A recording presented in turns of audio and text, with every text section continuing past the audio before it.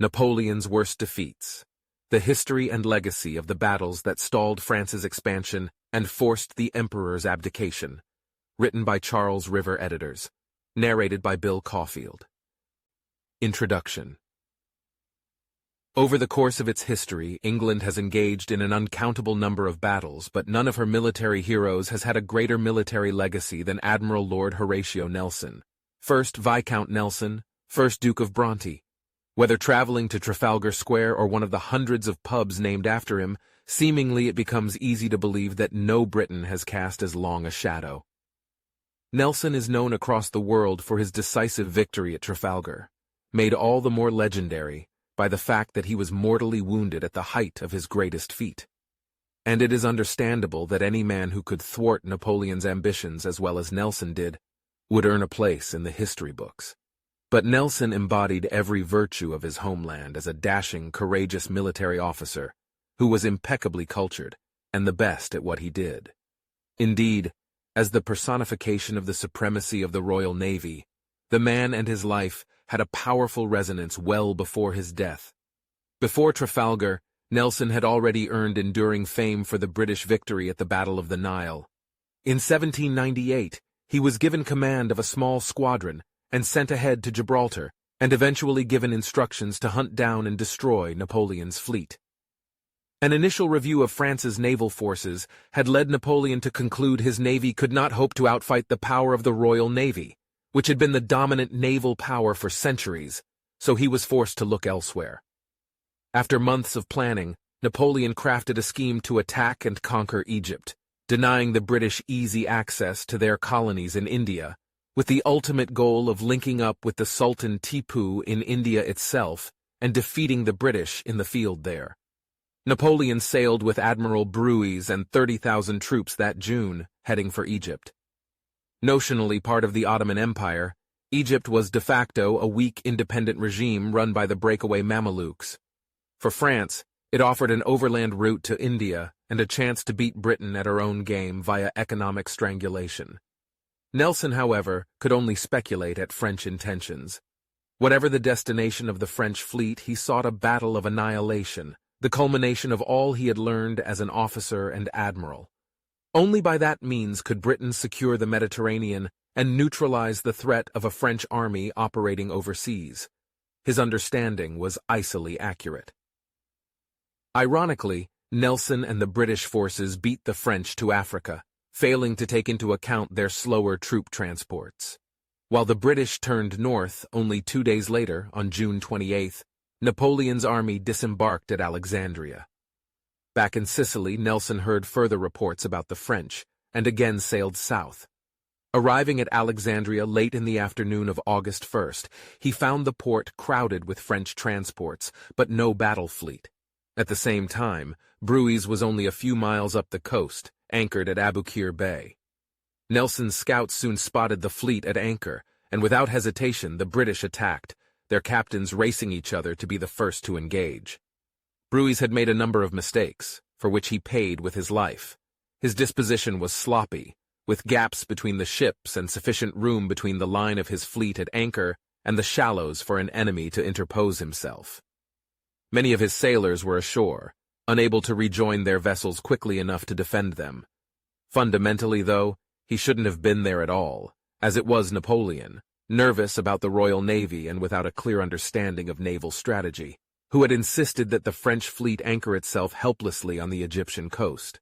A patrolling French fleet at sea would at least have had a chance against Nelson. As it was, they were sitting ducks. Once the HMS Goliath discovered that there was sufficient depth inshore of the French to squeeze past, others followed. The result was that the British fleet slowly moved down both sides of the stationary French line, wreaking havoc as they went. Many of the French sailors were missing, and even when fully crewed, the French Navy in 1798 could not match the Royal Navy for rate of fire. As night fell, the carnage continued, and Nelson himself suffered a flesh wound to the head and had to be carried below, returning once he had been patched up. The French flagship L'Orient eventually blew up with her mortally wounded admiral aboard. It was the battle of annihilation Nelson had sought. Of 13 French battleships engaged, 2 were destroyed and 9 were captured. British losses were negligible, with no ships lost and about 900 killed or wounded. French casualties were at least 2,000, with thousands more captured. The French Mediterranean fleet had been wiped out, and Napoleon's expeditionary force was now stranded. In addition to being unable to be reinforced or supplied by sea, his ambitions to establish a permanent presence in Egypt were further frustrated by a number of uprisings. Early in 1799, Napoleon advanced against France's erstwhile enemy, the Ottoman Empire, invading modern Syria, then the province of Damascus, and conquering the cities of Gaza, Jaffa, Arish, and Haifa. However, with the plague running rampant through his army and his lines of supply from Egypt stretched dangerously thin, Napoleon was unable to destroy the fortified city of Acre and was forced to retreat. The retreat cost him almost all of his wounded as, harassed by enemy forces, he was forced to abandon most of his casualties to the Ottomans' mercy, or lack thereof. Most of the wounded were tortured and beheaded. Upon returning to Cairo, Napoleon finally received dispatches from France which, with the Mediterranean rife with Royal Navy vessels, had been severely delayed. The dispatches told of renewed hostilities with Austria and her allies, and a series of defeats in Italy, which had virtually annihilated all of Napoleon's previous hard-won gains in the Italian peninsula. Leaving his army under the command of his subordinate General Kleber, Napoleon took advantage of a lull in the Royal Navy blockade and embarked upon one of his remaining ships. He set sail for France, determined to rescue her from this fresh wave of enemies. With Nelson's decisive victory, the Royal Navy had once again asserted itself as the dominant power in the Mediterranean. At the same time, Nelson's inability to intercept Napoleon at sea allowed the French transports and ground forces to survive unscathed, and they eventually made their way back to France. The stage was now set for over a decade of massive campaigns and battles that would lead to an even more famous victory for Nelson. Over the course of its history, England has engaged in an uncountable number of battles, but a select few have been celebrated like the Battle of Trafalgar, one of the most important naval battles in history. Before the battle, Napoleon still harbored dreams of sailing an invasion force across the English Channel and subduing England, but that would be dashed on October 21, 1805 by a British fleet that was outnumbered and outgunned. That morning, Nelson's fleet, 27 strong, bore down on the Franco-Spanish fleet, approaching at right angles in 2 columns. French Admiral Pierre-Charles Villeneuve's disposition was conventional, a single line of battle, ill-formed due to the very light winds and the poor seamanship of many of the crews. Traditional naval warfare strategies called for approaching an enemy fleet in one line and then creating a parallel line that allowed as many guns as possible to fire. At the same time, that kind of line of battle allowed for admirals to signal during battle, and it made retreating in an orderly fashion easier. After all, if an enemy's ships pursued during a retreat, they would break their own line. The problem with that strategy, as Nelson saw it, is that the ability to retreat meant fighting a decisive naval battle would be made much more difficult. Thus, at Trafalgar, he employed a completely innovative strategy. The British plan was to punch straight through the enemy line with 2 approaching columns of ships, which would cut the Franco-Spanish fleet's line in 3, prompting the melee that they knew would capitalize on their tactical superiority. At 11:45 a.m., the victory hoisted Nelson's famous signal, "England expects that every man will do his duty." While Nelson led one advancing column, the second column was led by Admiral Cuthbert Collingwood in the Royal Sovereign, and Collingwood told his officers, "Now, gentlemen, let us do something today which the world may talk of hereafter." By the time the Battle of Trafalgar was finished, Nelson had scored arguably the most decisive victory in the history of naval warfare. The British took 22 vessels of the Franco-Spanish fleet and lost none. But as fate would have it, the man most responsible for the victory in one of history's most famous naval battles did not get to enjoy his crowning experience. Nelson's tactics were bold and innovative, but they also unquestionably exposed the advancing column to merciless fire during the approach, especially the Victory, which was naturally at the head of the advance. Around 1 p.m., the Victory herself was locked in combat with the French ship Redoutable when a sniper on the French ship's mizzentop took aim at Nelson from about 50 feet away. From such a distance, Nelson was an unquestionably conspicuous target, since he was impeccably dressed in his finest military attire. It was a habit that had caused great consternation before among his men, who had asked that he cover the stars on his uniform so that enemies wouldn't recognize his rank. Nevertheless, Nelson insisted on wearing them, famously countering, "In honor I gain them, and in honor I will die with them." The impact of Trafalgar cannot be overstated, as it literally set the stage for the rest of the Napoleonic era. Unable to invade England, Napoleon was limited to conducting war on the European continent. By 1812, he had succeeded in subduing most of his enemies.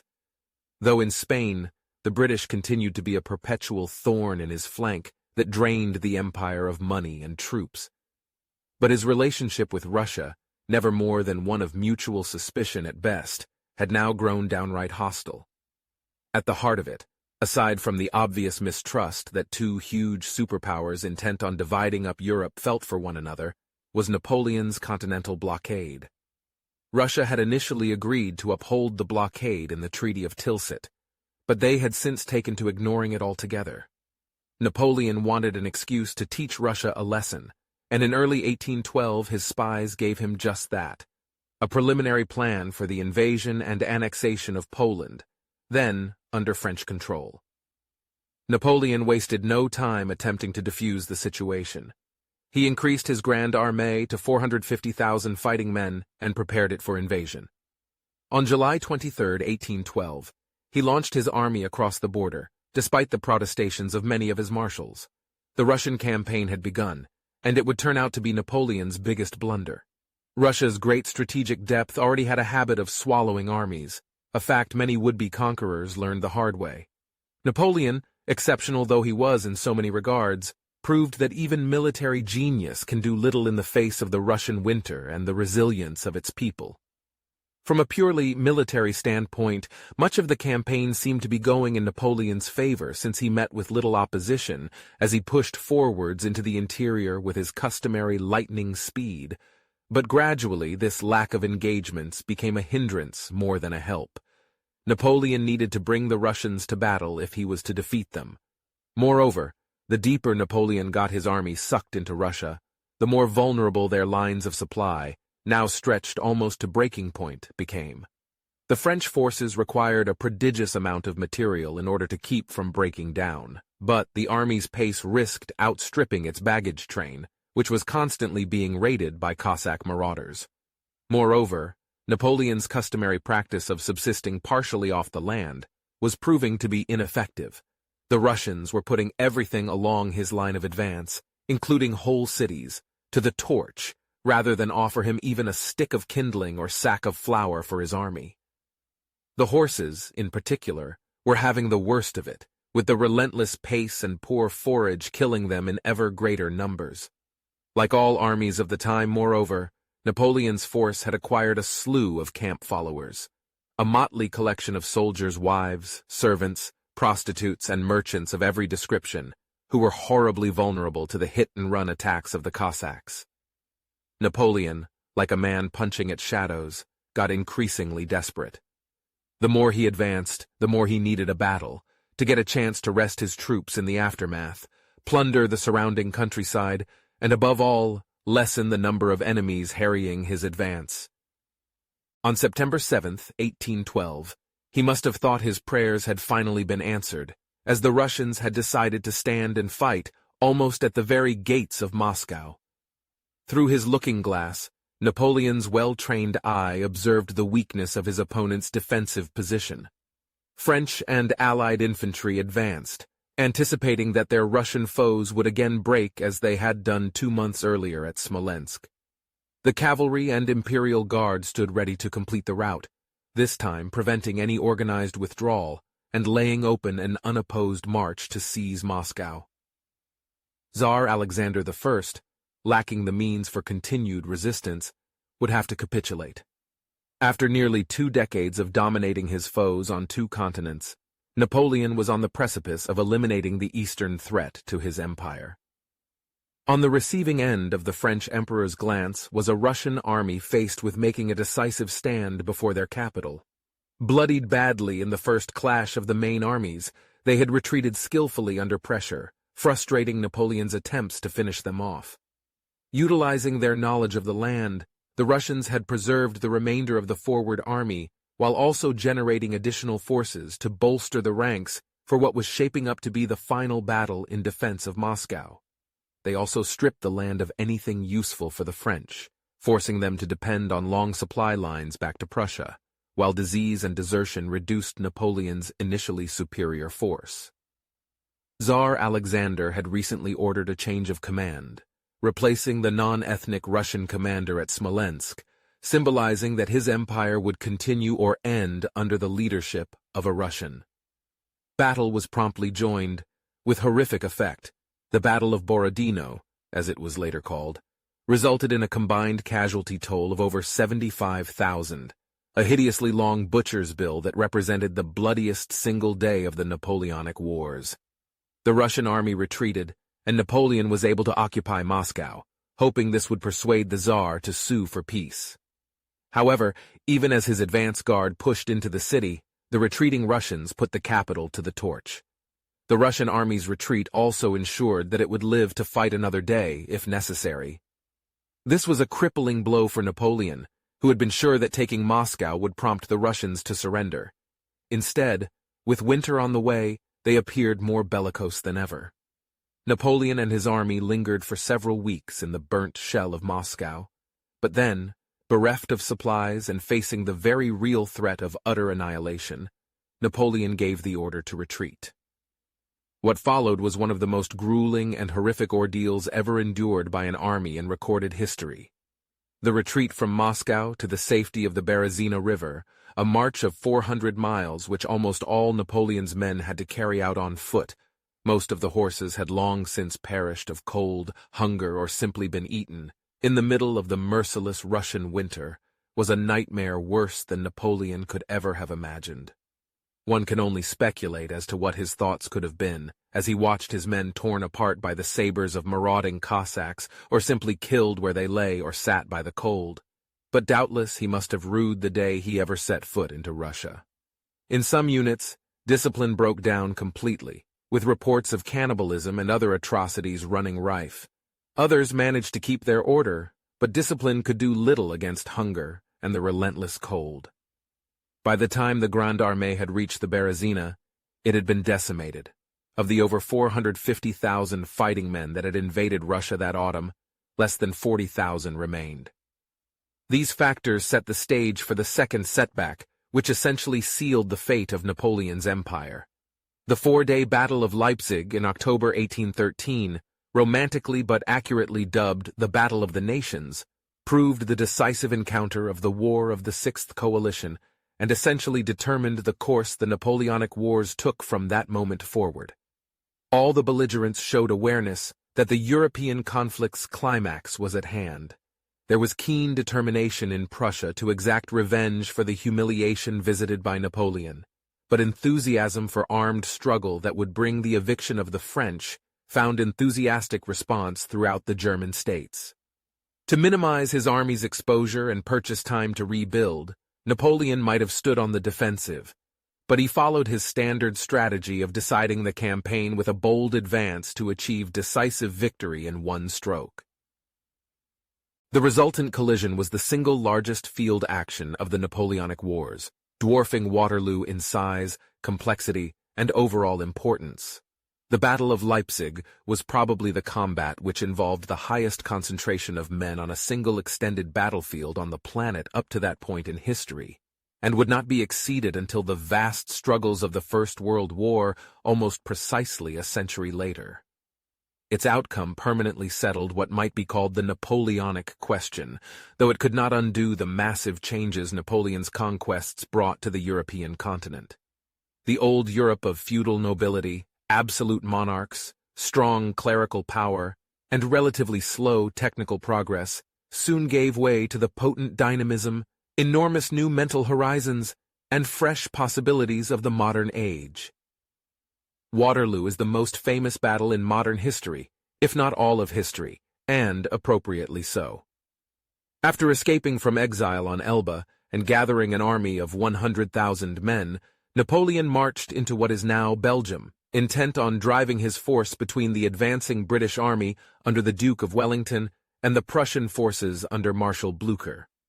It was the kind of daring strategy that only Napoleon could pull off, as he had at places like Jena and Austerlitz.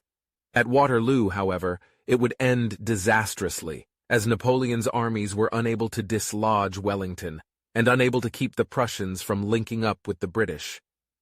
The battle would end with the French suffering nearly 60% casualties, bringing about the end of the Napoleonic Wars and the restructuring of the European map. Simply put, the next 200 years of European history can be traced back to the result of the battle that day in June of 1815. Napoleonic Warfare. The warfare of the Napoleonic era revolved around three fighting arms: the infantry, cavalry, and artillery. Infantry tactics and equipment had not evolved substantially since the early 18th century, and the foot soldier of Waterloo looked and fought a lot like his counterpart of 100 years earlier. The standard weaponry was a smoothbore musket and bayonet. The muskets were largely inaccurate at anything over 100 yards and were at their most effective at under 20 yards. Tactics were mostly linear, relying on massed firepower and shock action, and one of the innovations of the age were the formation of infantry squares to resist cavalry attack. The armies marched in columns before deploying in line, but the French in particular sometimes attacked in column. Light troops, or skirmishers, would swarm ahead of the main line and in closer terrain like woodland. Some of these units had rifles, with a slower rate of fire but much greater accuracy and range. Infantry, as they are today, remained the backbone of any army, vital for anchoring a position and holding ground. The cavalry, which were numerous on the Napoleonic battlefield, were broadly divided into heavy and light types. The heavies were trained for shock action, charging into melee, ideally against shaken or broken infantry. Light cavalry, as well as having a reconnaissance and skirmishing role off the battlefield, were faster and more mobile. Some would act as mounted skirmishers, using short cavalry carbines. Others would seek opportunities to harry a retreating foe, or occasionally were used like the heavies to charge formed units. Most cavalry carried a sword and pistols or carbine. Some light cavalry, particularly in the French and Prussian armies, were equipped with fearsome lances, a terrifying and deadly weapon against broken infantry. Field artillery came in two types, horse and foot. The period also saw extensive use of heavier siege guns, though these immobile weapons were not to be a feature of the Waterloo campaign. Horse artillery was designed to keep up with and support cavalry units, with every man mounted and sufficient horses to pull the guns and caissons at a relatively rapid pace. This speed also gave such batteries the ability to dash forward and offer direct offensive support during infantry attacks. Foot batteries were similar and more numerous, but less easy to move around the battlefield. Napoleon had himself been an artillery officer, and it is therefore no surprise that the French artillery arm was the best of its day. French guns were lighter, more numerous, and more standardized than those of the Allies.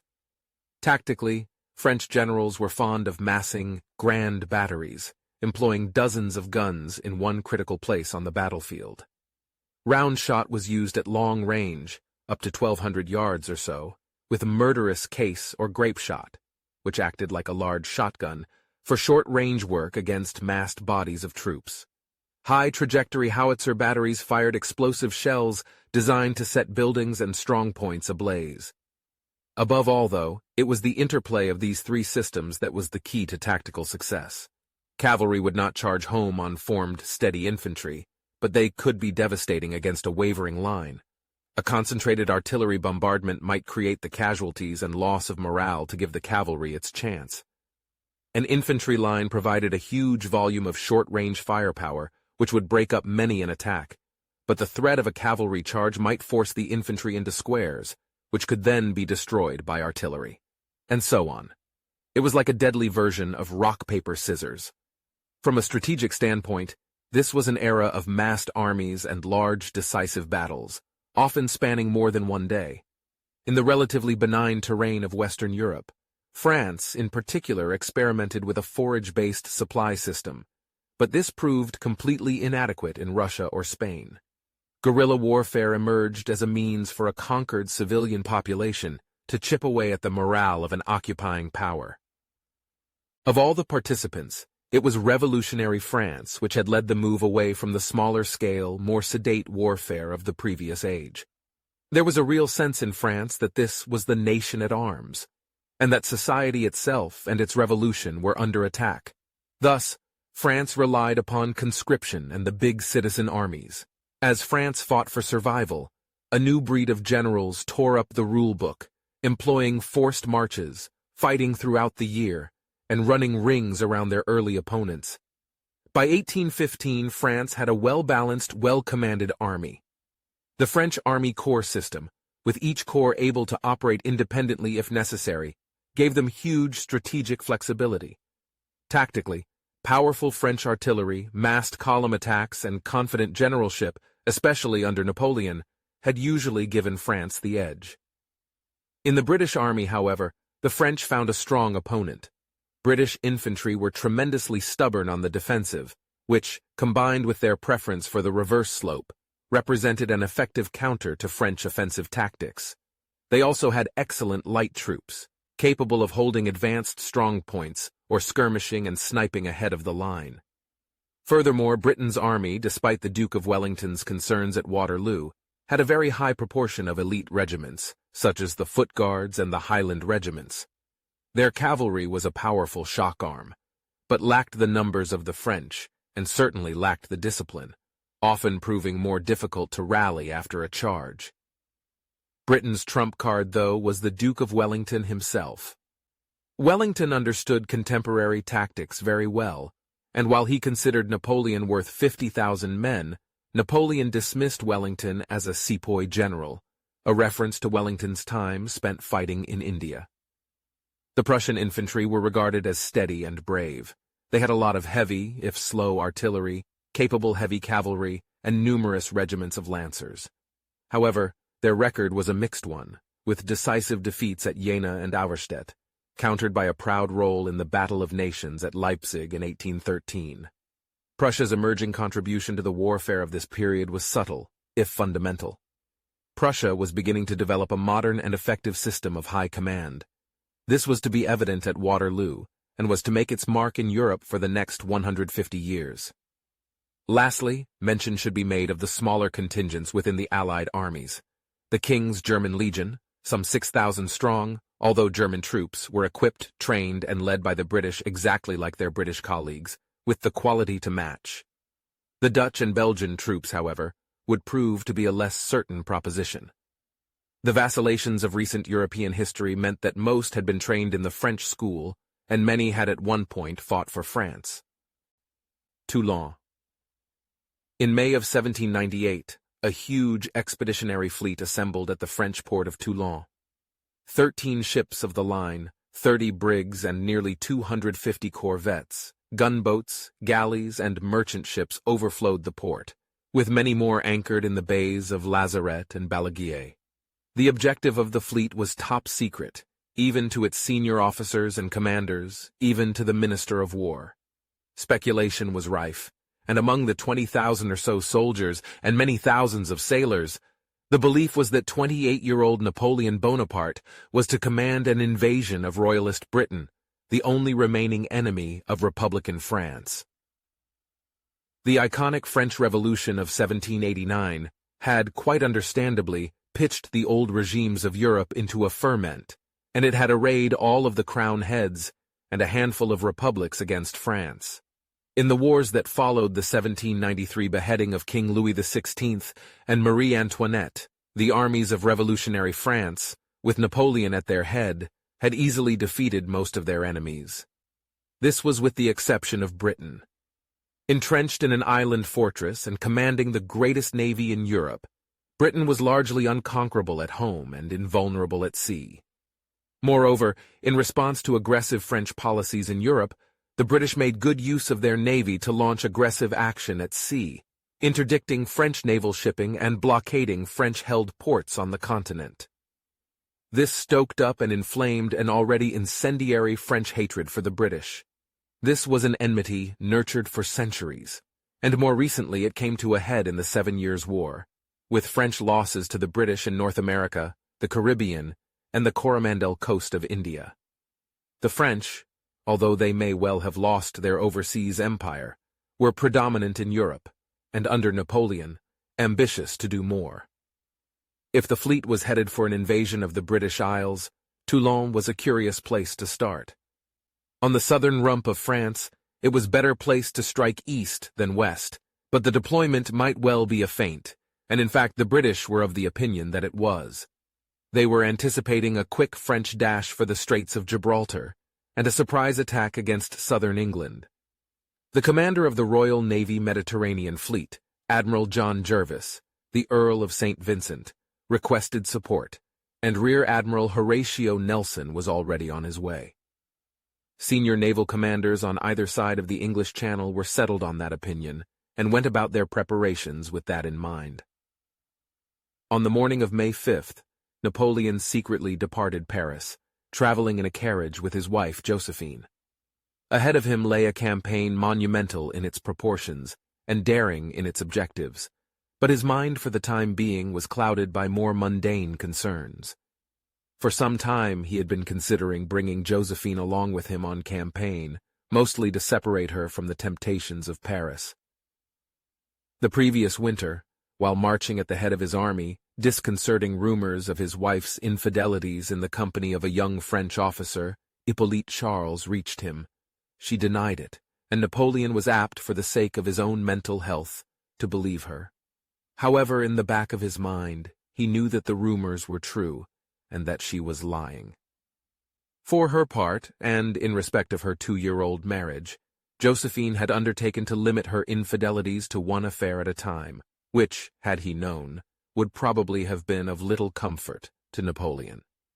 In the end, he decided that she would remain behind. On May 9th, 1798, he made his appearance in Toulon, and passed in review of his Republican troops. In a speech delivered before the ranks, he gave no definite hint of where the expedition was headed, but he promised adventure and booty, and upon their return, land. "The immortal Republic forever!" Thus rang the cry from the ranks, and that evening a tree was planted in the gardens of the Commune, a tree of liberty, with the inscription, "It grows every day." Several days of inclement weather in the Mediterranean delayed the departure of the expedition, which only increased the speculation in regards to its destination. On the evening of May 18th, Napoleon boarded his flagship L'Orient, and the following day, the squadron set sail. It became immediately clear that the destination was not west but east, and again speculation was rife. This time it was Sicily that was the most discussed destination, which then became Corsica, as Sicily was passed, and then Malta as the fleet slipped past Corsica. Malta, a tiny island in the eastern Mediterranean, was the home of the Knights of St. John of Jerusalem.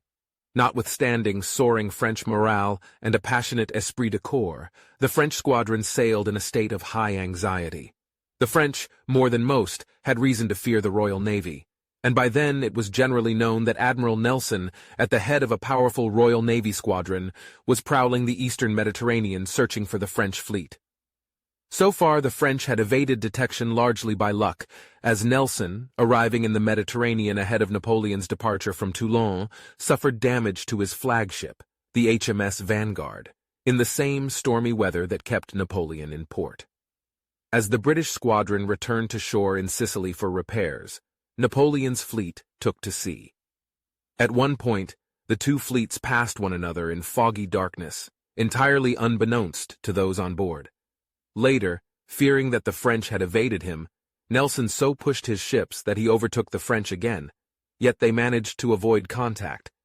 It seemed as if the two fleets were destined to elude one another on the wide expanse of water, at least for the time being. By then, the French fleet had made a rendezvous with an additional maritime force in Corsica, swelling the expedition to some 36,000 men. This included 276 officers, 28,000 infantrymen, 2,800 cavalrymen, 2,000 artillerymen, almost 1,200 military engineers, and 900 physicians, pharmacists, nurses, scientists, artists, and writers.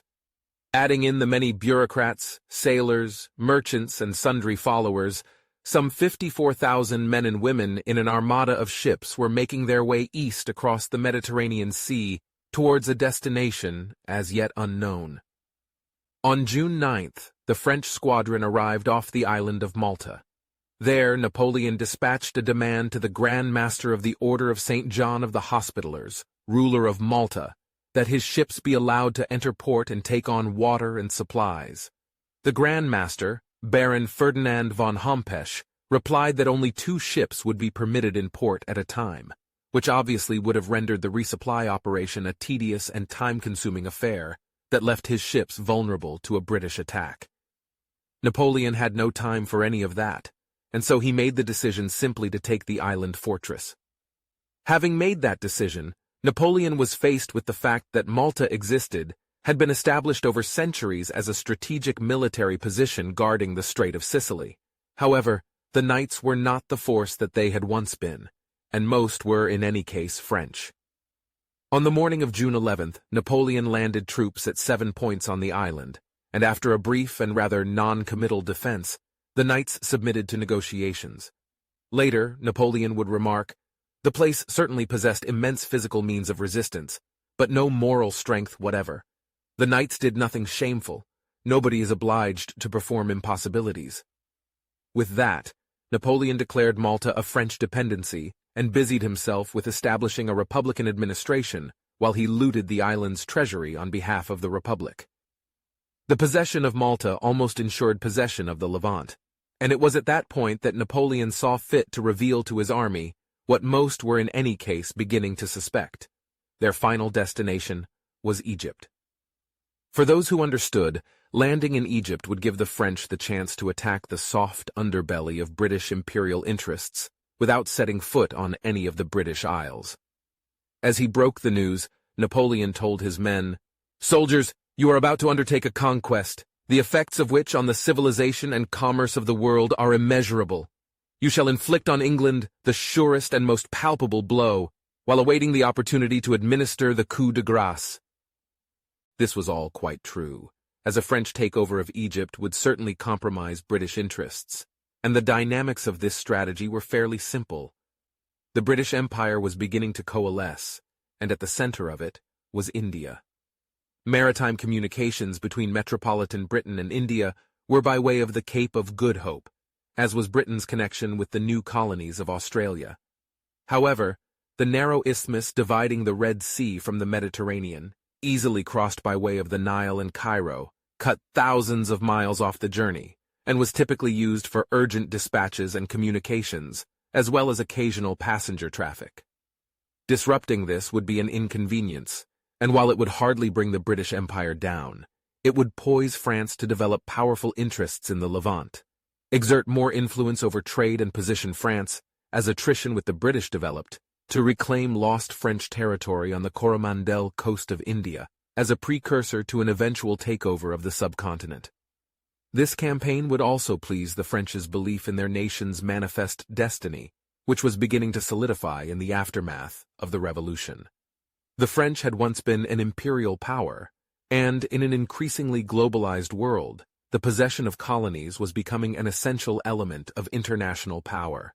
France desired colonies, and the southern Mediterranean lay very much within the scope of French interests.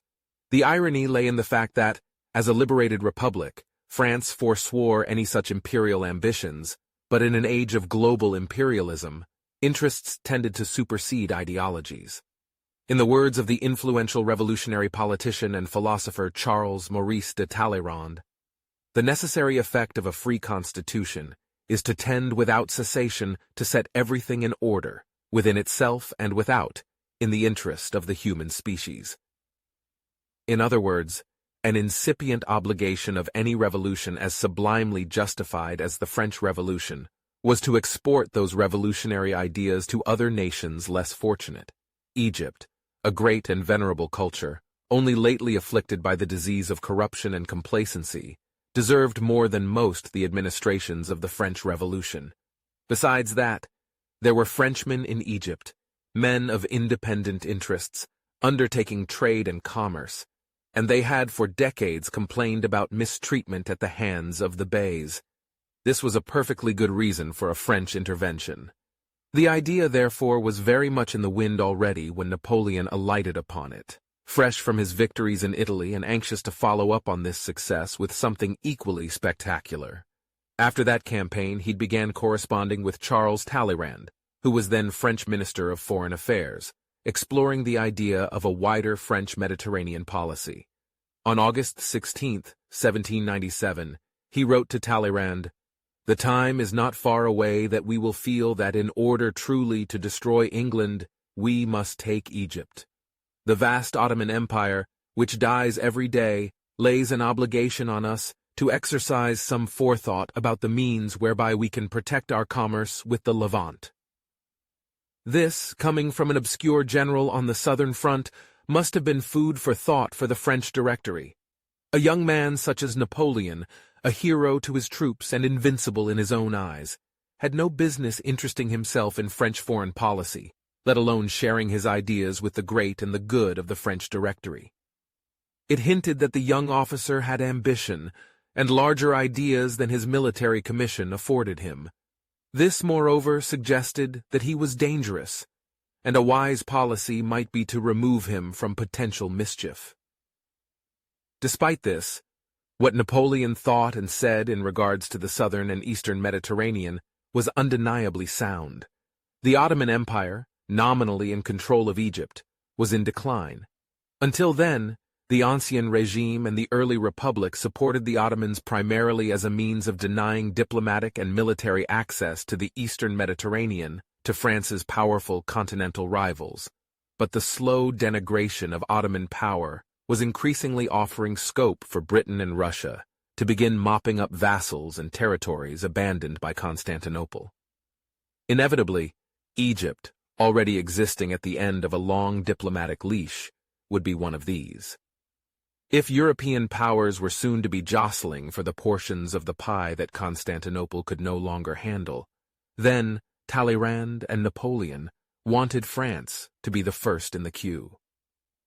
For reasons of inherent volatility, the French Directory presided over a divided and unstable government, which was naturally wary of the focus of military power that Napoleon now represented. Napoleon was also forthright and unabashed in his dissatisfaction with the Republic, although he was careful to frame his comments in loyal Republican language, and to never let it be openly observed that he was a critic of liberal democracy. Of the French public, he once remarked, "They need glory and the satisfactions of vanity, but liberty, they do not understand it in the least."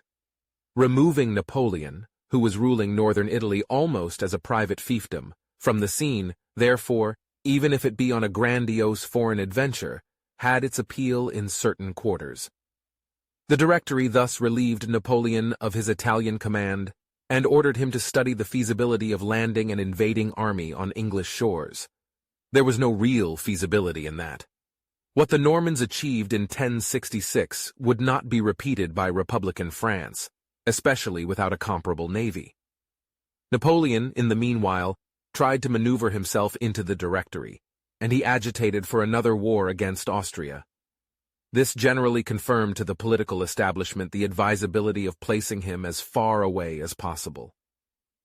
In April 1798, a commission led by Joseph Echasseriot the Elder, a prominent Republican legislator, examined the question of French colonial acquisition, pondering Sierra Leone and Cape Verde, but settling in the end on Egypt as an obvious outlet for the energies unleashed in France, and a safe preoccupation for populist generals.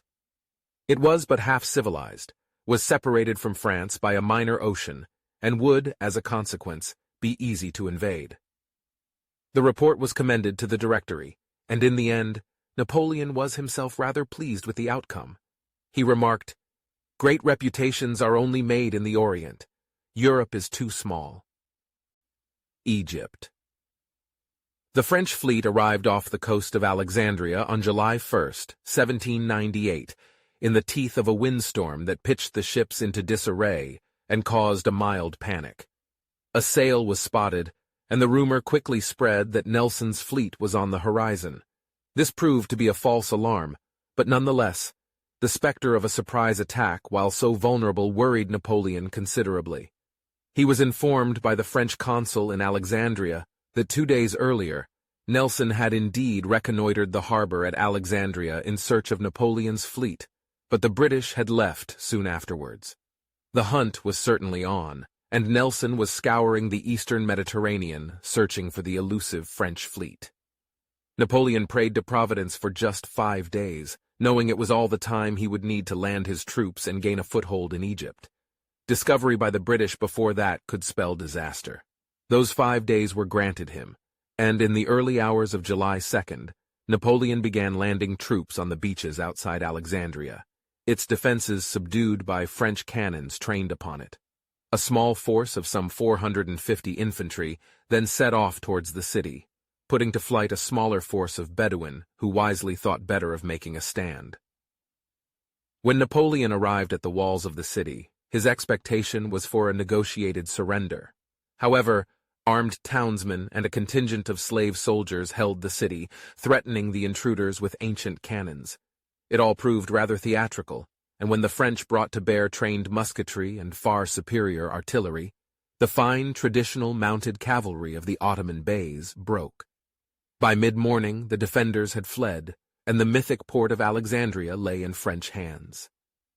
Napoleon established his temporary headquarters at the palace of the governor and set to work immediately. Within hours, Napoleon, for whom a minute wasted was a crime, called a meeting of city luminaries. He wished to reassure the townsfolk of Alexandria that the French would respect property and religion in exchange for an undertaking to submit to French rule. The matter was something of a fait accompli, and both sides were anxious for an agreement. This was achieved relatively easily, and the two sides parted company considerably happier. The population had initially remained defiant, fully expecting their city to be razed and their lives forfeit. But despite this, French troops were able to disembark and consolidate control over Alexandria. The worst that was reported was a French soldier or two being dragged into an alley and having their throats slit.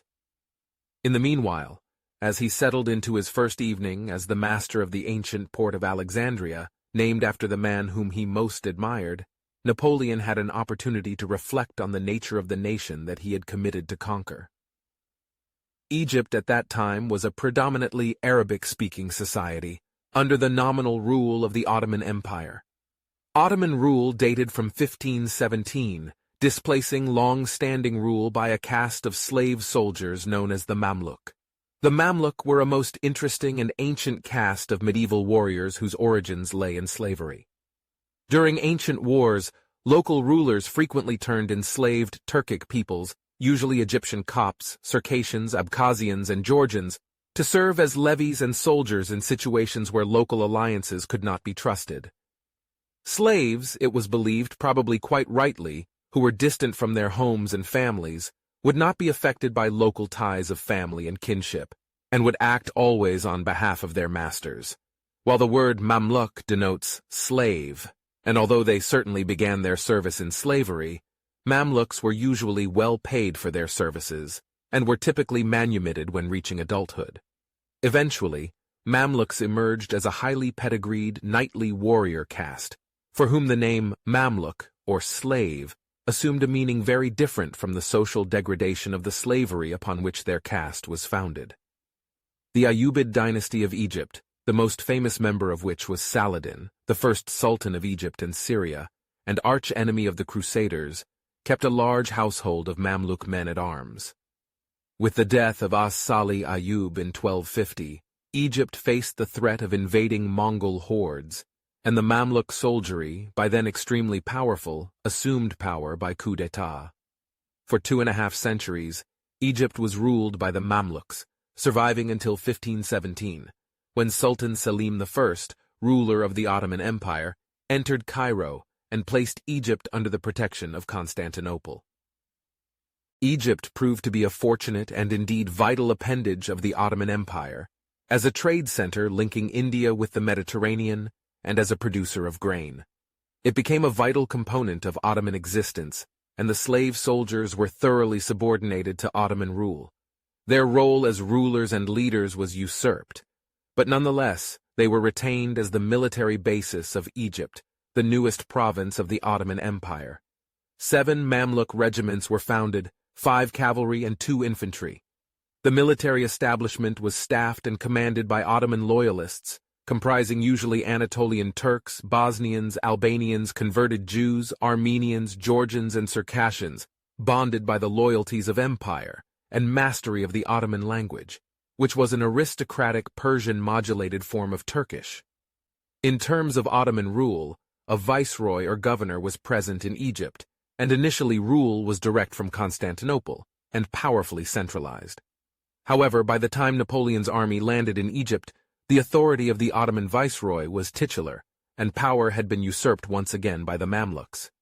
Egypt lay under the control of 2 Mamluk chieftains, Ibrahim Bey and Murad Bey. Of the two, it is Ibrahim Bey who is listed by most encyclopedias as Egyptian ruler of the period, although not as an appointee of the Sublime Porte. When their owner, Mehmet Ebu Zahab, died on campaign in 1775, Ibrahim and Murad established themselves as the paramount beys of Egypt, consigning the Ottoman viceroys to a subordinate position. The two were of Georgian origin, and thus the Georgians became paramount in Egypt, retaining strong ties to their homeland, which, as Russia expanded into the Caucasus, lay increasingly within the sphere of influence of St. Petersburg. Russian alliances were explored, and it became likely that Russia would establish some degree of control over the region. Facing the difficulty of recruiting enough Mamluks locally to maintain the purity of the military elite, a brigade of 500 Russian troops were introduced into Egypt in 1786. This was all in the way of setting the tone for things to come. The two powerful beys were not by any means united, and throughout their shared power, they were consistently engaged in a war of intrigue and political maneuver that from time to time broke out into violence. Officially, the Mamluk army in Egypt comprised 60,000 men-at-arms, in a position to take to the field at any time. This was certainly not the case, and notwithstanding spirited adherence to military culture, there were in fact only about 6,000 mounted and ready Mamluks ready to confront the invading French forces. These were aided in battle by Bedouin levies of wildly fluctuating numbers, although the Bedouins were apt always to back the winning side, and to switch sides if the tide seemed to be shifting. They were, as a consequence, loyal only to their own interests, and fought on behalf of or turned against any at any time. When Napoleon entered Alexandria, the Mamluks retreated, the Bedouins switched sides, and the citizen militias melted away. Ibrahim Bey and Murad Bey then consolidated their forces and met in Cairo to consider their response to this invasion. As warriors, their solution to the problem was war, and despite the improbable odds of victory, they were determined that they would fight. Meanwhile, as his army was disembarked and reorganized, Napoleon also began to consider his next move. He was not particularly impressed with Alexandria, which did not to his mind live up to its mythic origins or its reputation. Nonetheless, in Alexandria, he began to establish the rhetorical terms under which he would govern. These terms were rhetorical only because they were political, and not necessarily to be trusted, but they were nonetheless shrewd. In an effort to identify with the Islamic majority of the country, Napoleon claimed that the French were Muslim, insofar as they were Unitarian, and venerated the one God, attaching no particular importance to mothers, sons, and trinities as the Catholics did. What he meant by that is somewhat lost in translation, but nonetheless, he recognized the power of religion in Egypt, and if he had no particular intention of using it, then he certainly wished to avoid antagonizing it. As he put it, "If I governed Jews, I would raise the Temple of Solomon." He was also careful to identify local hierarchies and to place them under his control, interfering as little as possible with the traditional chain of command, but simply subordinating it to a French upper hierarchy, headed by himself. French identity was demanded in sashes and cockades, other items of uniform, and the tricolor was prominently displayed throughout the city.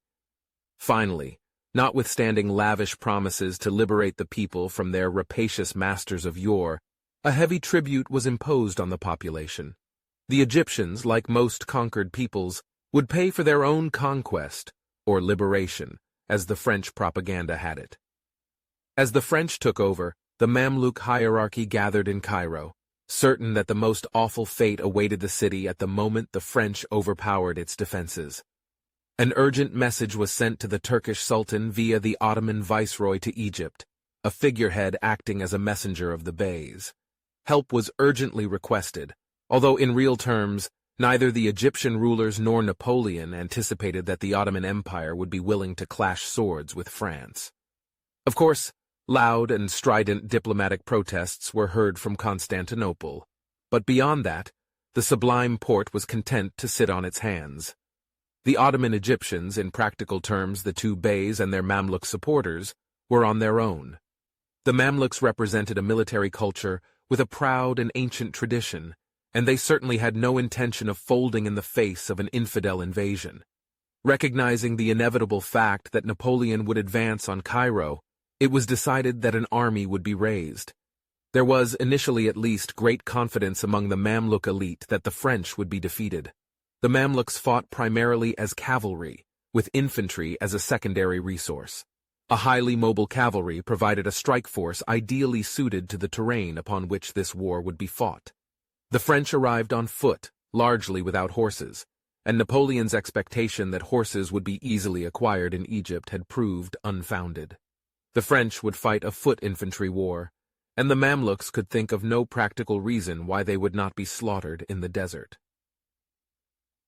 Napoleon had two reasons to waste no time in advancing on Cairo. The first was simply that he wished to deny the Beys the opportunity to prepare their defenses, but also he realized that Nelson would at some point appear with the British fleet, and he wished to be in command of the whole country before that happened. On July 5th, leaving just 2,000 troops to garrison Alexandria, Napoleon set off with the balance of his army towards Cairo. Two columns set off directly across the desert, while a third moved along the coast to take the port city of Rosetta, after which it would divert south to link up with the main divisions. The folly, or perhaps, as Napoleon saw it, the necessity of striking out into the Egyptian desert at the beginning of July made itself felt very quickly. In an effort to retain the secret of where the expedition was headed, Napoleon had ordered that no water canteens be issued, and they were not. Now, in the punishing head of the North African summer, French troops, dressed in flannels and boots, began to drop like flies from dehydration and heat exhaustion. By July 8th, the port of Rosetta was taken, and the French column assigned to that task was somewhat replenished. Amid the happier circumstances of marching down the west bank of a Nile tributary, it set off southwards to link up with the main French force. The conditions under which the two columns marched, especially the two divisions transecting the desert overland to Cairo, have often been held up as an example of Napoleon's curious duality when it came to war and soldiers. He was undeniably committed to the former, but he could often display a callous lack of concern for the fate or the suffering of the latter. The quartermaster François Bernoulli made this observation in his diary. "We were annihilated, but we had to march over this immense plain of arid sand in a climate far hotter than our own, without the benefit of a single shadow so that we might recover a bit and might be sheltered from the heat of the burning sun. In that overwhelming situation, we could not quench the thirst that was devouring us." When villages were passed, their wells were emptied in minutes. A litter of dead French soldiers lay in the path of the advance, with concentrations around the wells where the weaker were crushed or simply fell. A number of men simply shot themselves. Then, as the columns strung out over many miles, Bedouins began to shadow the French, snatching as many hostages as they could, killing others, and stealing what could be stolen. It took 4 days for the column just to reach the town of Damanhur, a settlement less than 70 miles from Alexandria. This advance cost the lives of 1,500 French troops, most of whom died of thirst.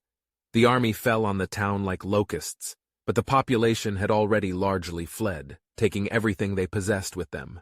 The occupation devolved into a desperate, thankless search for food and water for an army now beginning to resemble a vast column of refugees. Napoleon inevitably began to receive representations from his senior officers, warning him that a crisis was brewing in the ranks. There were some, General François Mireur of Montpellier as an example, who were quite forthright in urging Napoleon to abandon Egypt and to dominate the eastern Mediterranean by taking Sardinia or Naples instead. Napoleon had no sympathy for any of this. He would not be diverted, he said, and shortly after this unsuccessful encounter, General Mireur either shot himself or was ambushed by enemy soldiers. Meanwhile, in Damanhur, Napoleon was kicked in the thigh by a horse, leaving a bad contusion and worsening his mood even more. He took up residence in the home of the local mayor to recover, and his army continued to scavenge. The army remained in Damanhur for 2 days before setting out once more, this time in the evening, to avoid the worst of the desert heat. Within 10 miles, the first units began entering the river settlement of Romania, and for the first time they had access to abundant fresh water. Dysentery would sweep the ranks soon afterwards, but for the time being, the worst of the thirst was at least over. A few men, in their eagerness, waded in too deep and were taken by crocodiles. After torching Romania, the French forces then marched a short distance back into the desert and established camp in infantry squares in preparation for the increasingly inevitable Ottoman-Egyptian launch of lightning cavalry attacks. There they waited for French transports to come up the Nile with supplies and munitions, waiting also for the 3rd Division to rendezvous from its conquest of Rosetta. On July 12th, Napoleon passed in review of his troops and delivered a speech warning that hardships yet remained, and that a battle remained to be fought before Cairo. There, he promised his men that, "We will have all of the bread we want." That evening the army was on the move again, this time heading inland to the settlement of Shubra Khit, a few miles downriver from Romania, and it was there that they caught sight for the first time some of Murad Bey's cavalry. For most French soldiers, this was their first sight of a Mamluk cavalryman, magnificent and medieval. The Mamluk were supremely confident, resplendent as they were in armor, wielding fine but obsolete weapons, and mounted on their fast Arab horses. By comparison, the French, threadbare and exhausted, many soldiers with no buttons on their tunics after having found them to be an excellent currency, seemed defeated already. The battle that followed was relatively minor, and it was by way of testing French defenses. To the surprise of the Mamluk commanders, it revealed an obvious truth. For all of their abstract magnificence and their familiarity with the battlefield, tactics would win the day. As the Mamluks mobilized and commenced a charge, the French promptly formed up into squares, a disciplined maneuver, and by then a standard European infantry response to a cavalry attack. In essence, an infantry square comprised a division, its ranks between 6 and 8 deep, formed up into a square or a rectangle, with artillery, cavalry, and baggage in the center, and guns deployed at each corner. If the open desert was the terrain upon which the Mamluk cavalry had been born, it was no less ideal for the infantry square. Mamluk cavalrymen surged forward, and waiting until they could see the whites of their eyes, the French infantrymen, their Charleville Model 1777 muskets more accurate than anything the Mamluk had ever before seen, opened fire. For an hour the Mamluk cavalry charged the squares, and time and again they were beaten back with heavy losses. In the meanwhile, 3 French gunboats on the river added to the carnage, engaging a small Egyptian flotilla that came out to engage. As the attack showed signs of faltering, Napoleon ordered his troops on the offensive, relieving the French gunboats and driving the Mamluks back 100 miles to the town of Mbabe, on the southern outskirts of Cairo, where they regrouped and waited. The Battle of Shubra Khit was an inconsequential opening engagement that was no more than enough to burst the early confidence of the Mamluks. Only about 12,000 or 13,000 Mamluks were present at the battle, and with only 6,000 of their number mounted. Accustomed to overwhelming the untrained infantry of Egyptian villages with their spectacular displays and virtuoso horsemanship, the Mamluk cavalry was shocked at the outcome. This was something entirely different. A modern, professional, and trained army of disciplined soldiers was not easy to intimidate or overwhelm. For their part, the French were still impressed with the conduct of the enemy despite their shattering defeat. It was not typically part of the Gallic temper to compliment or pay tribute to an enemy, but even as they were shooting them down, French soldiers marveled at the sheer élan of these magnificently attired warriors from another age, riding to their deaths with almost suicidal disdain. Their horsemanship and their ability to fight on horseback mesmerized the French, but what they lacked was simply a cogent strategy to deal with the simple mechanics of a square. The effect of it must have been similar to the historic ancestors of the French, the Gauls, when meeting the Roman legions for the first time. Without a radical re-evaluation of tactics, defeat would be inevitable, and yet, the mindset of both soldiers and commanders remained frozen in another time. The Mamluks, waiting for Napoleon to catch up with them, were preparing an almost identical battlefield. As the Mamluks fled south and prepared a stand, local Egyptian villages, for whom the writing was now clearly on the wall, began to seek an accommodation with the French. Clearly, the wider population was adjusting to the reality that the Nile Valley had been conquered. Napoleon pressed on in pursuit of the retreating Ottoman Egyptians, bearing down relentlessly on Cairo. Once again, the army marched forward in square formation, 6 ranks deep, the artillery contained within. After the horrors of the desert crossing, the sharp victory energized the French army and made the soldiers confident. Napoleon promised everything to everybody once Cairo was reached, and a sense of dénouement gripped the troops as they bore down on the ultimate battle. The scene, despite its heroic depictions in the art of the campaign, which Napoleon fastidiously commissioned as a steady output of propaganda, was not pretty. Napoleon required as much as possible that his soldiers live off the land, and the commissariat of the entire expedition seemed to have failed or been misdirected. The lack of canteens for the simple purpose of carrying water was an obvious, rather unforgivable oversight under the circumstances, but there were many other complaints, too. The hardtack biscuits, for example, issued to the troops as campaign rations, were spoiled, and so food was scarce. An undisciplined pillage of the countryside resulted as the army marched through the countryside. Most of the infantry was by then dressed in the rags of uniforms, their brass buttons often cut off and exchanged for food. Napoleon himself subsisted on boiled lentils and sour biscuits, reading the signs as discipline began to crumble. He later wrote in his memoirs, "The evil was in the ferment of the mind." Numerous incidences of men refusing to obey orders were recorded, and discipline was harsh and arbitrary. In the end, Napoleon maintained control largely through the application of harsh discipline, backed up by inspirational exhortations. "Courage on the field of battle is insufficient to make a good soldier," he said. "It requires as well the courage to face fatigue and privation. Suppose I had the intention of journeying to Asia after the conquest of Egypt. To march in the traces of Alexander, I would need to have his soldiers."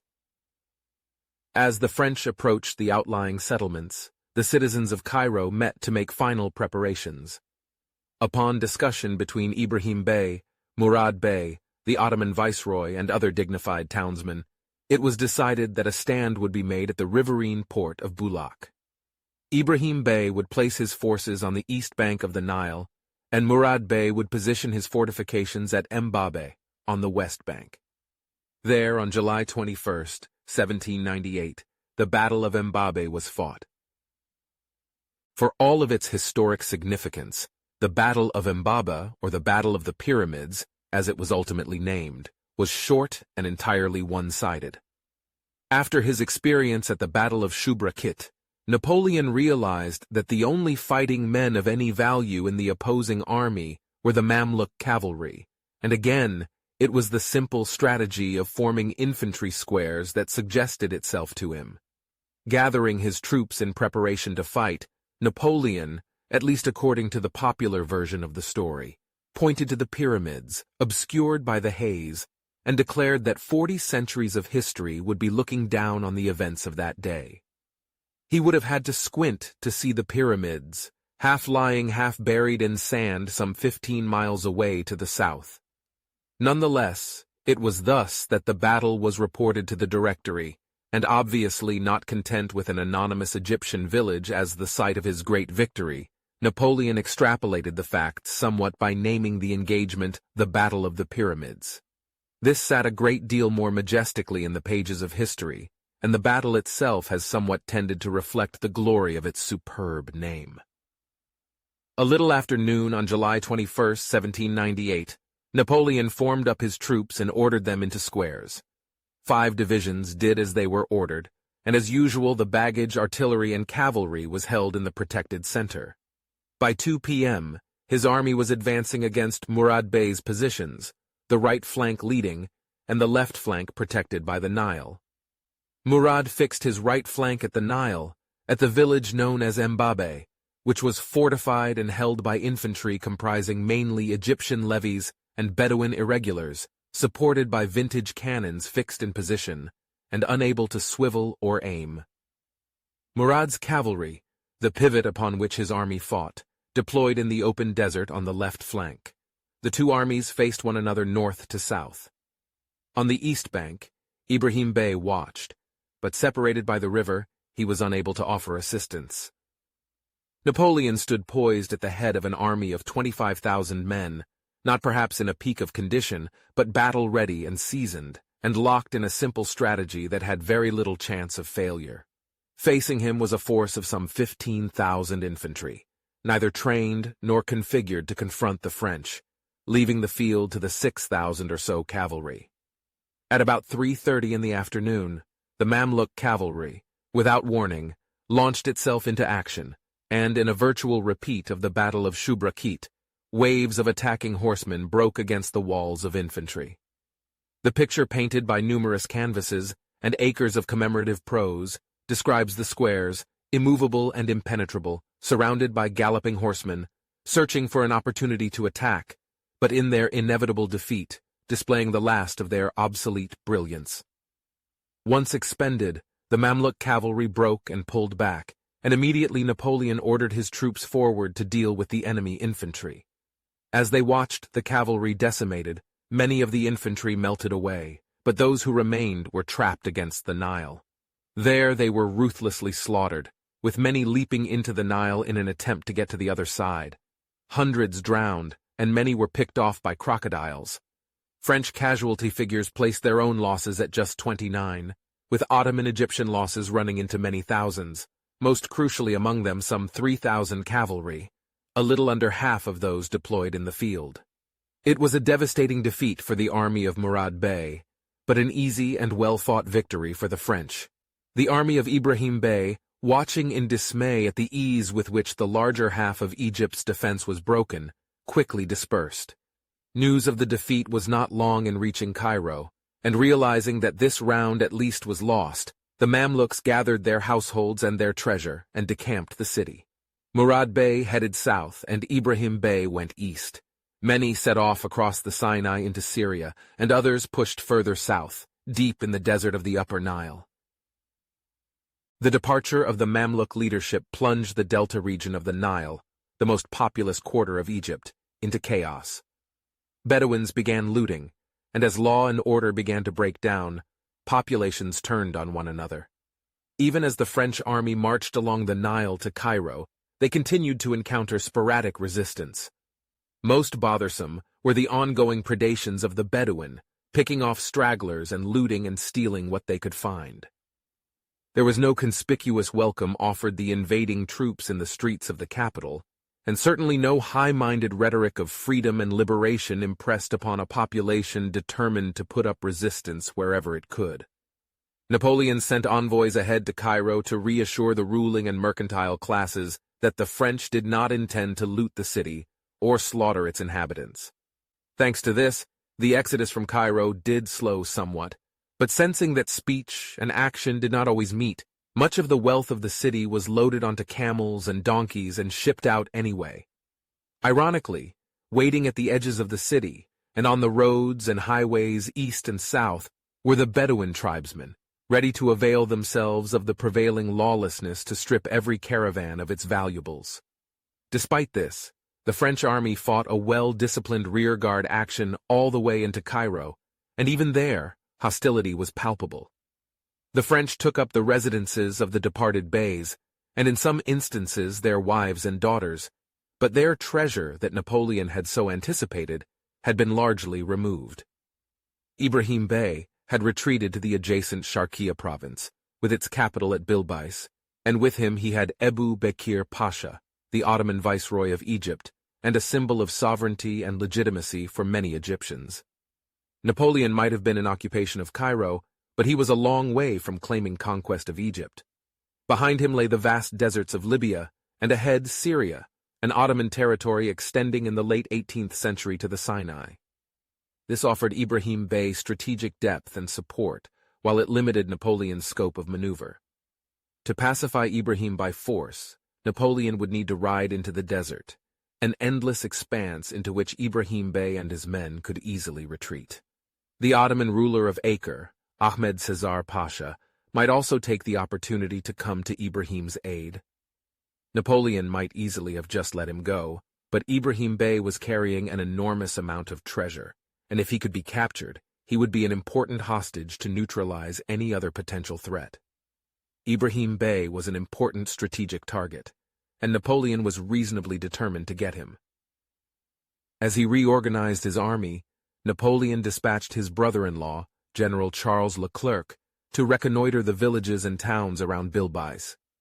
He was also ordered to warn everyone that any acts of insubordination against French rule would result in the destruction of their homes and villages.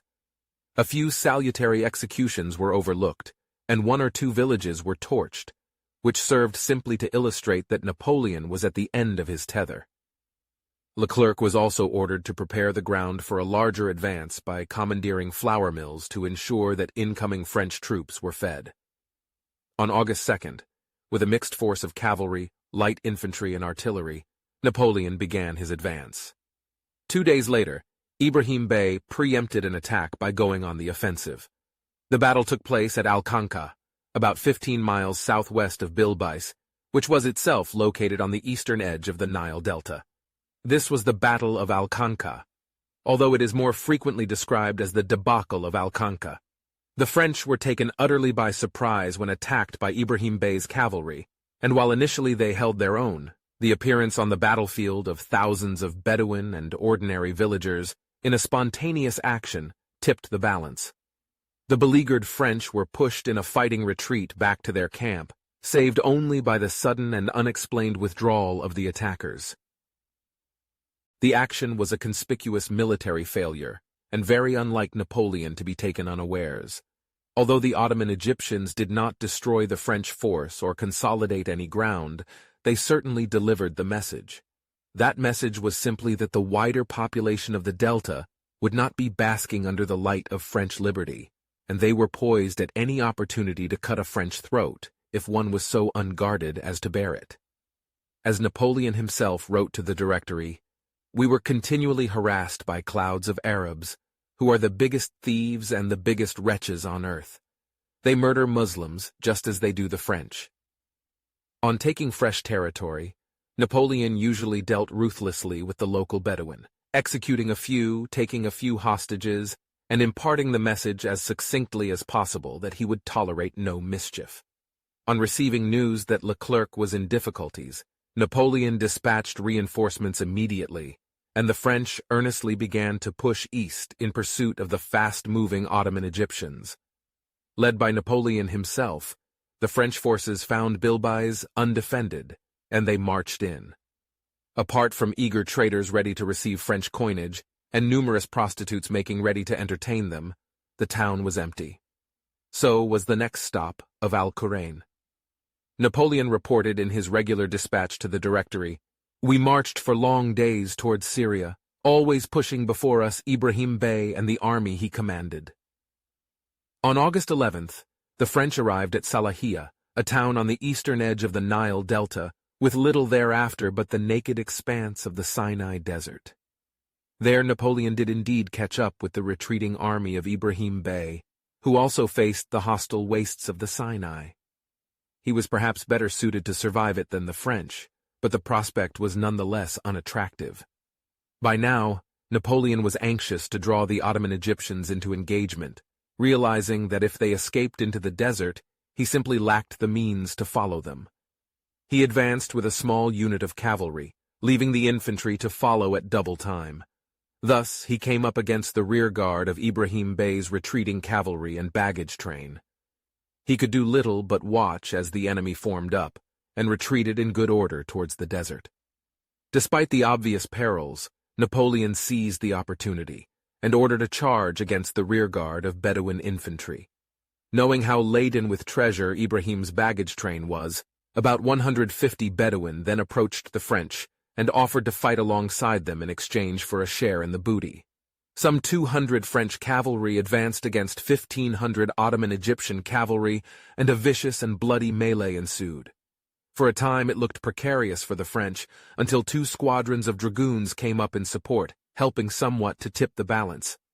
Under cover of the fighting, Ibrahim Bey limped off into the Sinai Desert, leaving several hundred dead, but slipping through Napoleon's fingers like sand. Napoleon sent forward a note inviting Ibrahim Bey to surrender, but the offer was ignored. Napoleon was left with a mouthful of proverbial feathers, while his enemy entered exile. It must have been an extremely frustrating moment for Napoleon, nurtured on victory and unaccustomed to being outmaneuvered. So far he had failed in the main objectives of the campaign: to turn Ibrahim Bey into a client of the French, to detain the Ottoman governor, and to capture the treasure removed from Cairo, all of which in combination would have granted him claim over Egypt. Nonetheless, the disappearance into the eastern desert of Ibrahim Bey and south into the upper Nile of Murad Bey drew a curtain on some 25 years of their rule over Egypt. Napoleon returned to Cairo, established his household, and began then to turn his mind to the government and administration of Egypt. He pictured a republic in his own image, structured along the lines of Republican France, but not necessarily with Republican French policies. He was also aware of what he had to work with, and he was rather shrewd in realizing the potential of indirect rule. And following a similar pattern to his conquest of Italy, he intended to make the conquered territories pay for their conquest and terrify them into submission. In each province he appointed a divan, an Ottoman term for a ruling council, which Napoleon pictured as a regional directory according to the current revolutionary pattern. Each of these divans would comprise 7 local representatives, answerable to a central directory headed by himself. Each province would also have a gendarmerie headed by an aga, commander, of the Ottoman Janissaries, elite Ottoman guard units, with a guard of 60 local men charged with keeping order. The governor of each province would be an appointed French general, providing a military leadership structure over an ostensibly democratic collection of committees. Egypt's population at this time was about 4.5 million, more than 3/4 of which were fellahin, or agricultural peasants, farming plots of land concentrated throughout the Nile Delta region. This represented the pastoral backbone of the Nile Delta, sustained by silt deposits left after the annual flood, and using an ancient and sophisticated system of irrigation. Although deeply contemptuous of these peasants, the first non-European peasants that he had encountered, Napoleon was forced to take into consideration the complex systems of land tenure that existed within rural society in order to impose taxation upon them. Land lay at the heart of the rural economy, and the rural economy at the heart of the national economy. Individual land tenure did not technically exist, because all the land was theoretically owned by the Ottoman Sultan. The right to tax villages and keep part of the receipts for themselves was bid for by the beys, with the bulk of revenues passed on to the government in Cairo.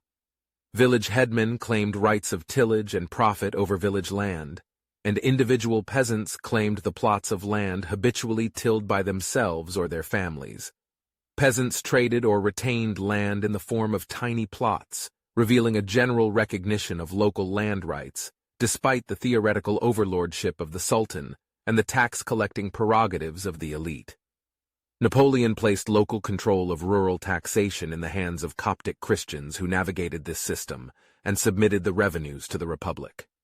These revenue agents were to hire as many collectors as needed, and they would have a French agent to whom they would report on the administration of finances. Having liberated the common Egyptians from the heavy weight of rule by the Beys, Napoleon promptly imposed essentially the same taxation on behalf of his own administration. The Coptic Christians were rewarded with rights under Islamic law and freedom to practice their religion, subordinate under national law to the Muslim faith. About 6% of the Egyptian population was Coptic, and traditionally, that subculture had exercised the role of revenue control under the Ottomans. In this regard, Napoleon did not particularly innovate. Throughout the Middle East, castes, clans, or religious minorities monopolized official or social roles and functions in society, be it in trade or administration. Needless to say, this offered the Copts, notwithstanding a certain vulnerability derived as a consequence, the opportunity to accumulate great wealth and influence. The system implied French favoritism towards Christians, followers of their own faith, which in turn implied a Christian takeover. The Muslim cleric Al-Jabarti recorded that upon French confirmation of the holders of rural fiefs, iltizams, in their titles, they invariably appointed Coptic Christians as tax collectors for these estates. They descended on the country like rulers and achieved their object with regard to the Muslims through beatings, imprisonment, and humiliation, and through coercive demands and frightening people with threats that they would call the French soldiers if the imposts they fixed were not paid immediately. All of this was through Coptic manipulation and wiles.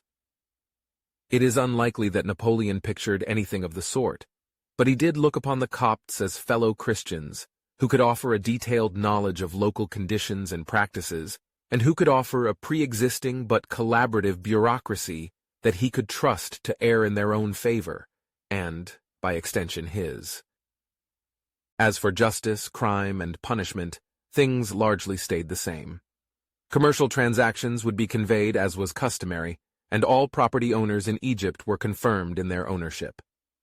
Religious endowments were retained, and since these were tax-free, an estimated 1/5 of arable Egyptian land was held by family, charitable, or religious purposes. Napoleon obviously had a longer-term vision for all of this, but for the time being, simply placing a cap of French control over established systems of administration made the most sense. Retaining religious rights and traditional systems of administration, law and order and taxation endeared the French to the ruling elites, and helped reassure the Arabic-speaking Muslim middle class of Egypt.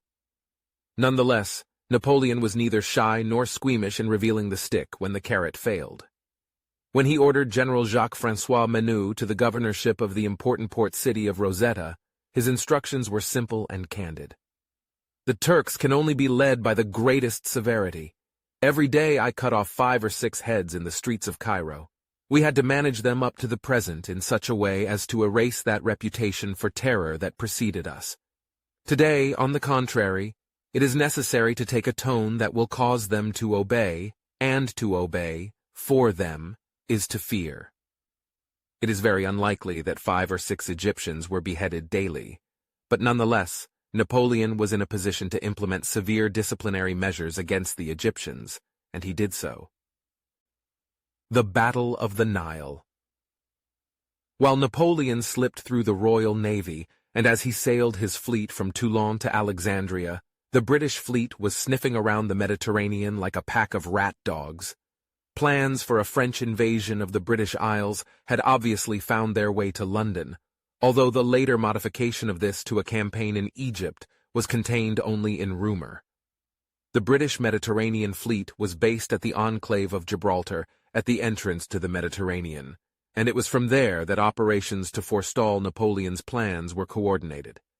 Commanding the British fleet at Gibraltar was Admiral John Jervis, Lord St. Vincent. In February 1798, months before Napoleon departed Toulon, Nelson arrived in Gibraltar to act as Admiral St. Vincent's deputy, and to assume command of operations against Napoleon's expeditionary force in the Mediterranean. This was a testing moment for Nelson, a precocious and brilliant 40-year-old rear admiral who was granted this appointment over the heads of many other more senior and experienced officers. Nelson was a prodigy, and this would be his proving ground. As a consequence, he was passionately interested in tracking Napoleon down and dealing decisively with his fleet.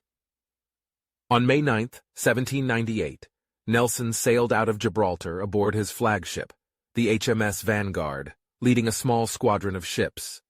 The same storm that delayed Napoleon's departure from Toulon struck Nelson at sea, and the squadron was dispersed. The Vanguard was dismasted, and so Nelson put into Sicily for repairs while the frigates returned to Gibraltar. News then reached the British that the French had set sail from Toulon, slipping through the scattered British blockade and successfully taking Malta as the first stage of Napoleon's plans. Nelson, although not specifically informed, guessed the sequence of Napoleon's campaign, commencing with the seizure of Malta, to be followed by an invasion of the Turkish Khedivat of Egypt. The corollary of this, quite naturally, would be to undermine and compromise the British in India, to dominate the Indian Ocean, and to restore French influence along the Coromandel coast. The prospect of this pitched Whitehall and the board of the British East India Company into a panic, and orders were issued that Napoleon had to be stopped at all cost. Once refitted, Nelson returned the HMS Vanguard to service, reinforced now by a powerful squadron that had recently arrived in the Mediterranean from England.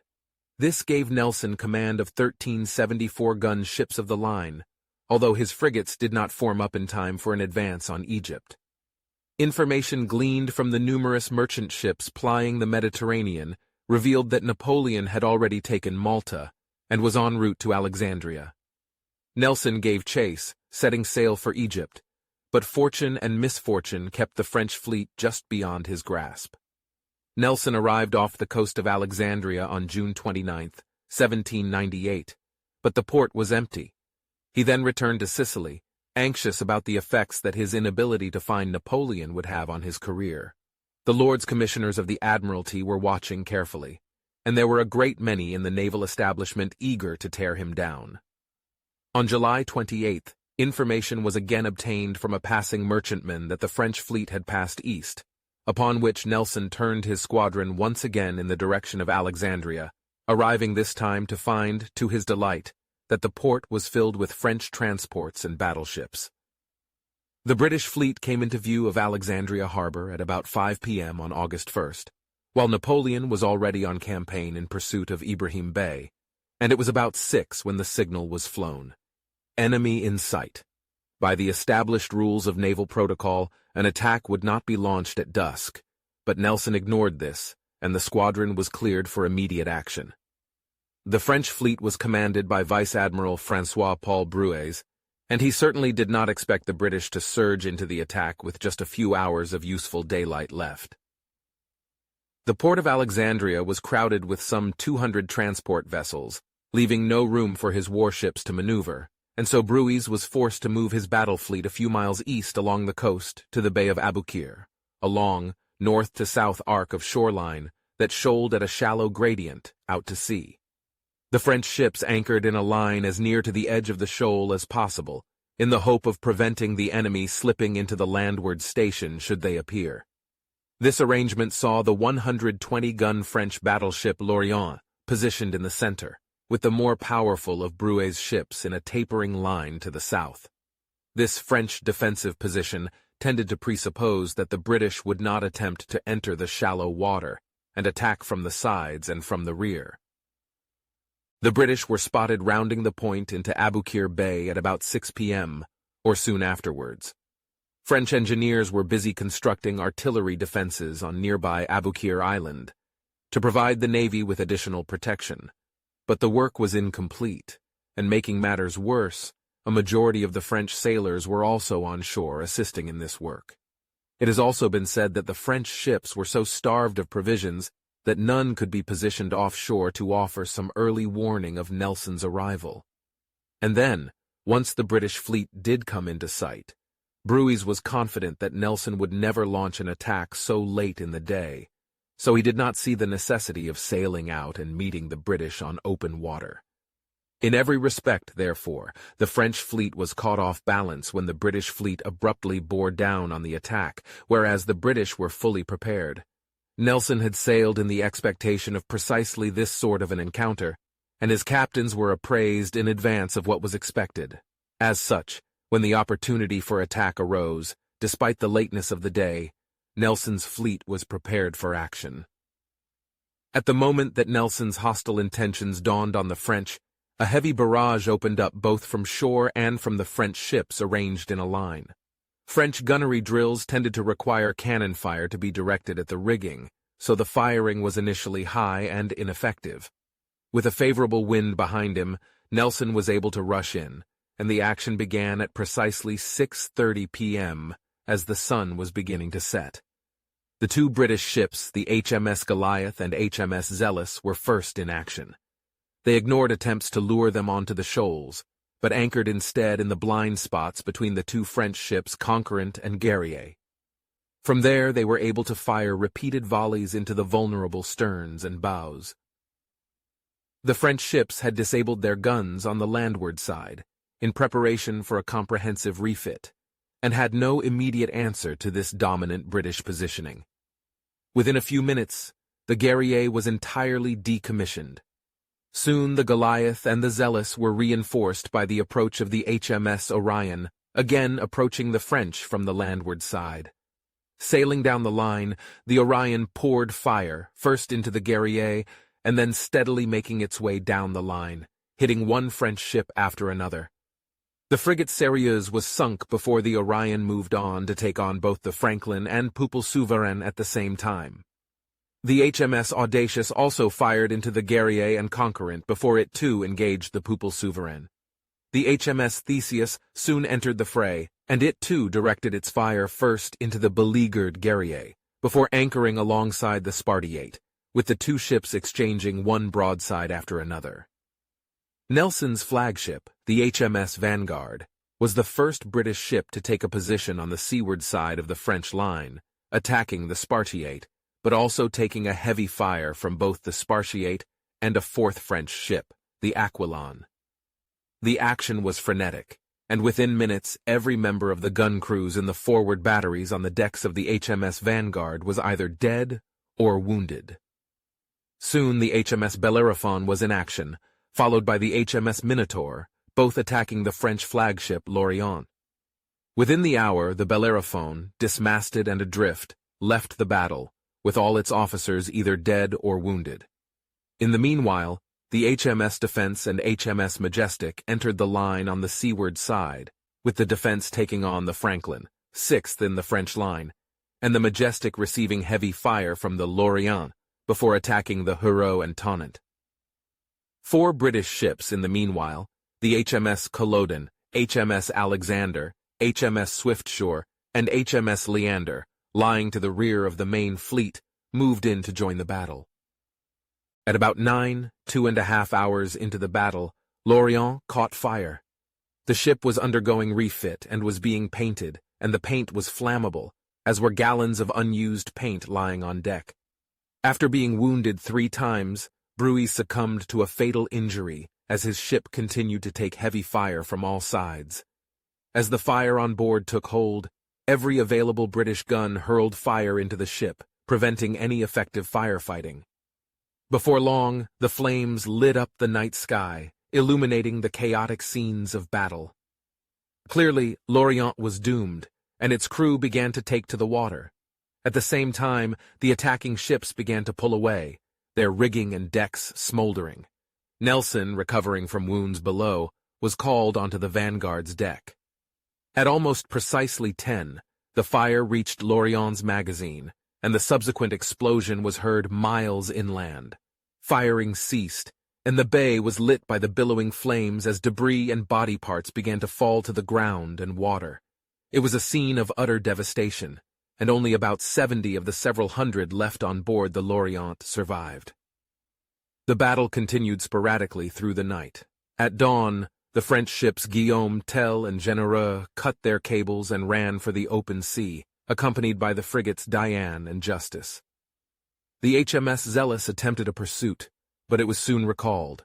The last shots were fired at 15H00 on August 2nd. The French fleet had been destroyed. Of its 13 ships of the line and 4 frigates, 1 had sunk, 2 were burnt, and 9 captured. The HMS Swiftsure put a landing party into the Aboukir fort and destroyed or removed all the guns. At the cost of just 895 British sailors dead, the French lost upwards of 5,200, with 3,100 captured. It was a complete disaster, and Napoleon received the news sometime around August 12th while bivouacked at Salahia, after having lost Ibrahim Bey to the sands of the Sinai Desert. The dreadful news was communicated to his general staff when he returned to Cairo a few days later. Louis-Antoine de Bourrienne, Bonaparte's private secretary, recorded in his memoir that the catastrophe of Aboukir came like a thunderbolt upon the commander-in-chief. It certainly was an unimaginable setback, but Napoleon put on a brave face. He said reassuringly, "We are separated from the motherland without sure communications. Very well, it must be known that we are self-sufficient. Egypt is full of immense resources. We must develop them. Once it formed all by itself a powerful kingdom. The important thing is to safeguard the army from a discouragement that would contain the germ of its destruction." Behind closed doors, however, he slipped into depression. News of the infidelities of his wife were weighing heavily on his mind, and behind his back, his officers were expressing anxiety and anger at the folly of the expedition. Making matters worse, they were now stranded in Egypt. As Bourrienne saw it, Egypt was no longer the empire of the Ptolemies, covered with populous and wealthy cities. It now presented one unvaried scene of devastation and misery. Instead of being aided by the inhabitants, whom we had ruined, for the sake of delivering them from the yoke of the Beys, we found all against us, Mamluks, Arabs, and Fellahs. No Frenchman was secure of his life who happened to stray half a mile from any inhabited place, or the corps to which he belonged. It certainly was a critical situation, and the officers on Napoleon's staff sat and waited while their commander-in-chief digested the situation and came up with a strategy. In due course, Napoleon reappeared, and in typical fashion, he got straight to work. As Napoleon himself put it, the position of the French was uncertain. They were only tolerated by the believers, who, crushed by the rapidity with which events unfolded, had bowed before force, but were already openly deploring the triumph of the idolaters, whose presence profaned the blessed waters. They groaned at the opprobrium that had befallen the first key to the holy Kaaba. The imams made a show of reciting the verses of the Quran that were most opposed to the infidels. As Napoleon attempted to sort things out, most worrying to him was the disposition of his troops and commanders. Many of the former were in a mutinous mood, and the latter at the very least disenchanted with the prospect of an indefinite exile. What was to be done now that the army and its commander-in-chief were stranded? The answer, as Napoleon digested it, was simply to make the most of it, establish the intended republic, and create Egypt as a colony of France. Nonetheless, the situation was perilous, and insecurity a fact of life. As Louis-Antoine de Bourrienne, Napoleon's personal secretary, recalled, Egypt was no longer the empire of the Ptolemies, covered with populous and wealthy cities. It now presented one unvaried scene of devastation and misery. Instead of being aided by the inhabitants, whom we had ruined, for the sake of delivering them from the yoke of the Beys, we found all against us, Mamelukes, Arabs, and Fellahs. No Frenchman was secure of his life who happened to stray half a mile from any inhabited place, or the corps to which he belonged. Among the first issues that Napoleon had to consider were force levels and security. So long as the Royal Navy maintained its blockade of Egyptian ports, no French troopship would dare attempt to land.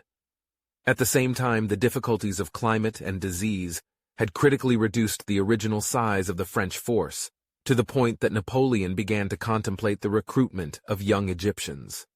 Although the policy did not have much time to mature and was never fully implemented, Napoleon issued orders that all young Mamluks, those more than 8 years old and under 16, all boys abandoned in Cairo, and those who had once been slaves, would be incorporated into the demi-brigades, either as soldiers or drummers.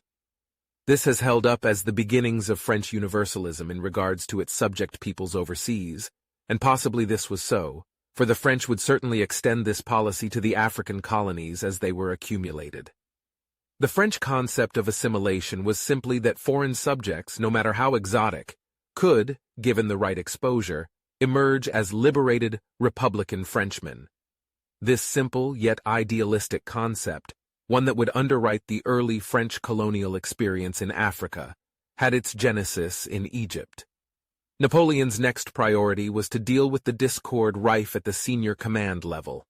He invited a number of his top commanders to dinner one night, and when dinner was over, he inquired of each how he was doing in Egypt. The response was generally enthusiastic and positive, to which Napoleon expressed his satisfaction. "I know that many generals are fostering mutinies and preaching revolt," he said. "They should take care. The distance of a general and of a drummer boy to me is the same, and if the occasion presents itself, I will have the one shot as easily as the other." The next problem was probably the most pressing, and that was the pacification of Egypt itself. Napoleon simply did not have the force to garrison and control the populated Nile Delta, let alone the vast and sparsely populated hinterland. Resistance to French rule was increasingly manifest in a complete lack of security for any Frenchman or any collaborator anywhere in the country. The question was simply one of legitimacy. Conquest, of course, offers the simple legitimacy of might is right, and that certainly paved the way for the Ottoman rule of Egypt, but that did not and could not extend to a European power of Catholic origins. The belief and expectation that Napoleon intended to outlaw Islam and replace it with Christianity was impossible to dislodge. The only solution, then, was to more closely identify Napoleon and his new regime with Islam, in the hope that he would be accepted as a legitimate liberator. According to historian Juan Cole, author of Napoleon's Egypt, Invading the Middle East, Bonaparte felt that the chief obstacle to the acceptance of French authority in Egypt would be Islam, and that only a government of the clerics could plausibly lend their authority to his contention that French deists were as acceptable as Muslims when it came to rule. Napoleon tried to frame his invasion as liberation from rule by the Mamluks and Ottomans, attempting in this way to differentiate between us and them, and thus increasingly seemed to have a Muslim complexion. On July 27, 1798, he formed an advisory council, a divan, comprising eminent local Muslim scholars, theologians, and clergymen. Tradesmen and merchants, and eminent men of secular positions were not included. Napoleon was working to cultivate an Islamophilic public image, albeit doing so rather transparently, and the polarity of his divan never suggested any real authority. Napoleon registered fairly quickly that promising the Egyptians liberty, in the French, Republican sense of the word, was pointless, since all things tended to revolve around religion. The idea of liberty from the demands of religion and the control of religious leaders was absurd, and it bore no fruit whatsoever. Clearly, the identity of the revolution would need to be modified, and that modification would require the French to adapt to Islamic religious peculiarities, and not vice versa. Napoleon then sought to place himself within the orbit of Islamic observance in Egypt, in other words, as a religious leader. In this regard, he presided over two important religious festivals. The first was the Festival of the Nile, and the second was the celebration of the Prophet's birthday. The annual inundation of the Nile was, as it remains, the annual episode that sustains the fertility of the Nile Delta, which in turn sustains life. Typically, the festival celebrating it occurs in the middle of August, and its origins are obviously pagan. Napoleon sponsored a river float and toured the various dikes and levees as a Muslim ruler would have done, and urged the population out onto the streets and onto the banks of the river to partake in the festival. He himself went abroad and threw gold coins about liberally, and in respect of a tradition of sacrificing a virgin to the waters of the Nile, tossed in a fiancée, or a clay statuette of a girl.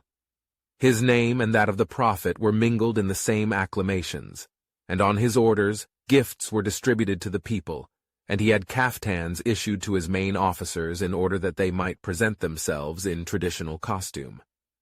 It was all very choreographed, and French propaganda portrayed it as a marvelous success, with throngs of Egyptian Muslims celebrating their liberation and acclaiming Bonaparte as a prophet.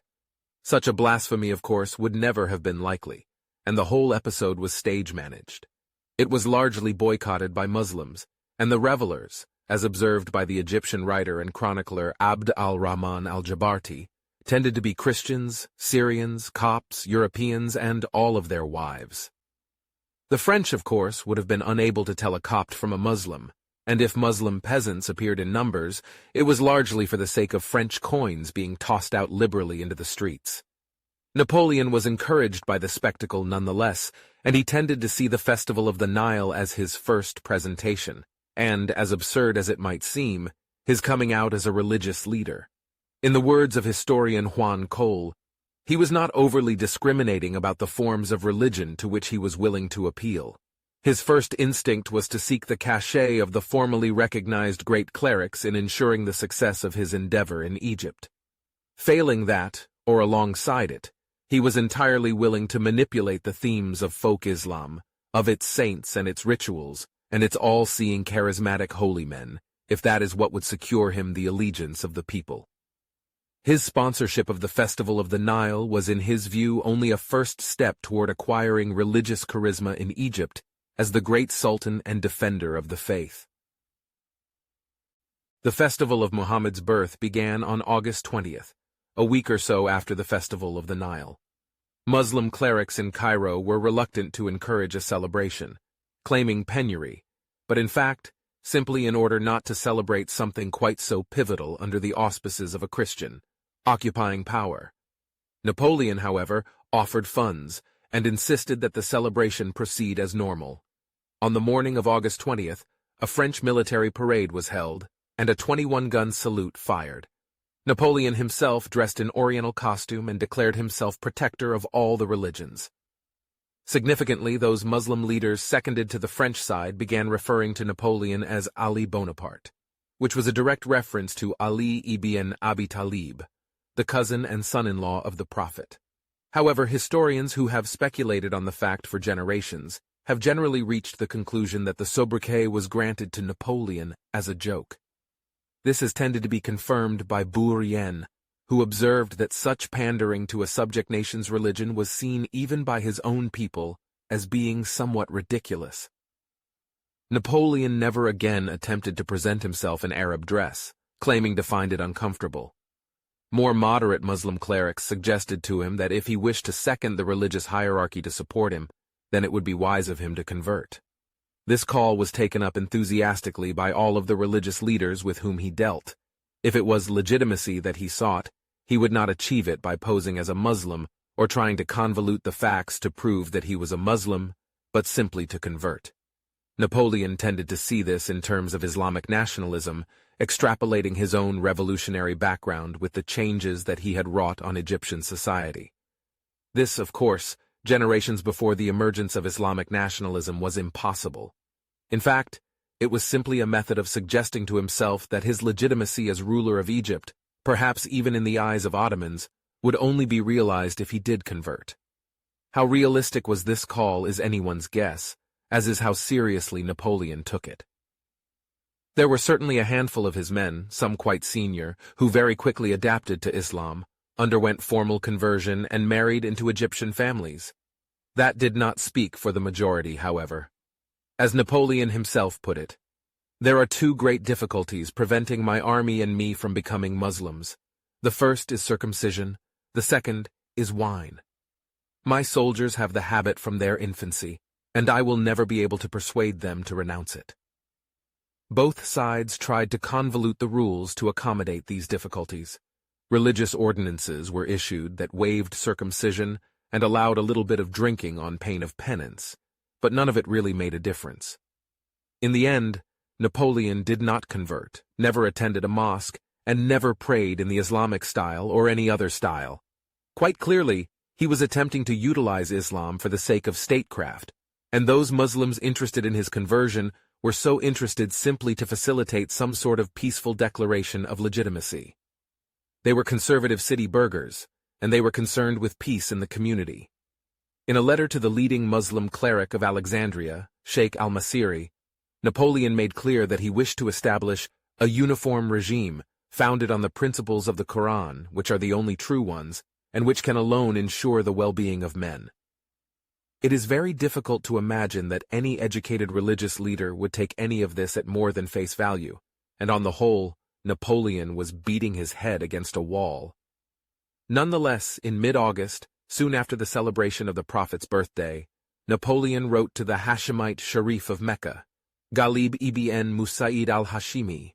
Announcing his arrival in Cairo, he reassured those with an interest that all revenues traditionally owed to the mosques of Mecca and Medina would not be diverted, and that he would personally assure the safety and protection of Egyptian pilgrims traveling to the Holy City. This was rather shrewd because Napoleon was quite aware of the enormous religious endowment of farmland in Egypt and the grain harvest that traditionally supported the holy cities. In this regard, a guarantee of a continuation of the relationship between Egypt and Islam's holy places was also a thinly disguised threat. In a quest for legitimacy, Napoleon sought to supplant the traditional role of the Ottoman Sultan as guarantor of protection and sustenance for the Muslim Holy Land. There were many other nuances implicit in all of this, too, that Napoleon may or may not have appreciated. The offer of French troops to protect pilgrims suggested French support in Hashemite squabbles with the militant Wahhabi sect based in Oman, against which the Ottomans had been less than proactive. This, of course, meant that entry into the regional power equation meant entry into local diplomatic intrigues. Likewise, the economy of the Hejaz region of Western Arabia, within which Mecca and Medina lie, depended profoundly on Egypt, not only mainly because of the grain endowment, but also because of the commerce of the pilgrimage caravans and the all-important coffee trade. There were, therefore, many reasons why Ghalib would be well disposed towards good relations with the French in Egypt. To back this up, Napoleon had the clerics of the Al-Azhar Mosque in Cairo, associated with a seat of Islamic teaching, write collectively to the Sharif of Mecca, adding their endorsement to Napoleon's leadership of Egypt. The letter read, "He has assured us that he recognizes the unity of God, that the French honor our prophet, as well as the Quran, and that they regard the Muslim religion as the best religion. The French have proved their love for Islam in freeing the Muslim prisoners detained in Malta, in destroying churches and breaking crosses in the city of Venice, and in pursuing the Pope, who commanded the Christians to kill the Muslims, and who had represented that act as a religious duty." In the end, none of it really amounted to much. Napoleon, while recognizing the utility of Islam as a catalyst to his legitimacy, displayed in other respects willful ignorance. He insisted, for example, that the tricolor, a symbol of infidel anti-clericalism, fly on the highest minarets of the principal mosques, which caused enormous resentment and grief among the faithful. Another policy which tended to undermine his campaign of hearts and minds was that which came about thanks to the impoverishment of the French. Intending to secure revenues through taxation and through the seizure of the national treasury, Napoleon was frustrated in both cases. The ruling beys, when they fled the capital, took most of their treasure with them, and thanks to the British blockade of Egyptian ports, customs and tax revenues had dwindled to nothing. Napoleon was then forced to lean with ever greater weight on the Egyptian population to support his army. The irony of promising liberation from the rapacious tendencies of the Beys, in exchange for the even more brutal and rapacious policies of the French, was lost on none except the French themselves. All the while, numerous localized revolts tended to presage a much greater uprising. In Cairo, the sheer numbers of French and Allied troops present somewhat dampened any direct resistance, and there at least, Napoleon could apply his theories of government without a heavy overlay of force. The two fugitive beys, Ibrahim and Murad, once organized, became active in the countryside, and the French were beating out fires one after the other across the Nile Delta. Then, the two began communicating with one another. Ibrahim Bey was a fugitive in Ottoman Syria, while Murad occupied Upper Egypt and interdicted French companies attempting to garrison widely dispersed positions. Soon, French intelligence began picking up signals of organization in Cairo. Messengers were intercepted from time to time, and in late September Napoleon executed 2 couriers and had their heads paraded through the streets of Cairo as a salutary lesson. Inevitably, as resistance intensified and grew more organized, French methods of containment became more brutal and arbitrary.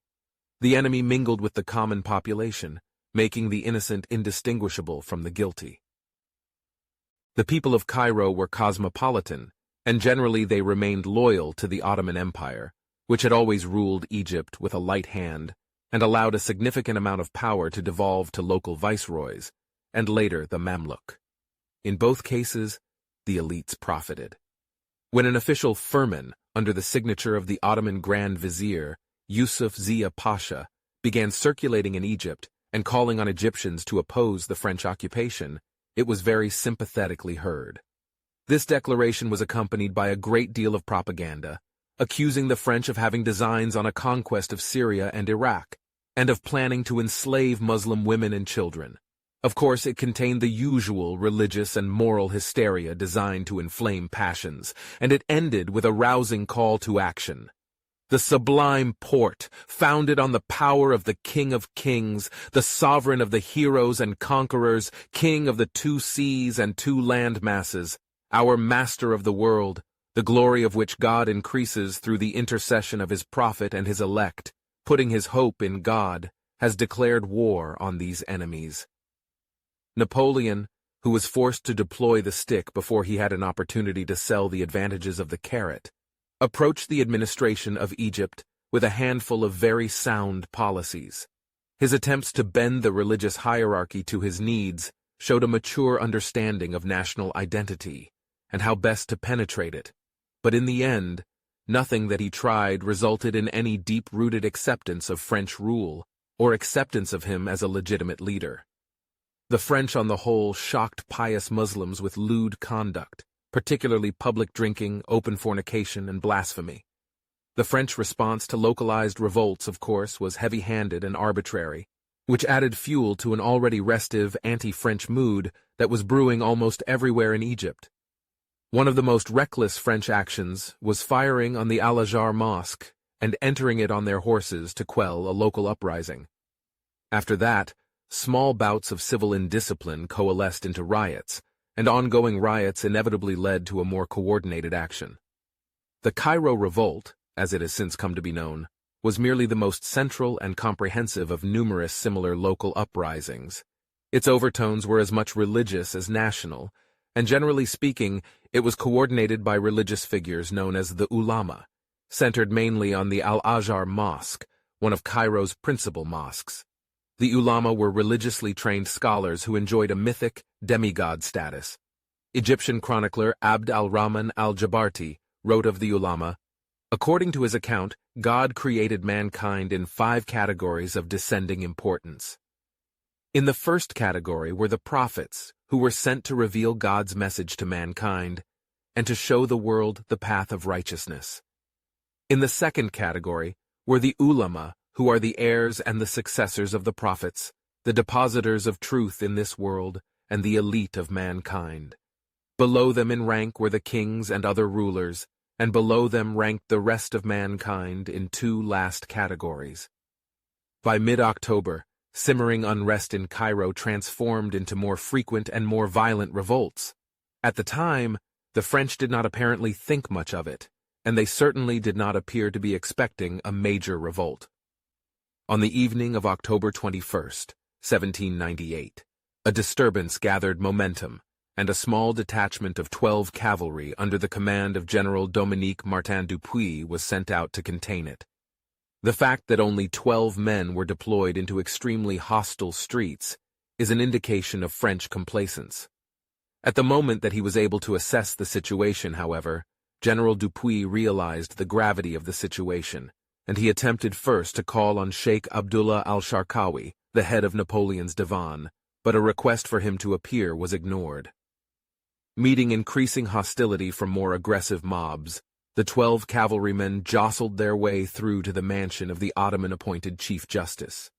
Anxious not to be identified as sympathetic to the French, and fully cognizant of the mood of the crowd, the Chief Justice suggested that the French leave.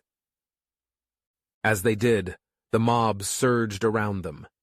A stiff and bloody skirmish was fought in a narrow courtyard, resulting in the death of Dupuy, who had a spear driven through his head, and several other cavalrymen who were pulled off their horses and cut to pieces. This incident sparked the uprising, and militias, or insurgents as the French referred to them, began to organize at various points across the city. The French were largely taken by surprise, and the first to be targeted were French merchants and tradesmen, many of whom were married to local Armenian women. As a community, they were largely unprotected, and in short order, all Europeans, Syrians, and Eastern Orthodox Christians became targets. Their homes were looted, people were killed, and women and girls were raped. There was widespread looting, even of Muslim homes and businesses. The local Greek community, long a neutral group in Cairo, found themselves for the first time targets, and having assiduously avoided any appearance of alliance with the French, they now readily joined the French side. The Cairo mosques, in the meanwhile, were turned into fortresses, and from these points, attacks and defenses were organized. The French garrison found itself fighting on numerous fronts, supported by smaller garrisons in outlying parts of the city that remained quarantined from the uprising. For most of the remainder of October 21st and through the night, the city was gripped by lawlessness and looting. Where Napoleon himself was, as the revolt erupted, is a source of controversy. He was still languishing somewhat in a state of periodic depression, and while he claimed that he was on the island of Rhoda inspecting some engineering works, there are numerous historians who suggest that this was not so, and that Napoleon simply suggested this as a means to explain his initial inaction. Regardless, once he was in a position to assess the situation, Napoleon was enraged. He was heard saying, "Shall we be the plaything of some hordes of vagabonds, of these Arabs whom one barely counts among the civilized peoples, and of the populace of Cairo, the most brutish and savage rogues who exist in the world?" Napoleon immediately looked to the support of those Sunni clerics who had been seconded into the national divan, and among them there appeared to be three distinct factions: those who forswore any identity with either side, those who were committed wholesale to the rebellion, and those who were committed to the French. All of the principal mosques in Cairo, however, served as centers of the resistance, and all night, from 400, muezzins called the faithful to action, pronouncing curses on the infidels and idolaters. Overnight, the French consolidated, distributed weapons, and positioned artillery, and by dawn on the morning of October 22nd, which happened to be a Monday, they were ready. The situation was still extremely precarious, and while the French were still nominally in control, the situation could have turned at any time. If it did, and the French lost control, nothing less than a massacre of French troops, engineers, and administrators, as well as any collaborators, might be expected. As dawn broke, therefore, both sides were poised for a climactic confrontation. Napoleon was advised by those Muslim clerics counseling him that swift and decisive action was imperative. Bedouins, he was told, had been flooding into the city all night, and the rebels were armed and ready to fight. The Bedouins were not alone in coming to the support of the revolting locals, and many pastoralists and peasant farmers, armed with pikes and swords, and some with axes and hoes, were also hurrying to Cairo. As dawn broke, heavy action was reported in many parts of the city. Napoleon was anxious to impose order quickly and comprehensively to prevent the rebellion spreading to other parts of the occupied districts. By noon, the centers of unrest had been identified, and using troops and artillery, mainly the latter, heavy casualties were wrought against various congregations and concentrations of rebels. In the words of François Bernoulli, Napoleon's civilian quartermaster, the bombardment produced great ravages and was about to crush the mosque, when the Turks, fearing that they would be entombed beneath its rubble, were obliged to implore the generosity of Bonaparte. To this appeal, Napoleon merely scoffed, "The hour of vengeance has sounded. You began it. It is for me to finish it." Cairo was in flames, but the French very quickly gained the upper hand, and a general surrender was not long in being petitioned. This Napoleon accepted, and he granted a temporary amnesty, but he nonetheless made up his mind that his punishment would be general and severe. Within hours, French and loyal units were scouring the streets of Cairo for the ringleaders, and they were arbitrarily shot, along with anyone who simply seemed as though they might have been involved. Still, the voluntary involvement of Bedouins and peasants from Cairo's hinterland was extremely sobering for the French. It broadened the base of the revolt from a protest mainly by merchants and guildsmen to a more nativist and general uprising, involving many different societies and classes across the spectrum. If the French previously sensed their unpopularity, the Cairo revolt left them in no doubt at all. Over the next several hours, 2,000 of the most active rebels were identified and taken into custody, and on the morning of Tuesday, October 23rd, Napoleon ordered a mass execution. The headless bodies of those who were executed were to be thrown into the Nile as a lesson to anyone plotting a similar insurrection in the future. The executions took place at the citadel in Cairo, not only mainly by simple bayonet stabbing, but also by a constituted executioner armed with a Damascene sword. It was a grim and bloody scene, and French soldiers responsible for much of it must certainly have been aware that the executions without due process were murder. Napoleon, however, realizing how outnumbered the French were in Cairo and how uncertain their position was, chose to make an unmistakable point. No overt acknowledgement of French culpability was made for the headless corpses that wallowed in the slow-moving Nile and fed the crocodiles for weeks after, but no one had any doubts who was responsible. The French placed the number executed at 300, including 5 principal clerics, but other estimates run to 2,000, and it can generally be assumed that the latter figure was the more accurate. All told, the deaths recorded among rebels suggested a figure of 3,000 Egyptians killed in one way or another. Most of the revenge killings were inflicted on common people, with the elite remaining largely untouched, but Napoleon succeeded in sending a message. A massive fine was placed on the city of Cairo, and French soldiers were granted informal immunity to loot and pillage as they chose. Juan Cole noted, "The quartermaster's disgust with the arbitrary and pettily vengeful procedure, more redolent of the son King Louis XIV or of Robespierre's radicals during the Terror than of the careful jurisprudence of the Directory, bespoke a building suspicion among many of the French invaders that their enterprise was not, after all, about bringing liberty and the rule of law to the Nile Valley." In late July of 1799, the Royal Navy landed an Ottoman expeditionary force of 15,000 men at Aboukir, near Alexandria, precisely where Admiral Nelson had destroyed the French fleet nearly a year earlier. The news reached Napoleon while he was on an expedition to confront the resurgent Murad Bey, who was reported to be moving south against Lower Egypt. Napoleon intended to attack Murad at Giza, but he immediately returned to Cairo and ordered his generals to proceed in haste to Aboukir. Immediately upon landing, the commander of the Ottoman force, the Pasha of Rumelia, Said Mustafa, allied with fugitive forces under the command of Ibrahim Bey and Murad Bey, significantly increasing the size of the army Napoleon would have to confront. The ensuing Battle of Aboukir was another improbable French victory. Napoleon marched first to Alexandria, and from there to Aboukir, where he found the Ottoman force of about 18,000 men occupying the fort.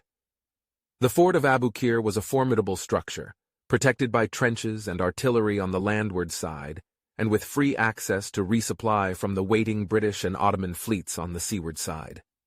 The reputation that Napoleon had gained through previous battles and his administration in Egypt meant the Ottomans knew a defeat would be followed by executions. Naturally, Napoleon made no effort to disabuse them of that notion. On July 25th, Napoleon ordered an attack, and with the full force of his infantry and artillery, he assaulted the fort and its surrounding positions.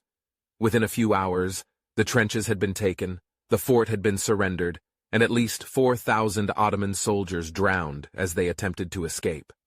Napoleon held another triumphant parade, pushing ahead of him about 1,500 prisoners, and proclaiming another victory to the population of Egypt. Nonetheless, once the dust had settled, Napoleon was forced to confront the reality that the French's position in Egypt was now fundamentally untenable. He had beaten off one Ottoman attack, but more would inevitably follow, and he would never be able to claim Egypt for France. That likely would have been the case even with an army at its full strength and access to reinforcements, but the blockade and the Syrian campaign ensured that would never be the case anyway.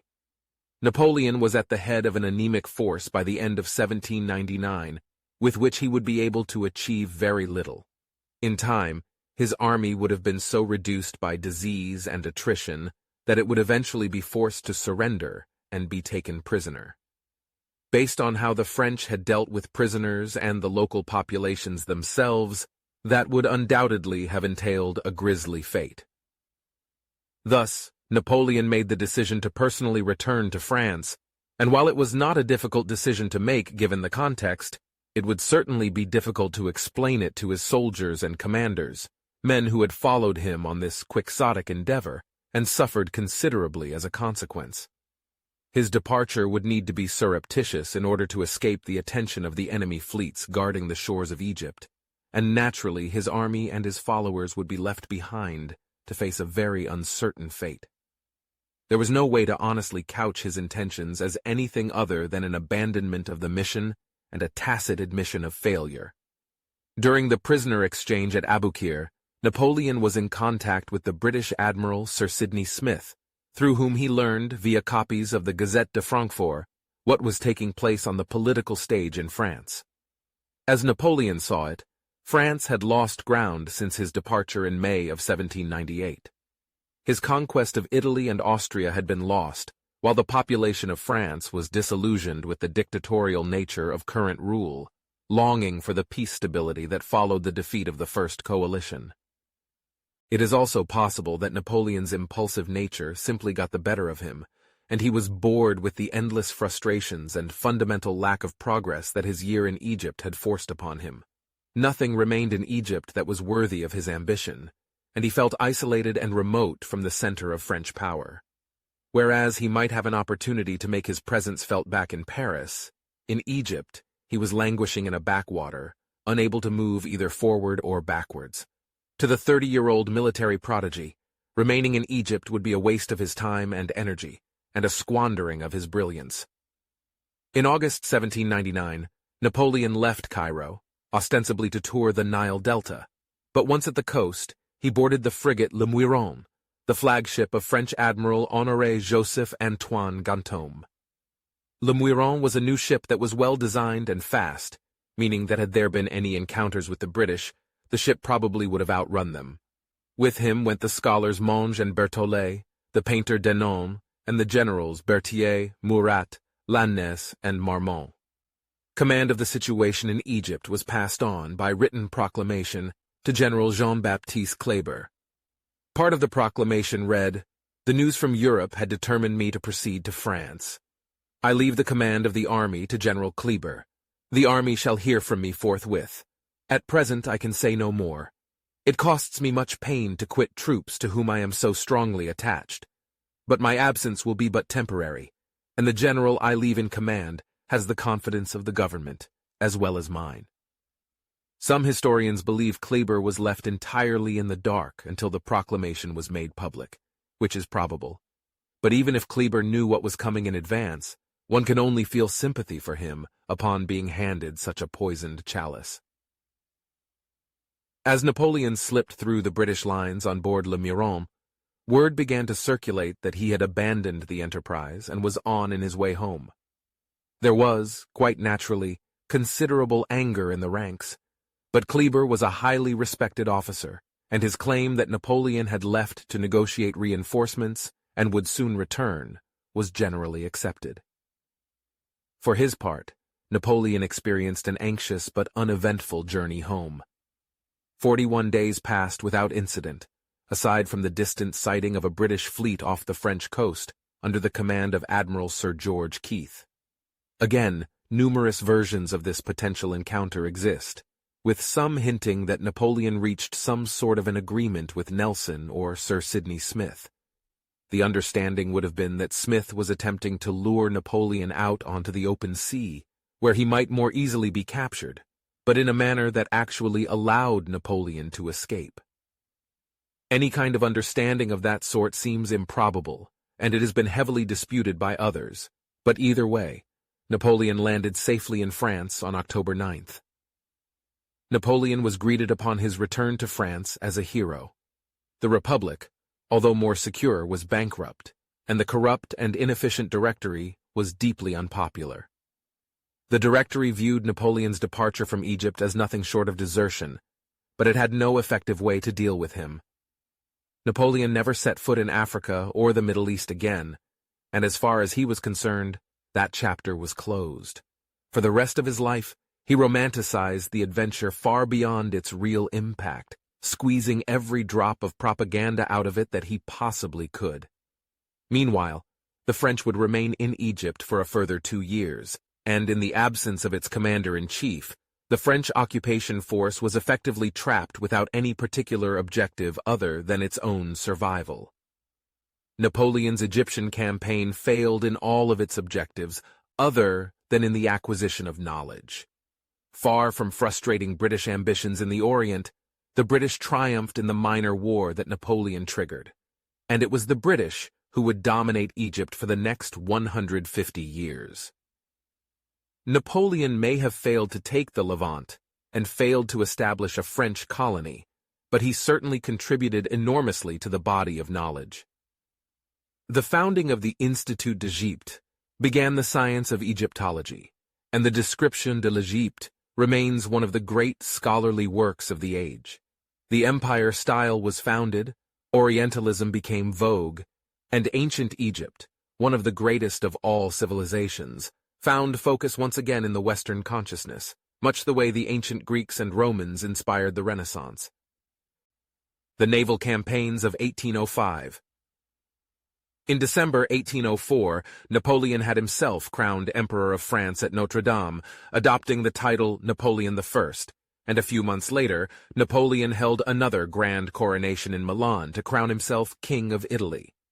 The newly anointed emperor shook the European ancien regime to the core, and all across Europe, monarchs sat up and took notice. An upstart might become the leader of a country, but for him to declare himself royalty was unthinkable. Austria, Russia, and Portugal eventually joined Britain in declaring war on France, but Napoleon remained focused on Britain itself. Napoleon believed that if he could defeat the British, Austria and Russia would lose heart and withdraw their armies. With this plan in mind, Napoleon dispatched his navy southwards down the English Channel, attempting to persuade the Royal Navy that they were headed for the British West Indies, but even the French emperor couldn't have been confident when it came to naval maneuvers. By 1805, the British Navy was the most powerful in the Mediterranean and the Eastern Atlantic, and they were actively enforcing a continental blockade. The British had been enforcing the blockade for several years by this point, which wasn't suited to Horatio Nelson's aggressive nature. When war had broken out in May 1803, Nelson was given a full command in the Mediterranean for the first time, and his flagship was the 100-gun Victory, with Thomas Hardy as captain.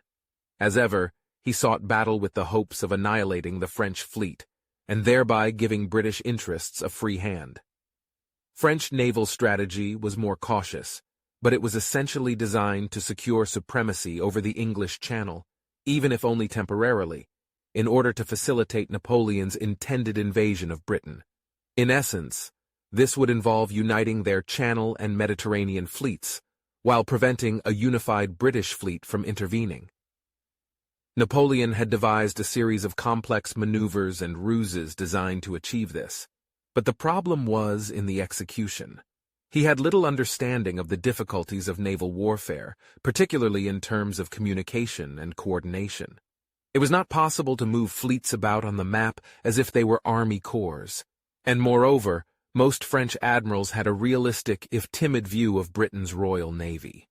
Time after time, it was only the cajoling of the emperor that would persuade them to sea, and even then they demonstrated a fondness for rapid retreats back to port. It would not be fair to characterize such conduct as cowardice, because commanders like Pierre-Charles Villeneuve appreciated that French fleets were expensive assets and difficult to replace. Furthermore, as a nod to Nelson's abilities, the French naval officers operated cautiously under the belief that it was better to have a fleet than to expose it under anything other than very favorable odds. Years earlier, Nelson had comprehensively defeated the French Navy under Vice Admiral Villeneuve at the Battle of the Nile in 1798. This had left the French fleet staggering, and perhaps, just as importantly, its most senior naval officer, now had a healthy fear of engaging Nelson in open battle again. Even if Nelson didn't like it, he saw little opportunity for forcing the issue. By now, the Royal Navy was equipped and trained to maintain blockades on an indefinite basis, rotating ships, ensuring the crews remained sharp through competitive gunnery drills, and establishing a well-organized system of replenishment. As a naval fighting force, its self-belief was matched only by its competence during the 18th and 19th centuries, and it fully expected to win any encounter on anything like equal terms with its enemies. At the same time, experienced Royal Navy officers realized the Navy had no real means of forcing opponents to sea, making the type of decisive action Nelson sought very difficult. In 1805, the Franco-Spanish naval forces had only a handful of harbors capable of sheltering a deep-sea battle fleet, including Toulon in the Mediterranean and Cadiz, Ferrol, and Brest in the Atlantic. In early 1805, Admiral Villeneuve was blockaded in Toulon by Nelson, with a large portion of the French fighting fleet, but Napoleon issued instructions for Villeneuve to force the blockade by any means possible before slipping past Gibraltar, after which he was to rendezvous with the Spanish fleet emerging from Ferrol and Cadiz. After a sortie into the Caribbean to attack British overseas holdings and persuade the Royal Navy to chase him across the Atlantic, Villeneuve was to double back towards the Channel, sweeping the depleted Channel blockading force aside and enabling the fleet in Brest, currently rotting at anchor, to set sail. Brest was to be the springboard for Napoleon's planned invasion of Britain, and it was currently full of warships and troop transports awaiting the embarkation of the vast army camped in nearby Boulogne. But the Royal Navy's stranglehold of the port meant that Napoleon's fleet would be blown to pieces if it tried to force its way out of the harbor. Thus, for the French plans to succeed, it was imperative that Brest be liberated, and for the British to prevent an all-out invasion of their home soil, which they were not nearly adequately prepared to resist, particularly with the Thames River navigable virtually all the way to London. Napoleon's plans had to be frustrated at all costs. The most effective way to do this was to engage the French and Spanish in open battle on the high seas, where Nelson was certain he could succeed by dint of sheer superior seamanship and end the threat once and for all by destroying the enemy fleet. Despite his misgivings, Villeneuve eventually gave in to Napoleon's immense pressure. On January 16, 1805, Edouard Thomas Bergues de Missiessy, Villeneuve's colleague at Brest, managed to evade the blockade imposed by Rear Admiral Thomas Graves and escape into the Atlantic, bound for the West Indies. Another British fleet under Admiral Thomas Cochrane gave chase, and meanwhile Villeneuve slipped out of Toulon to join Missiessy. Nelson's blockade at Toulon was an open one, in which the heavy units lay back and leave the watch on the port to frigates. While the frigates reported to Nelson, Villeneuve actually returned to port only 2 days later. He had been defeated by appalling weather, which would have been difficult enough for his battleships to handle, and downright impossible for his troop transports. Nelson did not know this, so he commenced a 6-week patrol of the western Mediterranean basin, swatting at phantoms. After nearly 2 years at sea, this did little to improve his mood. While Nelson scoured the Mediterranean in the mistaken belief that Villeneuve was heading for Egypt, Villeneuve slipped through Gibraltar and then linked up with the Spanish before sailing for the Caribbean with Nelson in pursuit. Controversy still surrounds the purpose of the French sortie to the Caribbean. The British holdings there were vulnerable and vital, but Villeneuve had 7,000 troops embarked. Enough to seize an island or two, but not enough to make a difference in any invasion of Britain. Napoleon still had 90,000 troops on the Channel for that. It may simply have been a diversion to draw the Royal Navy away from the critical theater, but for Nelson, this was irrelevant. His task was to pursue the enemy and defeat him, so he pursued Villeneuve over to the Caribbean. More frustration followed for both sides in the Caribbean. Villeneuve undertook little offensive action, while Nelson, usually 1 or 2 days behind, attempted to locate him and bring him to battle. False intelligence, simple bad luck, and Villeneuve's timidity combined to prevent this from happening. On June 11th, the French set off back across the Atlantic, with Nelson in pursuit as soon as he discovered what had happened. Misjudging French intentions, he sailed toward Gibraltar while Villeneuve went north. Villeneuve was successful in evading Nelson's fleet in the Atlantic, and was intent upon executing the second phase of Napoleon's plan, the attack on the blockading force off Brest, when he was ambushed by a Royal Navy squadron under Vice Admiral Sir Robert Calder off Cape Finisterre in late July. Calder fought an indecisive action over the following 2 days, for which he was ultimately censured. Although 2 of the Spanish ships were captured, Villeneuve was allowed to reach port in Ferrol, joining up with other Spanish units there. Nelson reached Gibraltar at the end of July. Disappointed, his Mediterranean fleet was merged with the Channel Fleet, and he took the victory back to Britain. To his surprise, Nelson was given a rapturous reception wherever he went. He had, it was felt, saved the British West Indies, and could do no wrong. The third element in the French plan was Admiral Honoré Joseph Antoine Ganteaume, whose fleet was blockaded at Brest. Ganteaume attempted to break out in March, but when he was caught by a British squadron led by Vice Admiral John G. Cotton, he declined to fight and instead returned to port. Nelson had deliberately deployed his fleet well off the French coast, hoping to draw the enemy out. But this was an extremely difficult balancing act, for it made tracking the French more problematic. The looser the blockade, the more likely they were to slip through. This time it did not pay off. Although the French nearly ran into Nelson's fleet off Sardinia, they eventually managed to pass through the straits at Gibraltar and break out into the Atlantic. Followed by a Spanish squadron under Admiral Federico Carlos Gravina, they too headed for the West Indies. Furious at Villeneuve's timidity, Napoleon sent letters demanding that he sail for Brest without delay, and now that he was once again caught between a rock and a hard place, Villeneuve set sail in late March. However, he started seeing phantoms, so, becoming convinced the British fleet was shadowing his movements in preparation for an assault, he turned south and made berth in Cadiz with his fleet and a sizable portion of the Spanish Navy. 21 French ships of the line and a huge flotilla of transports remained immured inside Brest, useless, while Napoleon fumed and his army in Boulogne sat by their campfires and waited. With no sign of Villeneuve by late August, Napoleon was forced to march his army against his enemies in Europe, rather than see its morale completely evaporate, thus scrapping, at least temporarily, his plans for an invasion of Britain. With his fleets bottled up in Brest and Cadiz, Napoleon marched his army towards Bavaria, where reports indicated a large Austrian army under General Karl Mack von Leiberich was headed. A Russian reinforcement army was not far behind Mack, but Napoleon marched his army between the two of them on October 9th, cutting off Mack's line of advance and forcing him to fall back on Ulm.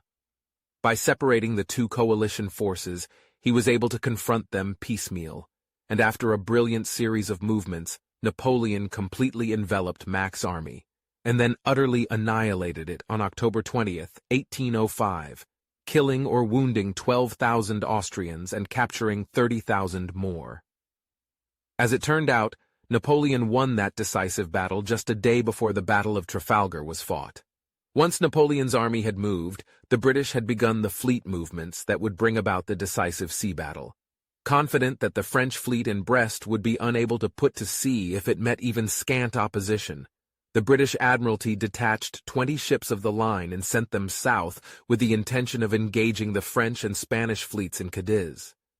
Nelson, with his flagship Victory, took control of this fleet in mid-August, and for weeks, the British fleet, numbering around 30 ships of the line, remained on station approximately 100 miles from Cadiz, with a loose daisy chain of light vessels, frigates and schooners keeping Nelson apprised of the enemy's movements, and ready to notify him the second they left port.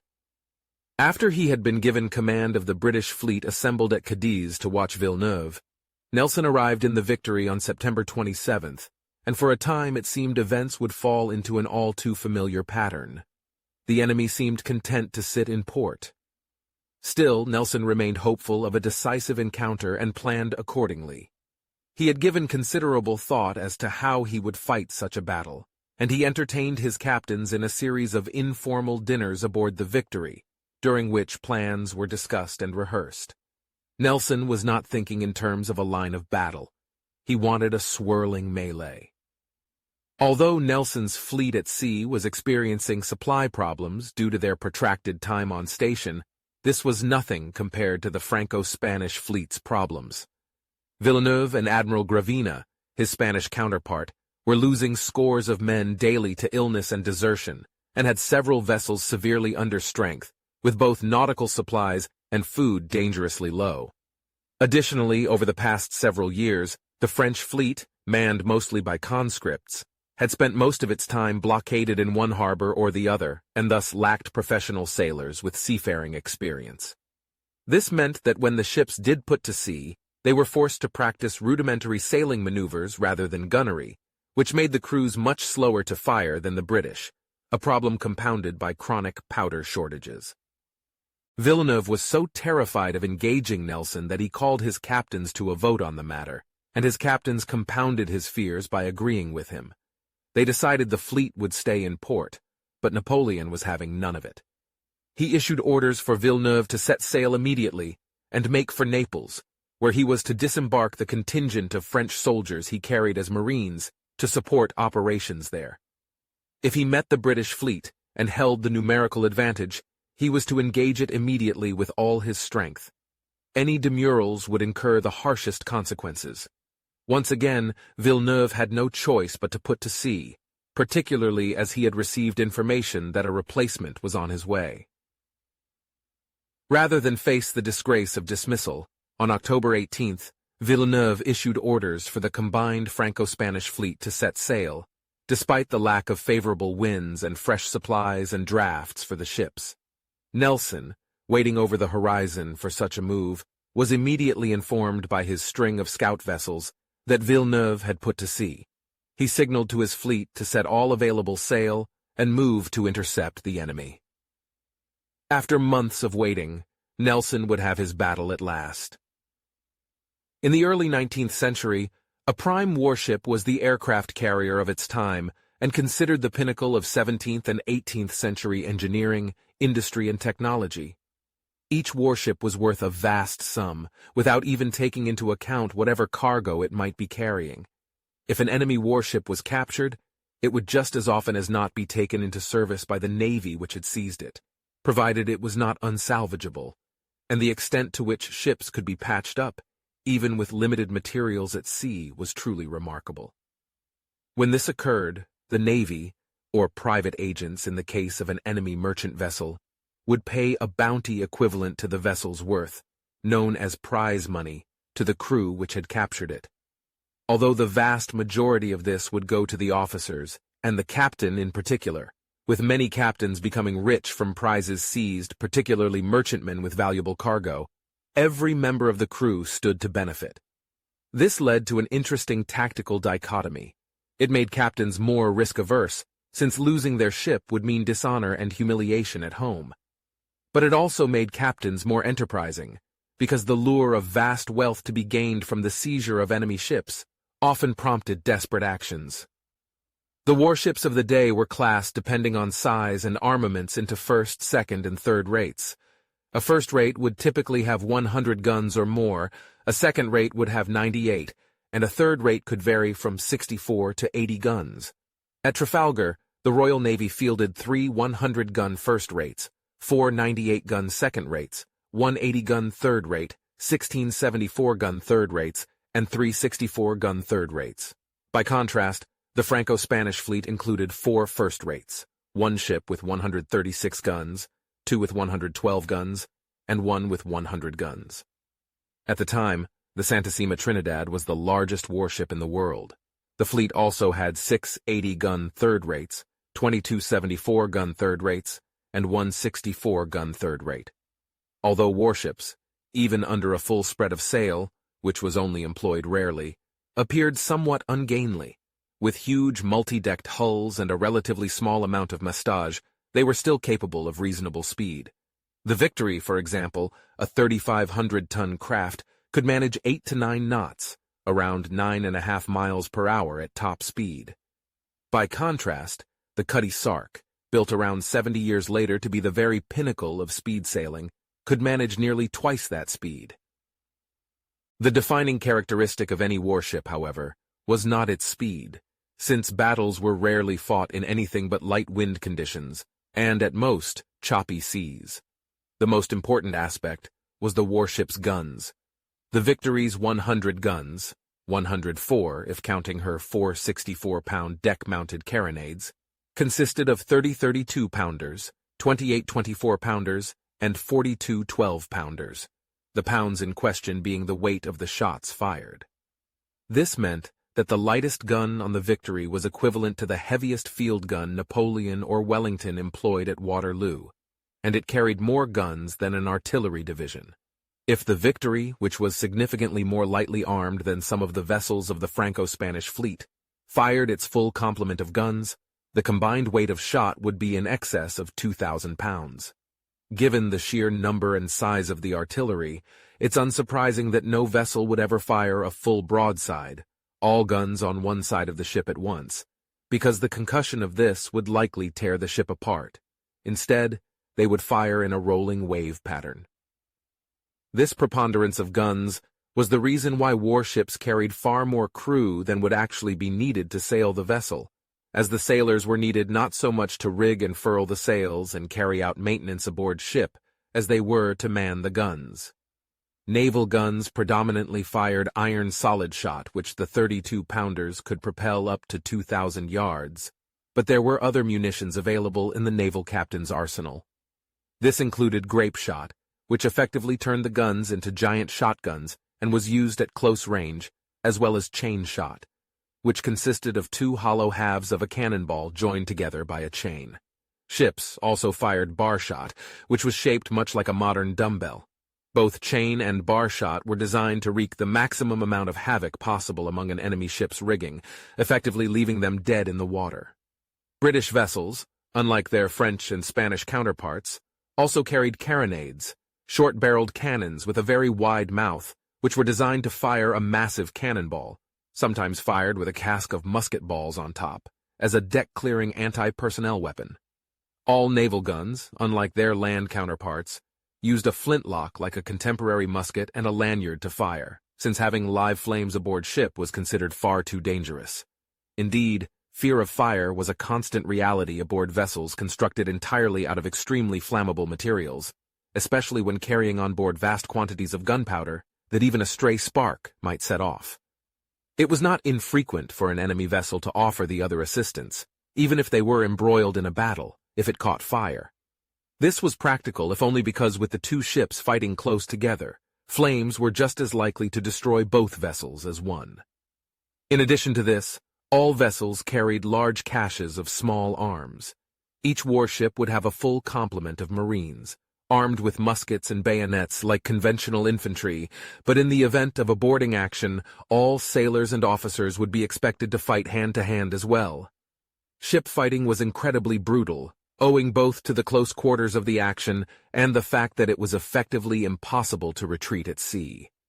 In essence, the only options for the losing side were surrender or slaughter. Casualties could, and frequently did, run in excess of 50 to 60% of all hands killed or wounded, and the weapons employed reflected this. Rather than the slimmer swords and sabers of land forces, sailors employed heavy cutlasses with machete-like blades, tomahawk-like boarding axes, boarding pikes, a variety of firearms, including pistols, blunderbusses, and muskets, and even rudimentary hand grenades, at the captain's discretion. The moment of boarding was usually incredibly brutal, carrying as it did the release from what might have been hours of incessant artillery bombardment and entreaties for quarter, were frequently ignored in the initial rush of bloodlust. Indeed, experienced sailors were known to lie low in expectation of defeat, only emerging from their bolt holes and surrendering when the victors had calmed down. Sea fighting tactics were generally universal regardless of the Navy's nationality, and they separated into two fairly distinct branches: bombardment and boarding.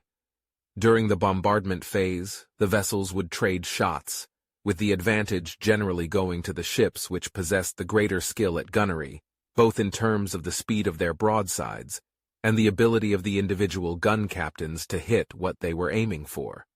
although the cannons on the gun decks could not be swiveled from side to side since they had to fit through narrow gun ports.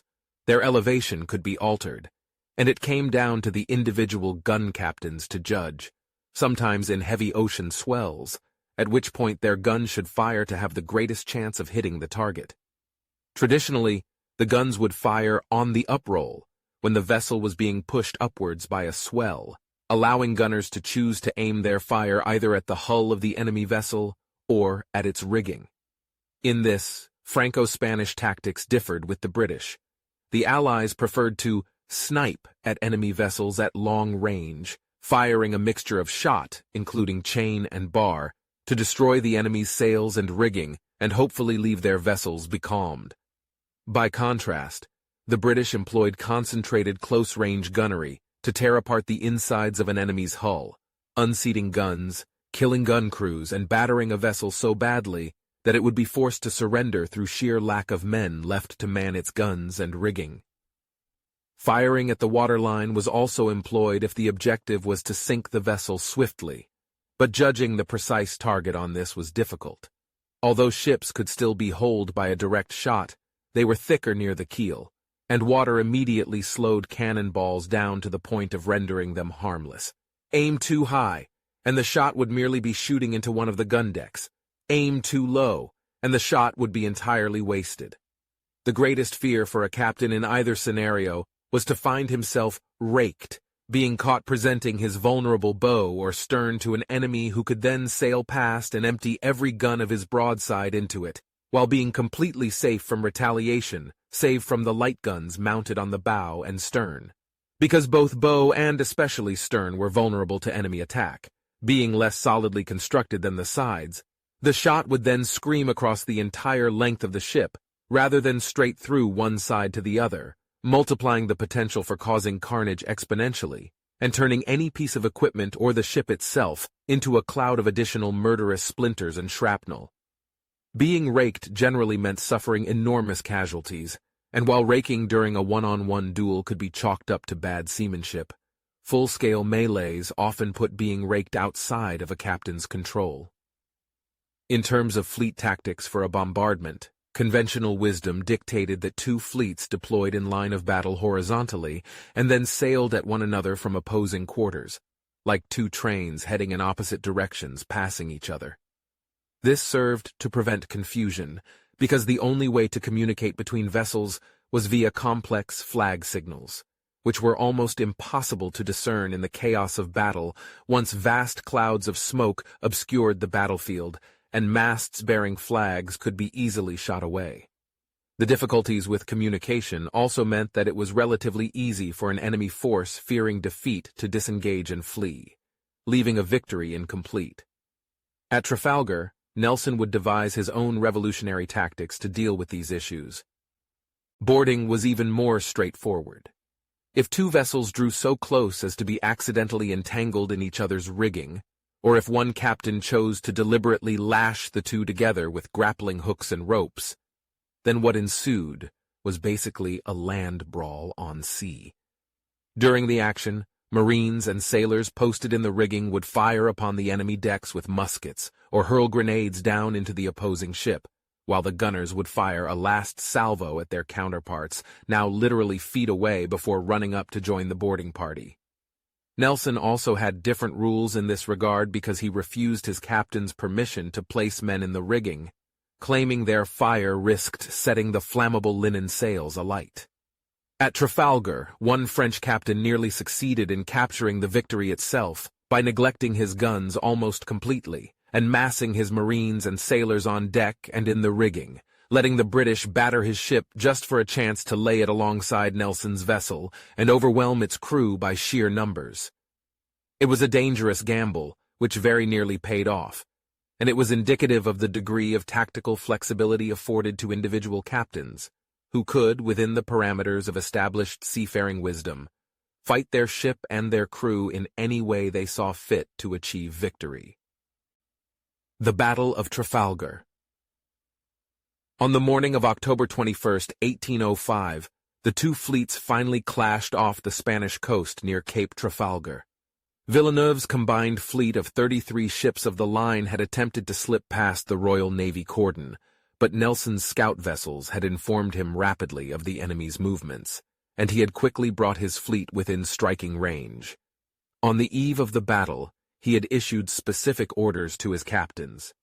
Instead of following the conventional strategy and deploying in line of battle alongside the enemy, Nelson's ships, divided into two columns, would drive straight at the enemy, attempting to head off the entire enemy battle line and bisect it before engaging.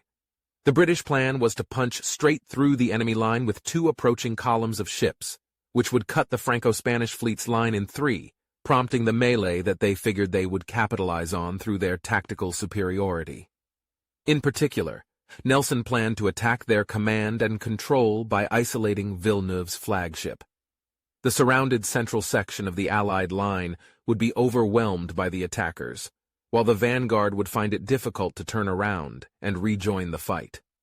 Another potential advantage created by Nelson's tactics was that it would bring the advancing British ships into the rear of the enemy line, allowing them to concentrate their fire on more defenseless ships in the rear, while Villeneuve's line would have to attempt to turn itself around. At the same time, this strategy was a major gamble. If it was successful, it would mean that all but the most nimble vessels on the very periphery of the enemy's line would be forced to engage and fight, resulting in a decisive battle. However, it also meant that the leading vessels of Nelson's two columns would risk being raked for the entire time they approached within range without being able to fire back except with their bow chasers. This, in light wind conditions, could be a matter of many agonizing minutes. In making this decision, Nelson was counting on the enemy gunners' inexperience and the rough swells to make the impact of their long-distance firing negligible. In short, this was a gamble Nelson was prepared to take. While Nelson's advance was meticulous and precise, with his Victory and Vice Admiral Cuthbert Collingwood, next in line of command aboard his Royal Sovereign, leading the two columns, Villeneuve's was a shambles, a combination of a series of contradictory orders to his captains both during the night and on the morning of the battle, including an order to about face and head for Cadiz as soon as he spotted Nelson's ships, and gusting and contrary winds which made his inexperienced sailors struggle to carry out the correct maneuvers, meant that Villeneuve's fleet was less in formation and more in a straggling, uneven crescent-shaped line. As the enemy sailed into view, Nelson had a chance for the first time to assess the strength of the Franco-Spanish fleet, other than through the signals of his scout vessels. Despite the quality of his captains and their crews, the disparity in numbers between his fleet and the Franco-Spanish fleet was notable.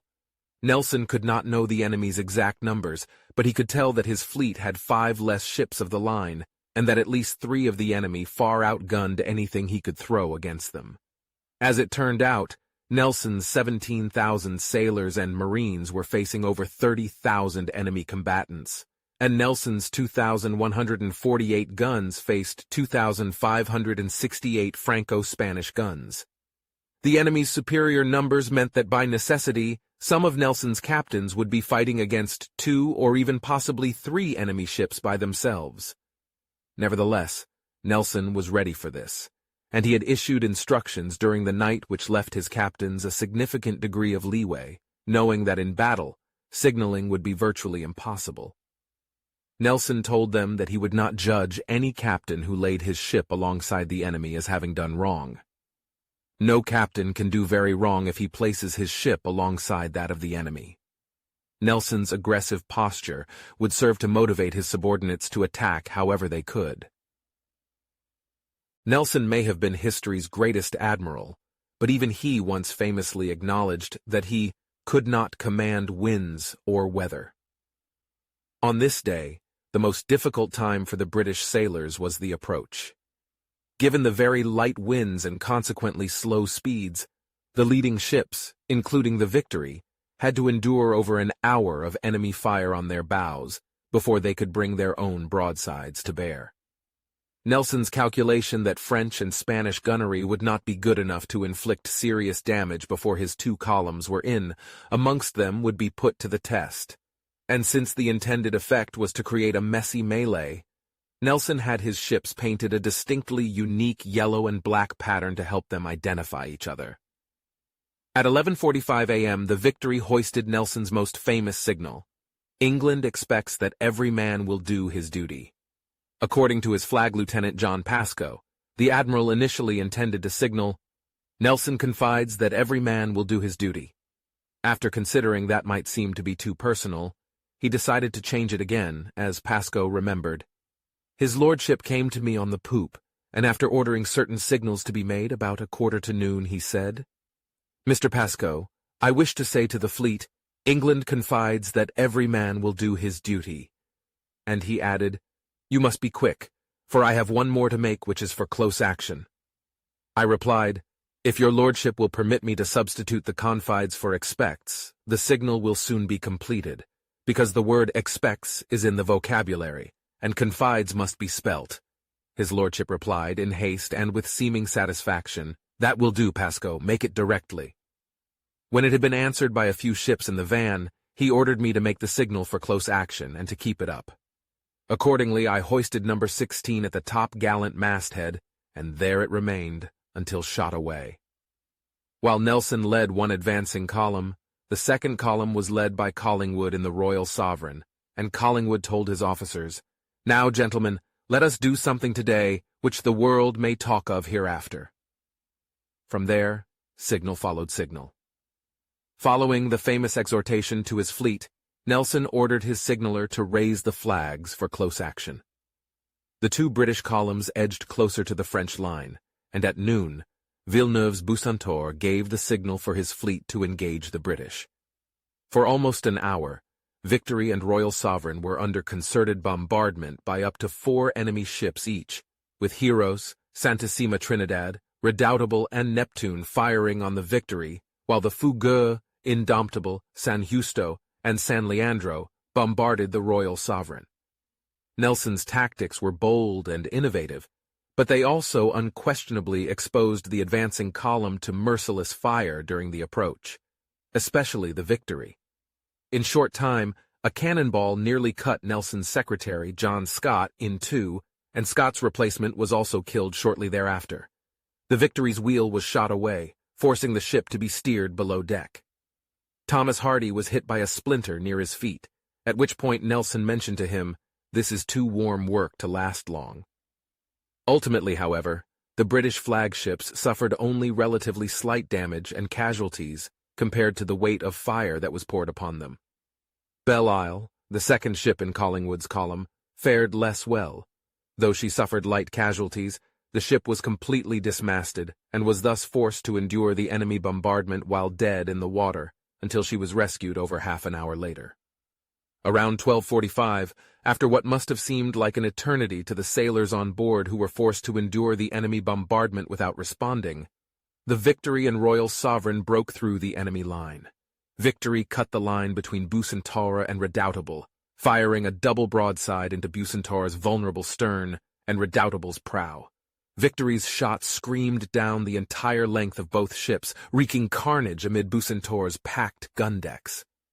The broadside also severely damaged Redoutable, but as noted earlier, Redoutable's captain, Jean-Jacques Lucas, had massed most of his men on his deck and rigging in preparation for boarding.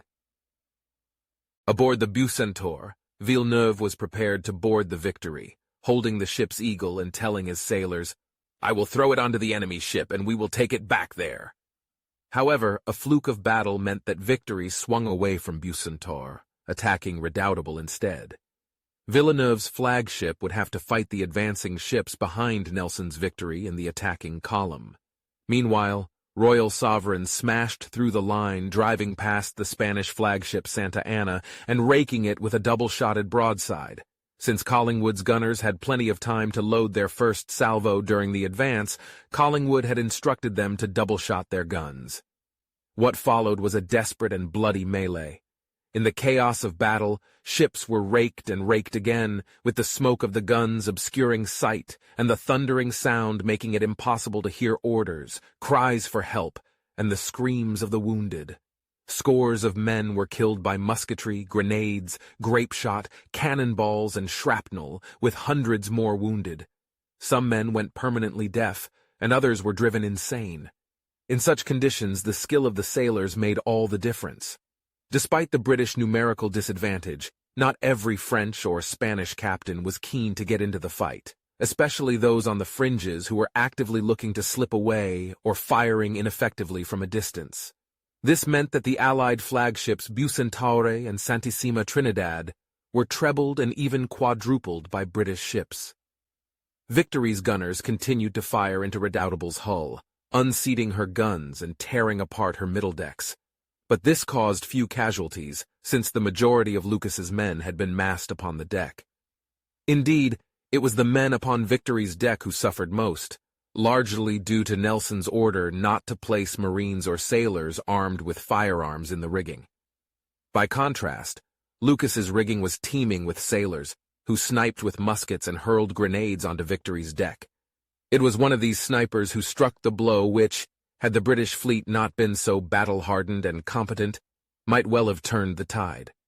Around 1 p.m., the Victory was locked in combat with the Redoutable when a sniper on the French ship's mizzen-top took aim at Nelson from about 50 feet away.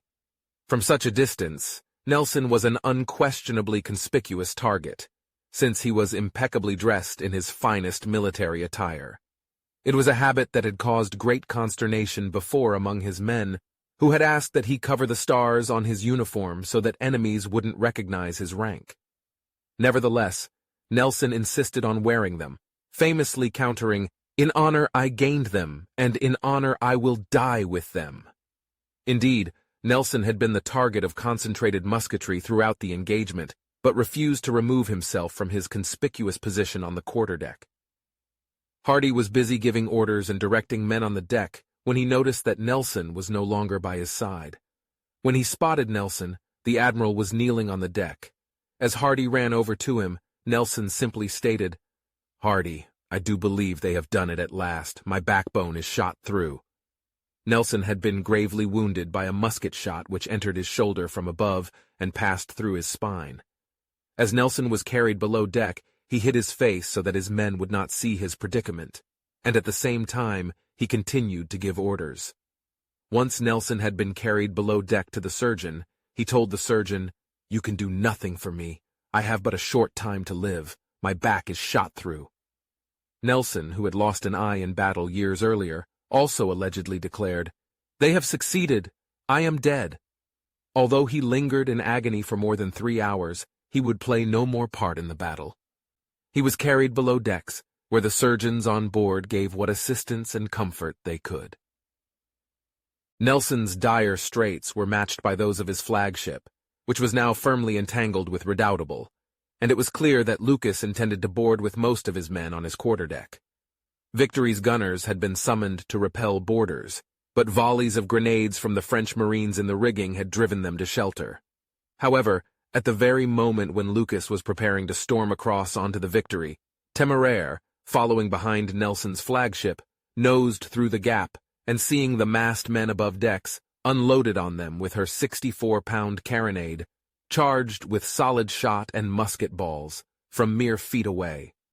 The effect was devastating, with almost the entirety of Lucas's boarding party wiped off the foredeck by the carronade. With his decks now a charnel house, Lucas tried to fight on, but his men were now outnumbered by British Marines and sailors firing with muskets and carronades, and those who took shelter below decks were easy meat for the British gunners. Lucas and his men fought on with extraordinary bravery, but his gamble had failed.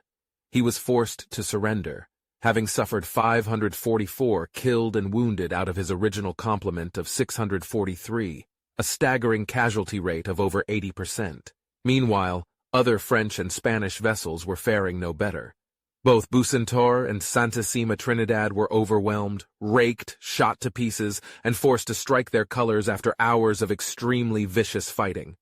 Santissima Trinidad was virtually shot to pieces, her large size less of an asset and more of a hindrance as she was unable to maneuver with any form of speed, while the more nimble British third rates could engage her from the angle most favorable to them. Santissima Trinidad's situation would have been less dire if an Allied vessel had come to her aid, but none did.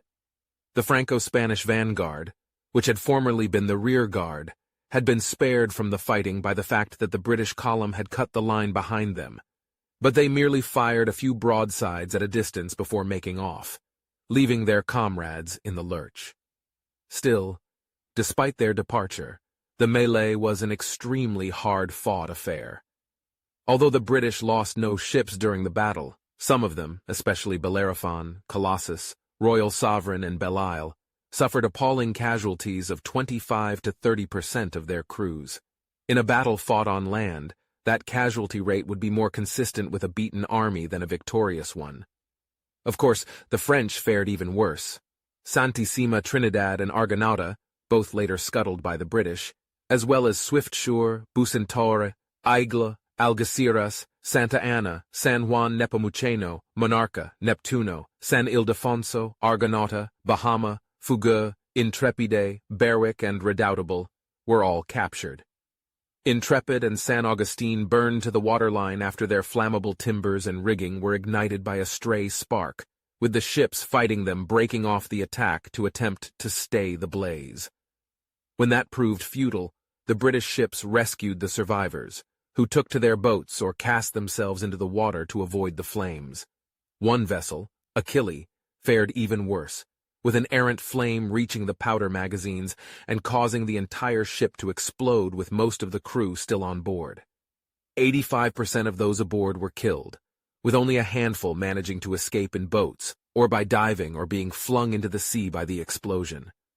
Fougueux and Saint Augustin, both of which were raked more than once, also suffered appalling casualties, around 85% and 50% respectively. On average, the vast majority of ships engaged suffered 30 to 40% casualties. As the battle raged above him, Nelson had continued to linger throughout the afternoon, tended to by people who tried to make him comfortable and give him lemonade and wine.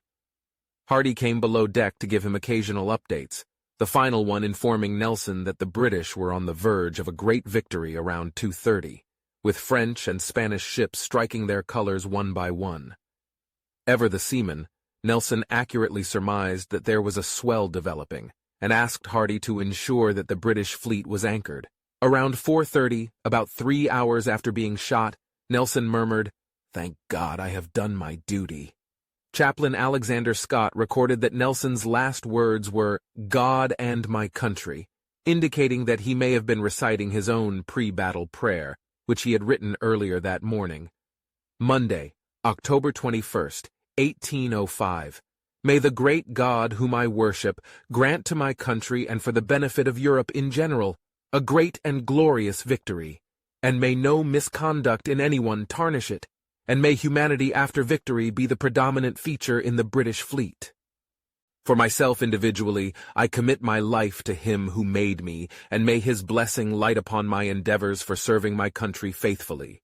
To him I resign myself and the just cause which is entrusted to me to defend. Amen. Amen. Amen. The prayer was later inscribed on oak timber from the Victory. The Battle of Trafalgar ended with the remnants of the Franco-Spanish fleet, which had not struck their colors in full flight for the safety of Cadiz. The British had lost 458 dead, including Nelson, and over 1,200 wounded.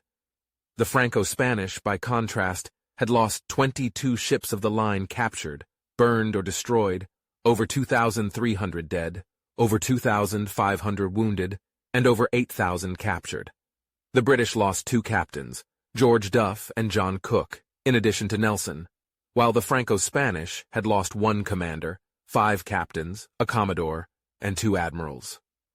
When King George III heard about Nelson's death, he reportedly broke into tears and exclaimed, "We have lost more than we have gained."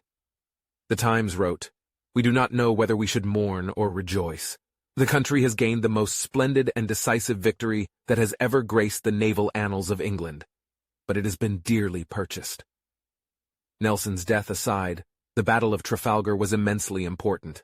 Napoleon smashed the Austrians at Ulm and Austerlitz, presaging France's dominance of continental Europe, but he never again threatened Britain at sea. Trafalgar guaranteed the Royal Navy remained the most powerful in the world for the next century, buttressing a huge mercantile empire.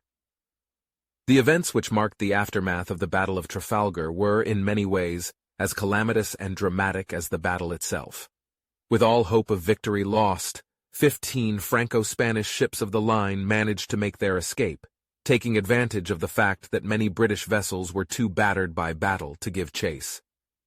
Rear Admiral Pierre Dumanoir Le Pellet managed to slip away with 4 ships, including his flagship Formidable and Scipion, Duguay-Trouin, and Mont Blanc. This squadron of French vessels remained at large in the Gibraltar area for approximately 2 weeks before they were intercepted, defeated, and captured by a Royal Navy squadron under Sir Richard Strachan. Of the 11 Franco-Spanish vessels which managed to limp into port under the command of the dying Admiral Gravina, only 5 were fit to take to sea again, thanks to a patchwork reassigning of men and material from other vessels. However, those in port seriously questioned putting to sea and mounting a counterattack, because in the meantime, a colossal storm had struck. The British ships, many of which were barely seaworthy themselves, had been forced to cast anchor, while the skeleton prize crews placed in charge of captured vessels, some of which were only staying afloat thanks to the Herculean efforts of prisoners of war at the pumps, were in serious danger of seeing their ships founder and go down with all hands, including hundreds of prisoners locked up below decks. The storm was so bad that Collingwood, who had now taken over command in place of Nelson, would write later that November, "The condition of our own ships was such that it was very doubtful what would be their fate. Many a time I would have given the whole group of our capture to ensure our own. I can only say that in my life I never saw such efforts as were made to save these ships, and would rather fight another battle than pass through such a week as followed it." One enterprising captain, Julian Cosmow, decided that the havoc being played upon the battered British fleet and their prizes by the storm might actually work to his advantage, so he ordered the refurbished Franco-Spanish flotilla, composed of Pluton, Neptune, Indomitable, Rayo, San Francisco de Aces, and 5 light vessels, to take to sea. Collingwood ordered his captains to cast off the captured prize vessels they were towing, leaving them to fend for themselves, and shunted 10 of his men of war into a defensive line. Seeing the British present a united front and vessels still capable of fighting, the French and Spanish decided not to engage, particularly because the storm was mounting to a fever pitch and threatening their own vessels, with the wind raging to a full-blown gale and huge waves crashing over decks that were already weakened by cannon fire. However, the lighter and more agile support frigates following in the wake of Cosmow's squadron were able to use their superior maneuverability, and the fact they had not been engaged at all in the battle, to work their way past Collingwood's squadron and take 2 beleaguered British prize-crewed vessels in tow. These were the Santa Ana and the Neptuno, whose captured crews promptly rose up against their numerically inferior captors.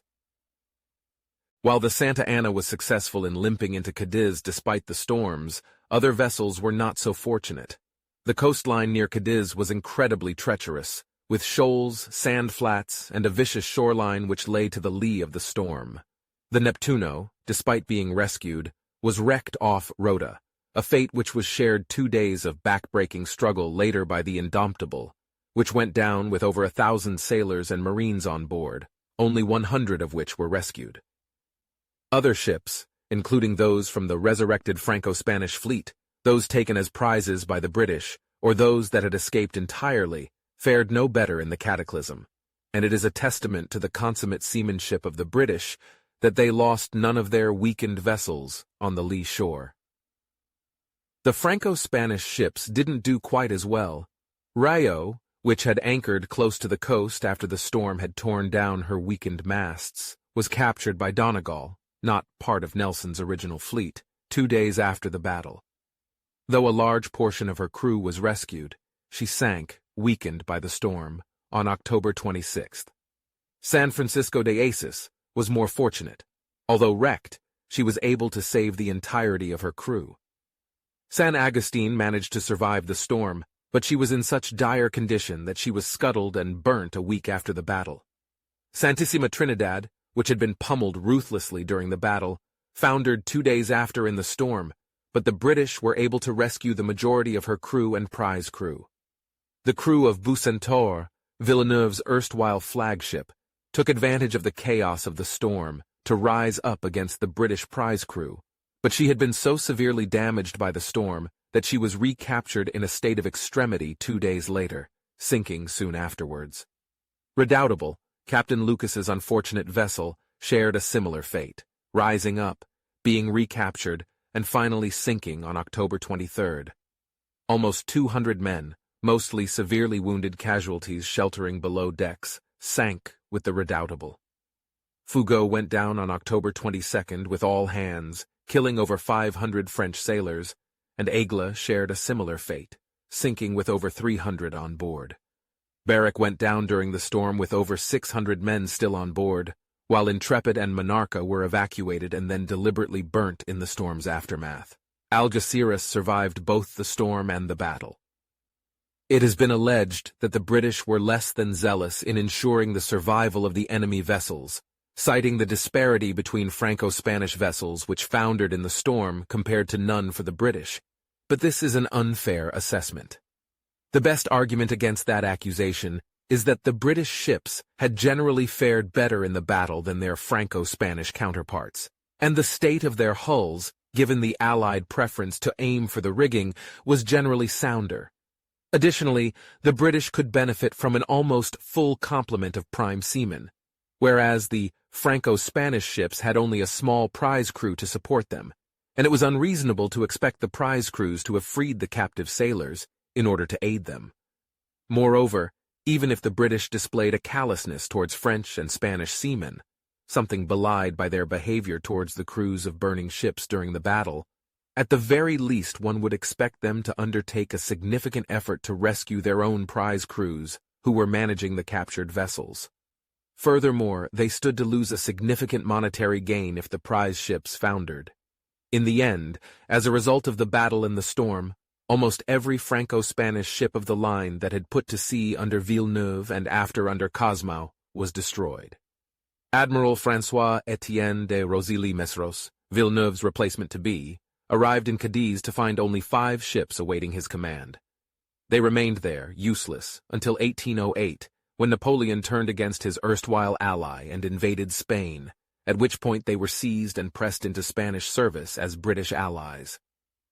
Vice Admiral Villeneuve, whose timidity and dithering played a significant role in the Franco-Spanish fleet's defeat, was taken to England as a prisoner. Eventually paroled, he returned to France where, in 1806, he was found dead in a tavern bedroom with 6 knife wounds to the chest. The official verdict for the unfortunate admiral's death was one of suicide. Ironically, Villeneuve was on hand to witness Nelson's funeral back in England. After he had died, Nelson's body was placed in a cask of brandy mixed with camphor and myrrh, and carried by the Victory to Gibraltar after the battle. Once there, Nelson's body was transferred to a coffin filled with spirits of wine, and then it was placed in another coffin made of wood salvaged from the mast of L'Orient after the Battle of the Nile. Nelson's body then lay in state in the Painted Hall at Greenwich for a handful of days before it was transported upriver with a group of mourners, including Lord Hood and Sir Peter Parker. Nelson himself received an impressive state funeral in St. Paul's Cathedral, and it was immediately evident that the process of transforming him into a national icon, something he had been keen to nurture himself, went into overdrive after his death, notably with the erection of the famous column in the center of London, but also with a spate of hagiographies and poignant visual depictions of his final hours. Indeed, that process continues. In the BBC's 100 Greatest Britons program in 2002, Nelson was voted the 9th greatest Briton of all time. The bicentenary of the Battle of Trafalgar also touched off huge national celebrations under the banner of Trafalgar 200. Over 200 years after his death, it's clear that contemporary Britons continue to hold Nelson in high esteem and associate with him everything that makes the British special. It's understandable that Nelson holds such a place in British history, because the Battle of Trafalgar is quite possibly the greatest sea battle in history. In terms of sheer scale, strategic significance, drama, and brutality, it ranks alongside Actium, Lepanto, and Midway. But there is a reason why one of the most important squares in London is named Trafalgar Square, and a reason why Nelson stands upon his column, forever staring out in the direction of his greatest victory. Trafalgar was unprecedented in magnitude by any other naval action since the Classical Age, resulting in over 15,000 casualties and 22 ships captured or destroyed. It also left Britannia to rule the waves. In terms of strategic significance, Trafalgar was as momentous as Waterloo would be on land 10 years later. Not only did the resounding British victory completely free England from the threat of invasion by Napoleon's fleet-borne armies, it also meant that their extended trade routes from the Caribbean or India were also protected from all interference, save for American privateers. This allowed Britain's vast trade empire to continue to accumulate the wealth and raw materials that drove forward both the British fleet and army, and subsidized their continental allies, most notably the Portuguese. It also allowed Britain to enact with impunity their continental blockade, the great plan which throttled all French seaborne imports from their overseas colonies and left them to rely on what raw materials they could harvest within the confines of Europe. This affected not just luxury goods, such as sugar, for which the French were forced to cultivate sugar beets rather than employing cane, but also strategically vital items, such as saltpeter, a necessary component in gunpowder. This meant that the French experienced a chronic shortage of cartridges for training, forcing them to train dry. And it also affected the overall quality of the product, which was far inferior to the British equivalent. Trafalgar, like Waterloo, bookended the struggle on land and sea between the British and the French during the Napoleonic Wars, a struggle which ultimately saw the British victorious on both counts. But while Waterloo remains more famous, and arguably the most famous land battle in history, in some ways Trafalgar had more long-lasting consequences. Without the safety upon the seas afforded by Nelson's crushing victory, the British would have been unable to harvest the far-flung resources of an empire and turn the power of that wealth against the more powerful French, funding armies and allies capable of defeating Napoleon's veterans. Ultimately, in a post-industrial age, victory has inevitably gone to those capable of producing more material and manpower than the enemy, and Nelson's victory largely made that possible. Furthermore, Trafalgar was a colossal boost, not just to British sea power, but to the population's morale. It gave England a tragic hero in Nelson, who was already revered prior to his last, spectacular victory, and it rallied support for a war which many believed was unwinnable. True to the words of her anthem, Britannia did indeed rule the waves, and it continued to do so for decades after Napoleon and his dream of a French empire had been destroyed for good. The French Empire before the invasion. In July 1807, Napoleon was able to impose the Treaty of Tilsit upon Russia and Prussia, ending hostilities with Russia and stripping Prussia of over half of its territories. And after this treaty, the only major coalition power still actively at war with Napoleon was Britain, which had still not been defeated in the field, and had earlier succeeded in virtually destroying French naval power. Realizing he could not cross the English Channel to invade Britain itself, Napoleon resolved to strangle Britain's lifeblood, trade. Shortly after the treaty, he published decrees that instituted a continental blockade, banning all British imports into mainland Europe. With no navy to enforce the blockade, it was a largely symbolic gesture, but reducing the British to smuggling must have afforded Napoleon a certain degree of satisfaction. Though the continental blockade was not as effective as Napoleon could have hoped, a widely forgotten aspect of it is that the Napoleonic codes he drafted and put in place along with the continental system were later implemented into societies and nations across the European continent long after Napoleon himself was gone. Furthermore, the continental system also provided a useful pretext for further conquests across the part of the European continent not yet under France's control. Portugal, a long-standing British ally, had been flaunting the blockade with impunity, not least because it had the allegedly neutral Spain as a buffer to shield it from France. Napoleon decided to punish the Portuguese for their defiance, so in the autumn of 1807 he marched across Spain, whose government had granted him free passage, and invaded Portugal. The Portuguese had been unprepared for an invasion from Spain, and Napoleon's army, moving with the lightning speed that characterized the majority of his campaigns, was able to push forward and secure Lisbon in a matter of weeks. However, his hopes of capturing the Portuguese royal family were frustrated, as the Portuguese royals managed to board a ship for Rio de Janeiro, from where they governed the country's overseas colonies for over a decade. Napoleon could have contented himself with conquering Portugal, but his characteristic thirst for conquest prompted him to attempt an even more daring plan. In the early spring of 1808, French armies began filing quietly into Spain, ostensibly on the way to reinforce the garrisons still subduing the last pockets of resistance in Portugal. These armies excited no particular suspicion, as the Spanish were sure of Napoleon's good faith. However, they were to receive a rude awakening when, with his forces placed in key positions throughout the country, Napoleon proceeded to seize key cities and garrisons all across Spain. By May, the entire country was virtually in his hands, with the Spanish armies either defeated or scattered and leaderless. Napoleon, it seemed, had won an almost bloodless victory. In early May of 1808, Napoleon forced the King of Spain to abdicate, taking him and his son prisoner, and Napoleon subsequently installed his brother Joseph Bonaparte on the throne.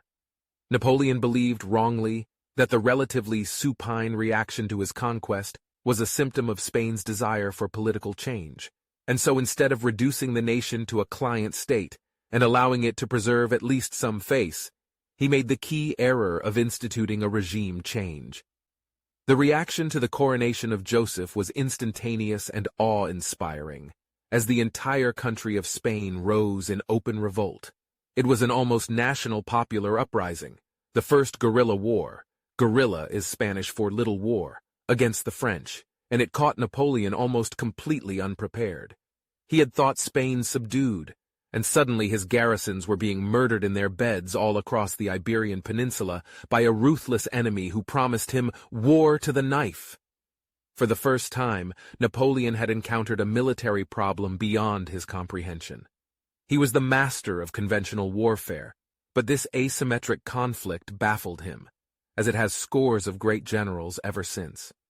Mistaking the cheerful reports of his generals in the field, who told of battles won against Spanish forces for a sign of victory, Napoleon felt comfortable enough to leave the country despite the insurrection. What he did not realize was that though the Spanish field armies were being made short work of, the fact that the entire country was up in arms against the French meant literally every Spanish peasant could be an enemy, and probably was. Without Napoleon's presence to bolster their morale and bereft of his tactical acumen, his troops in Spain soon blundered. In the summer of 1808, General Dupont's entire army, totaling more than 24,000 men, was obliged to surrender to the Spanish at Bailén. Bereft of the necessary troops to keep his fragile hold on Spain, Joseph Bonaparte panicked and ordered his high command to institute a general retreat. This was an event of truly momentous proportions. Napoleon's veterans, it seemed, could be beaten after all. News of the victory resonated across Europe, prompting Austria and Prussia to take up arms against France once again. Napoleon's woes were further compounded by his old enemies, the British. Even as Spain was rising, a British army under the command of Sir Arthur Wellesley, the man who would later become the Duke of Wellington, landed in Portugal, and, in a dashing display of soldiering that made even Napoleon sit up and take notice, proceeded to liberate the country from the French. Furious at this new turn of events, Napoleon decided it was time for him to show his generals how it was done. Massing more than 280,000 troops on the Spanish border, 100,000 of which were his renowned veterans of the Grande Armee, Napoleon swept into Spain in October of 1808. The Spanish armies, plagued by poor organization and indecision, were powerless to resist him. Every force that tried to stand its ground was annihilated, and Napoleon won a spectacular series of victories at Burgos and Tudela, forcing what little was left of the Spanish armies to scatter throughout the country. His best marshals also performed admirably. In the north, Marshal Jean de Dieusold defeated Sir John Moore's British army, harried it across half the country, and forced it to embark and flee the Iberian Peninsula. Despite being held up by a ruthless defense organized by General Palafox at Saragossa, in a little over 2 months the French had succeeded in subduing the entire Spanish peninsula once again, leaving tens of thousands of dead and entire cities reduced to rubble in their wake. It was a textbook example of Napoleon's military genius and his remarkable callousness, but once again he would win the war and lose the peace. With his armies poised to conquer Portugal once again, Napoleon felt secure enough to leave the Iberian Peninsula, again ignoring the threat posed by thousands of Spanish irregulars, now bolstered by the remnants of the dispersed Spanish armies that were scattered across the peninsula. It was a mistake that would cost him dearly, for the British took advantage of the vulnerable situation of the French in Spain, and, shortly after Napoleon's departure, landed a new army in Portugal, an army that would go on to shatter the myth of French invincibility at Busaco, Badajoz, San Sebastian, Vitoria, Fuentes d'Onoro, and Salamanca. All that was still in the future, however. In the spring of 1809, Napoleon's most pressing concern was the newly belligerent Austria, which, galvanized by the Spanish victory at Bailén, broke the alliance with France and threatened to invade. Napoleon first pushed the enemy forces back towards the Danube and then smashed them at the Battle of Wagram in July. At that battle, Napoleon's grand plan involved using part of his force to pin down the Austrian army in place, while using the bulk of his army to wheel around into that army's flank, allowing him to envelop the army without a direct assault. It was a strategy that would be attempted many times unsuccessfully during the rest of the century, including at the first major battle of the American Civil War, the First Battle of Bull Run.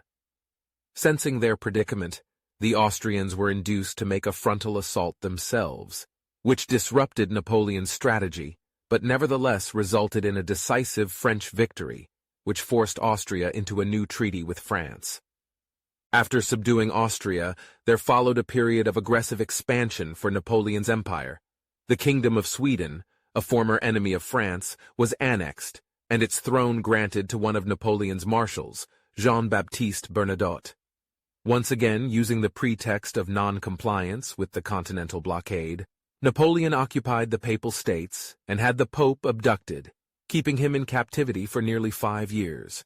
It was also around this time that Napoleon's marriage with Josephine, which had never been particularly sound considering he abandoned her marriage bed just 2 days after their union to go to war, deteriorated completely. Though Napoleon's love letters to Josephine remained and are a testament to his strong feelings, he was bitterly frustrated by her failure to provide him with an heir with which to continue his imperial dynasty. It is possible that he privately felt the inability to father children was his shortcoming, but given Napoleon's nature, he had to portray it as Josephine's problem. In 1810, Napoleon divorced Josephine, and to cement his alliance to Austria, he married the Archduchess Marie-Louise of Austria, which temporarily brought a measure of peace between the two warring countries. Across the Niemen. Much like Julius Caesar's rebellion against the Roman Republic about 1850 years earlier, the symbolic beginning of Napoleon's 1812 invasion of Russia began with the crossing of a river boundary. In this case, it was not the Rubicon but the Niemen, also called the Memel. This major watercourse, originating in the immediate aftermath of the Pleistocene glaciation, rises from springs in Belarus and flows northwest to the Baltic, and in 1812 it demarcated the border between the domains of the French and Russian emperors. The two men had concluded a peace treaty several years before on a raft anchored midstream, and now the Grande Armee's crossing of its wide, gentle waters signaled the final rupture of that accord. In June 1812, a colossal force of men, horses, and artillery rolled eastward across the Polish plain. Moving along separate routes in gigantic columns, the force included large numbers of Frenchmen, together with Germans, Prussians, Poles, and smaller contingents from other nationalities contained within the Napoleonic Empire. Many of the most prominent French marshals led this vast military machine, including Michel Ney, the bravest of the brave. When Napoleon's columns finally converged just west of the Niemen on June 23rd, About 500,000 men were gathered together for the expedition against Europe's largest but, in many ways, most backward nation. That said, even though the Russians had been bested by the French 4 times prior to the 1812 invasion, this was largely due to the skills of Napoleon as a leader and a lack of matching talent on the opposing side. Sir Robert Wilson, the senior British officer posted to Moscow, had only the highest praise for the common Russian soldier. The infantry is generally composed of athletic men between the ages of 18 and 40, endowed with great bodily strength but generally of short stature, inured to the extremes of weather and hardship, to the worst and scantiest food, to marches for days and nights of 4 hours repose and 6 hours progress, ferocious but disciplined, obstinately brave, possessing all the energetic characteristics of a barbarian people, with the advantages engrafted by civilization. He also had both praise and criticism for the Russian officer corps. In general, Wilson considered them to demonstrate extraordinary bravery in battle, but also a level of laziness that he believed was imparted from the culture in St. Petersburg and Moscow. Though the latter charge may have been based on British bias, Wilson noticed something unique about interactions between Russian soldiers and officers. The Russian soldier in general is extremely subordinate, and attached to his officer who treats him with peculiar kindness, and not as a machine, but as a reasonable being whose attachment he ought to win, although he has authority to command his service. Punishment is not so frequent as in other armies, nor is it very severe. Where in other European countries the occasional charismatic and inspiring leader would draw a similar level of devotion and selfless service, the commonality of it in the Russian army provided a measure of counterbalance to the efficiency of French battle management. Various historians calculate different estimates of the Grande Armee's precise numerical strength, but it is possible to arrive at a fairly accurate total. In the active army which marched toward Russia, there were 423,000 well-drilled soldiers, namely 300,000 infantry, 70,000 cavalry, and 30,000 artillery with 1,000 cannons, 6,000 pontoon trains, ambulances, and also provisions for 1 month. As reserve, the 9th Corps Marshal Claude Victor Perrin and the 10th Corps Marshal Charles-Pierre François Augereau were stationed near Magdebourg, ready to complete the army gradually. The whole army that marched to Russia thus could field about 620,000 men if necessary. Selecting Poland as his base of operations and largest troop contributor came with some advantages to Napoleon. They were the most willing ally, looking for a strong backer to expand and guarantee their territorial sovereignty, having spent centuries as a prize between various great powers. Polish troops would also fight hard, understanding that Russian victory would come with dire consequences for their having sided with the French. But according to the eminent military theoretician and Napoleonic Wars veteran Antoine Henry, Baron de Jomini, this choice set a poor foundation for the invasion, because Poland lacked the resource base to sustain such a large force across the depths of Russia. Napoleon also failed to fully embrace Polish potential. In summing up the decision, Jomini wrote that Napoleon founded his enterprise upon the cooperation of a brave and enthusiastic but fickle people, and neglected to turn to the greatest advantage this ephemeral enthusiasm. Better choices from his perspective were Prussia and Austria. They would have helped Napoleon avoid his maxim about grand invasions to never attempt them without having secured the hearty and constant alliance of a respectable power near enough the field of operations to afford a proper base. Neither had been courted strongly by the emperor, largely due to a lack of trust in either nation, who had in the recent past been his principal adversaries. Simply moving so many men over unfamiliar territory strained the French commissariat to its limits and beyond, even before a single shot was fired or a hovering band of Cossacks were sighted in the distance. The army had been force-marched to the Niemen, and the soldiers were already hungry, thirsty, exhausted, sick, and filthy when they arrived on the enemy's border. Poland's summer plains baked under a blistering sun by day, when the columns moved amid smothering clouds of dust, but the terrain then grew cold at night, a harsher climate than the men from France or Germany were accustomed to. Hunger afflicted the Grande Armee, as it moved towards its launching point, though it had not yet reached the catastrophic proportions encountered in Russia.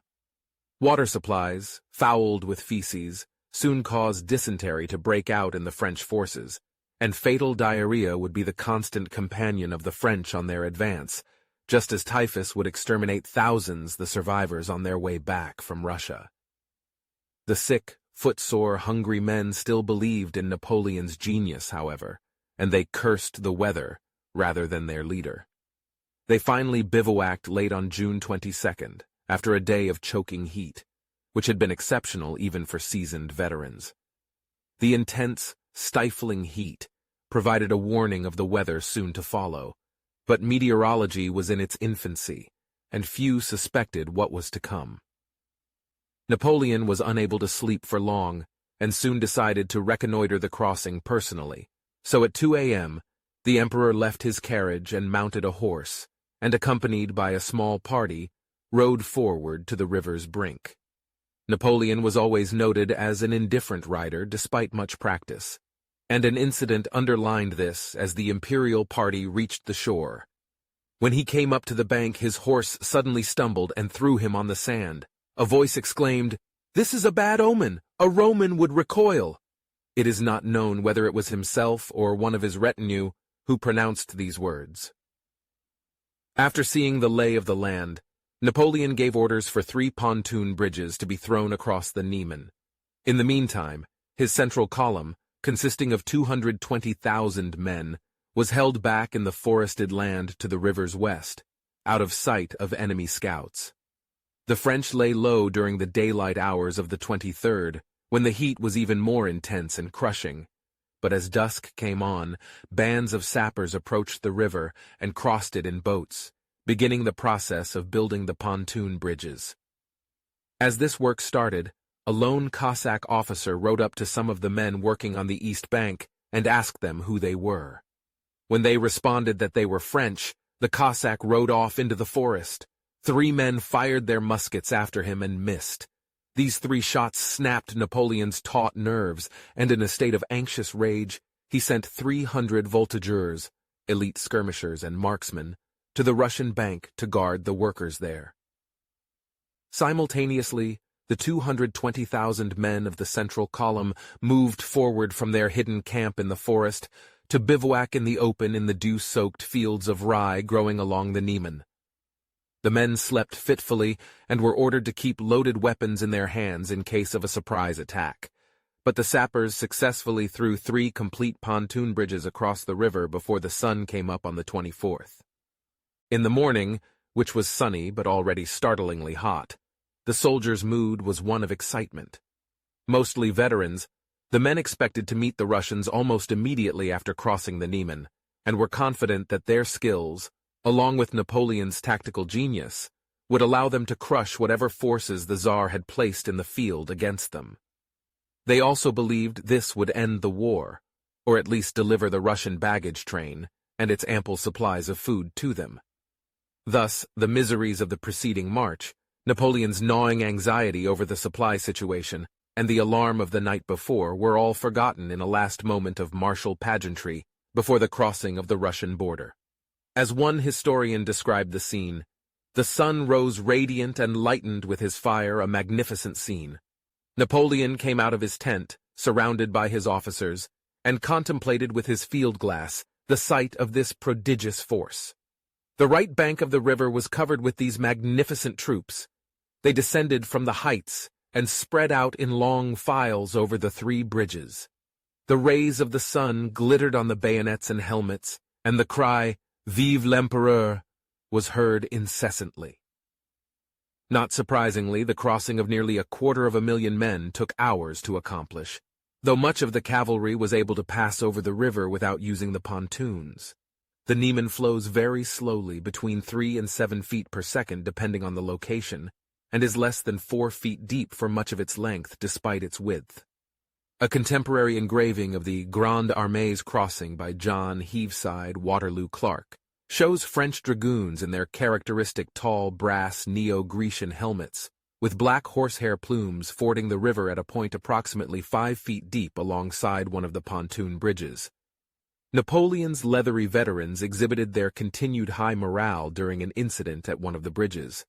2 units each wanted the honor of crossing first, and in their zeal, nearly fired upon each other before their officers restrained them. The whole army was in boisterous good spirits, with the exception of Napoleon himself. The emperor was in an agitated, gloomy mood, and even before the first unit finished crossing, he galloped wildly into the forest on the Russian side to scout the situation personally. From surviving accounts, he was oddly chilled by what he found. Rather than a Russian army drawn up to do battle, he rode unopposed through miles of empty, brooding forest, where no human beings were seen or heard except for the staff officers accompanying him. He rode for 3 miles directly eastward, encountering nobody, and according to some of his officers, the silent forest, motionless and empty in the stifling heat, seemed to unnerve him more than potential battalions of Russians would have. Eventually, he turned around and returned to the river. As the first French units formed up on the Russian bank and marched eastward on the forest roads, the men thought they heard artillery in the distance. However, the shuddering impacts in the air proved to have a very different source. In a short time, the day became overcast, the wind rose, and brought with it the inauspicious mutterings of a thunderstorm. That menacing sky and unsheltered country filled us with melancholy impressions. During several hours its black and heavy masses accumulated and hung upon the whole army. From left to right, over a space of 50 leagues, it was completely threatened by its lightnings and overwhelmed by its torrents. According to the same observer, Count Philip de Segur, about 10,000 horses died from the stress of the sudden cold and wet, and numbers of sick men also perished. The deluge swelled the rivers, and a company of Polish lancers swimming across one of them was swept away and drowned, the men shouting "Vive l'Empereur!" even as they died amid the brown, foaming torrent.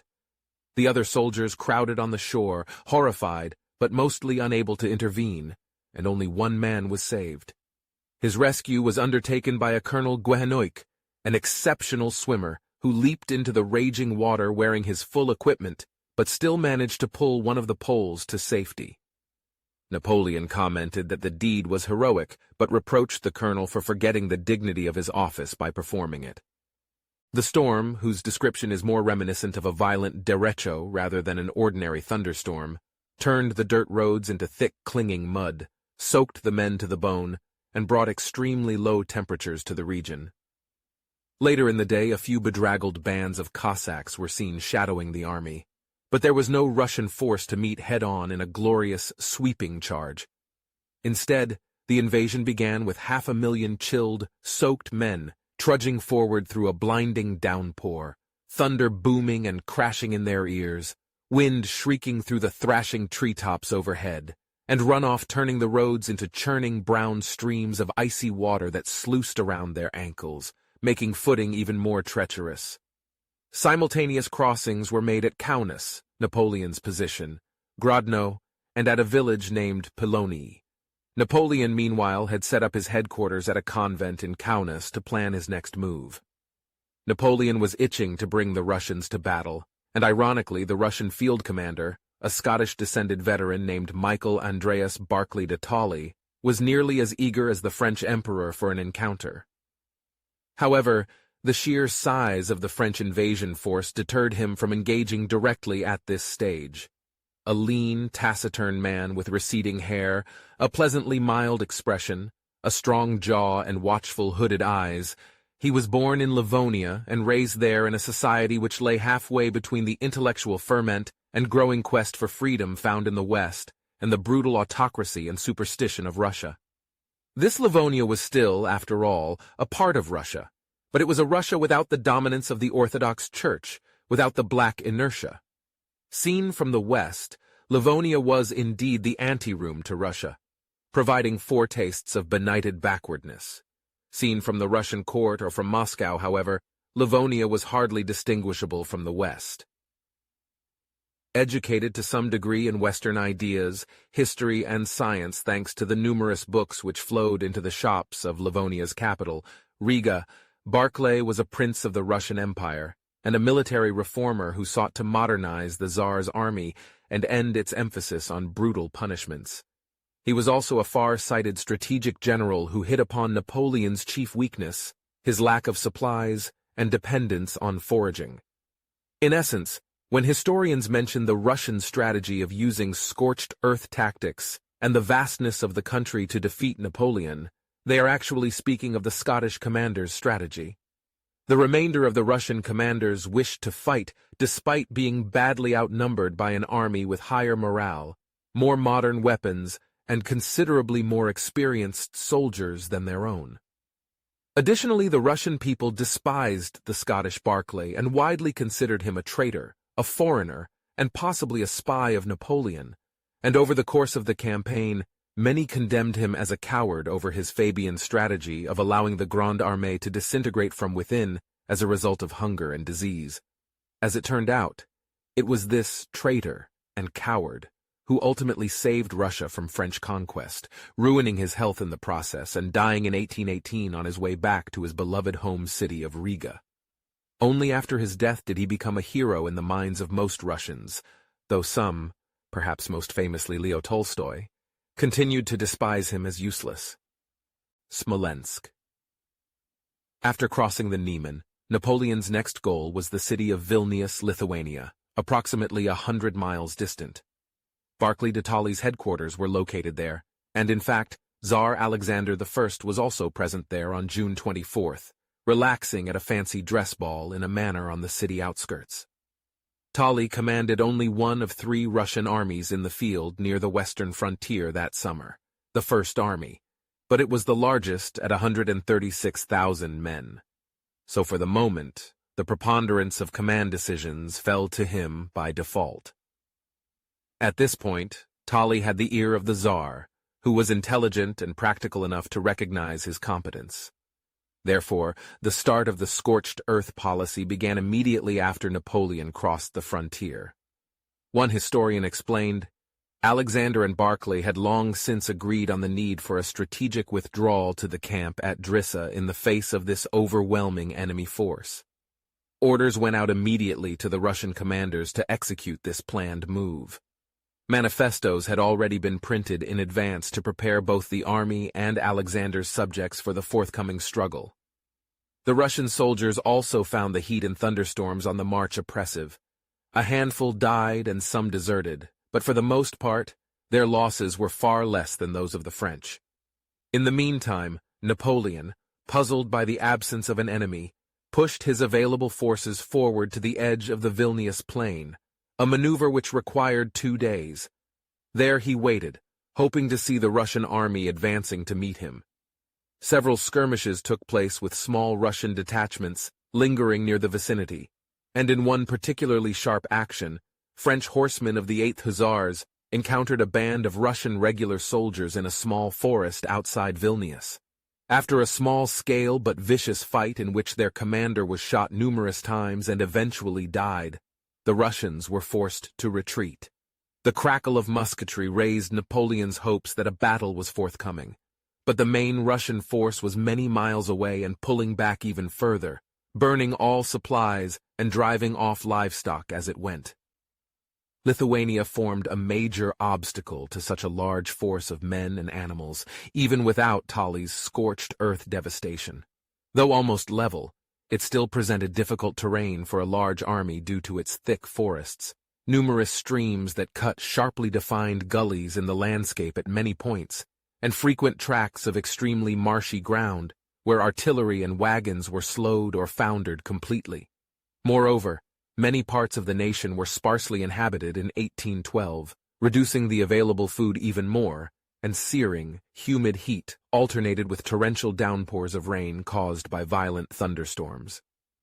Throughout this time, hunger presented a mounting problem for which there was still no good solution, and resentment took hold even among the ranks of the privileged old guard, one of whom, Felix de Blay, complained, "I have passed the summer without eating a single piece of fruit and without drinking anything but water. I'm living badly. I have for the last 3 months been sleeping on straw and, for the most part, in the open air, exposed to all the whims of weather. My body is full of aches and pains, and I'm nervous about winter, I am not robust enough, we are but poor soldiers destined to die. Nonetheless, even as logistics proved to be a mounting and ultimately fatal problem, and Tolly had slipped away successfully, Napoleon was partly successful in his initial strategic aims. His plan for the movements of his overall force, which included 2 separate wings operating on either side of the central column under his command, effectively kept the Russian units scattered across the landscape from uniting during the invasion's early weeks. The dashing Marshal Joachim Murat, whose extravagantly curled hair and extremely tight, garishly brilliant uniforms, worn to attract the eyes of women, marked him out from his more sober peers, and he led the central column's advance towards Vilnius, with 2 cavalry corps containing several thousand horsemen each. The largest engagement on the march to Vilnius occurred on June 27th, when a considerable body of French cavalry from Nicolas Oudinot's 40,000-man strong Second Corps, made up of seasoned veterans of Napoleon's Italian campaigns among others, overtook a Russian rearguard at Vilkomirets. These Russians, protecting a bridge across the Vilia River and commanded by Major General Kulnev, included half a dozen cannon, 4 squadrons of line cavalry, a regiment of Cossacks, and 4 battalions of infantry. After a short, heavy fight, the French cavalry and horse artillery drove the Russian rearguard across a bridge, which the Russians burned to cover their retreat. 60 Russians died, and 240 more were taken prisoner, while 50 French soldiers were wounded and killed. The Grande Armee's leading elements reached Vilnius on June 28th, 4 days after the first French soldiers crossed the Niemen River, and Napoleon set up his headquarters in the same manner where the Tsar held his fancy dress ball just 4 nights earlier. Still, the mood was grim. Napoleon had little reason for satisfaction. He had debouched suddenly into the midst of his opponent's line of defense. He had collected enormous forces upon his chosen point of attack and had carefully concealed it until the last moment. His troops had made tremendous exertions to carry out his strategy, and yet hardly anything had been achieved. He was in possession of his enemy's empty headquarters, and that was all. Napoleon paused in Vilnius to oversee its transformation into a depot for supplies to sustain his armies, and he also received an emissary from the Tsar, General Balashev, while he was at the city. The negotiations were short and predictably fruitless, but a young officer and spy named Mikhail Orlov accompanied the Russian general, and by keeping his eyes open and his mouth closed, he gained valuable information on the hunger and sickness among the French. Each side pursued its own grand strategy, seeking to outmaneuver the other.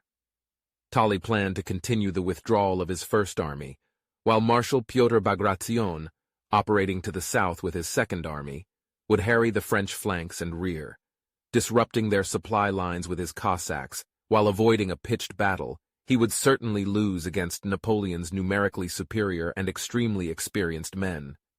If the French turned to pursue the Second Army, it was to retreat, as Tolly's First Army took over the task of harassment and so forth. Whichever army the French sought to bring to battle would retreat, leaving the other to raid and skirmish to keep the invaders off balance, all the while whittling away their strength and resolve. Napoleon's strategic imperative included keeping the various Russian armies in the field separate and fragmented, thereby reducing the strength of each, but he also aimed to force the Russian military into battle. Confident of tactical victory on the battlefield with the Grande Armee at his command, the Corsican commander understandably felt frustration at Tolly's unwillingness to fight, and as a result, the French emperor aimed at several urban centers in succession, hoping that the Russians would move to defend each. The first was Smolensk, and then Moscow beyond that. Once the Russians suffered defeat in the field, he reasoned, the Tsar would be compelled to seek peace, pushing the frontiers of Napoleon's empire eastward. At the same time, each commander suffered from his own unique problem. Napoleon's crucial issue was the lack of food to keep his hundreds of thousands of men alive, and there was no ready solution to this problem except to win, and to do so quickly. Retreat meant moving through regions already burned by the Russians, and foraged bare of any remaining food by the Grande Armee. Tolly, on the other hand, faced the growing wrath and opposition of his colleagues, the Russian aristocracy, and the ordinary people and soldiers themselves over his refusal to fight. The fact that he had 136,000 men against Napoleon's enormous army made no difference to his fellow countrymen, who defiantly yearned to meet the invaders head-on and defeat them. Furthermore, as they figured, the scorched earth policy damaged the country even more than French marauders. If Tilly could not persuade Napoleon to turn back, he would sooner or later be replaced by a general willing to fight, no matter how unwise such a decision would be. In fact, the commanding general of the First Army had already earned a mocking nickname. His name, Barclay de Tolly, was transformed into Boltai da I Tolko, translating literally as blather, yes, and only. A liberal but accurate translation of that into an English idiom is all talk, no action. Each commander attempted to run out the clock on the other's untenable situation, and the results of this desperate strategic chess match played out during July and August of 1812, against the backdrop of the Russian summer's ferocious heat. Tilly completed his withdrawal from Vilnius to Drissa, a distance of roughly 160 miles in a northeasterly direction, by July 10th. He hoped to draw Napoleon after him, and in fact, his rearguard elements loitered in Vilnius until the French arrived on June 28th, skirmishing lightly with Murat's cavalry in an effort to tempt the French to pursue. Napoleon eschewed the bait, and Tilly soon discovered that Drissa was woefully inadequate to his needs. His rapid retreat also had a strongly deleterious effect on the Russian First Army's morale, raising the specter of its disintegration or mutiny. One historian noted that the army was retreating towards Drissa with excessive and unnecessary speed. This was having a bad effect on the troops' morale. 2 days later, Barclay wrote to the emperor that there was clear evidence that Napoleon's main forces were advancing well to the south of Drissa and pushing towards the Russian heartland. It seems clear to me that the enemy will not attempt any attack against us in our camp at Drissa, and we will have to go and find him. Napoleon made a series of grave errors during his Russian campaign, but he showed himself to be a master strategist by easily understanding Tilly's intentions and outmaneuvering him by refusing to play along. Rather than divert to the northeast and waste time in the Belarusian hinterlands, he drove straight east, ignoring the First Army entirely. At the same time, various corps of the French army maneuvered to prevent a juncture between the First Army in the north and the Second Army to the south. Vitebsk lay directly in Napoleon's path, and Smolensk came after that. Though far smaller than Moscow, each city represented a prize whose loss would irk and demoralize the Russians, and theoretically they would provide the French with much-needed stores of food. The French emperor also believed that his movements would compel the Tsar to yield due to the pressure of his boyars, an entirely reasonable expectation given that the aristocrats, whose estates Tilly burned as he retreated, were indeed urging their monarch to fight or do anything else necessary to end the destruction. As Napoleon said to one of his confidants, Armand Augustin Louis de Caulaincourt, "His armies dare not await us. They will no more save the honor of his arms than they will that of his cabinet. Before 2 months are out, the Russian nobility will force Alexander to sue me for peace." However, the Grande Armee continued to erode as these maneuvers took place. The forced marches necessary to bypass Tilly and keep the Russian Second Army isolated in the south were strategically effective, but cost the lives of thousands of men and horses, and neither Napoleon's veterans nor his trained war steeds could be easily replaced. Tilly's enemy was the opinion of his compatriots, while Napoleon's was entropy, and of the two, entropy proved to be the far deadlier difficulty. Though still profoundly formidable and the world's finest and largest fighting force, the Grande Armée could not continue to march forever. The men starved, perishing all the more rapidly due to the immense caloric demands of marching day after day. The horses still had considerable summer grazing available, but they suffered from the heat, rains, exhaustion, and unfamiliar foodstuffs. In the process, the horses were developing massive constipation, which proved fatal if not cleared. The improper feeding of the animals caused gastric disturbances, alternately diarrhea and constipation, enormous tympanitis, and peritonitis. One historian noted how touching it was to read of the devotion of the cavalrymen to their poor horses. They would introduce the whole arm into the bowel to relieve the suffering creatures of the accumulated fecal masses. In the south, Jerome Bonaparte, Napoleon's brother, was having great difficulty dealing with the Second Army. Moving slowly, he failed to prevent a small army under General Matvei Platov from uniting with it, swelling the Second Army's ranks. Then, attempting to undo the error, he sent 6 regiments of highly skilled and impeccably loyal Polish lancers too far ahead of his main body. On July 10th, at the same moment Napoleon was moving towards Vitebsk, and Tolly had just reached Drissa, the 6 Polish lancer regiments were ambushed at Mir. The Battle of Mir, which forced Jerome to resign his command in disgrace 4 days later, began when the Polish commander Alexander Rozniecki led the 2nd, 3rd, 7th, 11th, 15th, and 16th Ulan Lancer regiments, plus the Polish 4th Chasseurs and a battery of horse artillery, forward against Russian cavalry visible near the village of Mir. The Poles numbered in excess of 3,000 men, but 9,000 Russian regular line cavalry, Cossacks, Lithuanian Ulan, Lancers, Hussars, elite light cavalry, and 24 pieces of horse artillery were lurking nearby. The result was the first Russian military victory of the war, and a bloody nose for the French.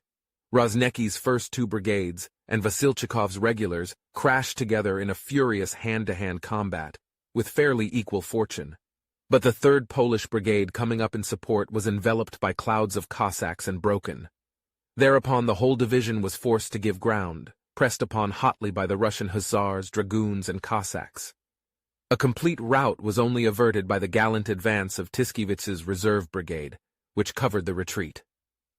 The Poles lost almost a third of their number, with 248 men taken prisoner by the Russians and 700 killed. Approximately 180 Russians were killed or wounded, with a pair of Cossack colonels perishing in the struggle alongside their men. The Poles rallied and retreated in good order, and the Russians, with the element of surprise lost, declined to pursue. But while the action was relatively small, it had a major impact. Jerome Bonaparte fell back from the Second Army, and the army's aggressive Russian commander now decided to strike out in an effort to combine with Tolly's forces in the north, picking up smaller Russian detachments along the way. Tolly, in the meantime, had abandoned Drissa and hastened to Vitebsk, arriving ahead of Napoleon's Grande Armee. By this time, his men, who had been promised a battle at Drissa with no further retreat, were now deeply demoralized. From their perspective, it appeared that their leaders were fleeing in terror before an unstoppable French juggernaut, and this fear now replaced their previous anger at Tolly's scorched earth strategy. All could be set right, however, if a juncture with the Second Army could be effected. But in order to achieve this, the Second Army needed to cross the Dnieper River. If they could not cross the river, their only option other than to retreat south was to move further east to Smolensk and hope that the First Army could meet them there. Accordingly, they advanced to the Dnieper, planning to cross at the only readily available point, at Saltanovka. When they arrived at the river, however, the Second Army found 28,000 French soldiers waiting at the crossing point. Their commander was Marshal Louis-Nicolas Davout, one of Napoleon's most formidable subordinates, and a man who had earned the nicknames the Iron Marshal and the Beast.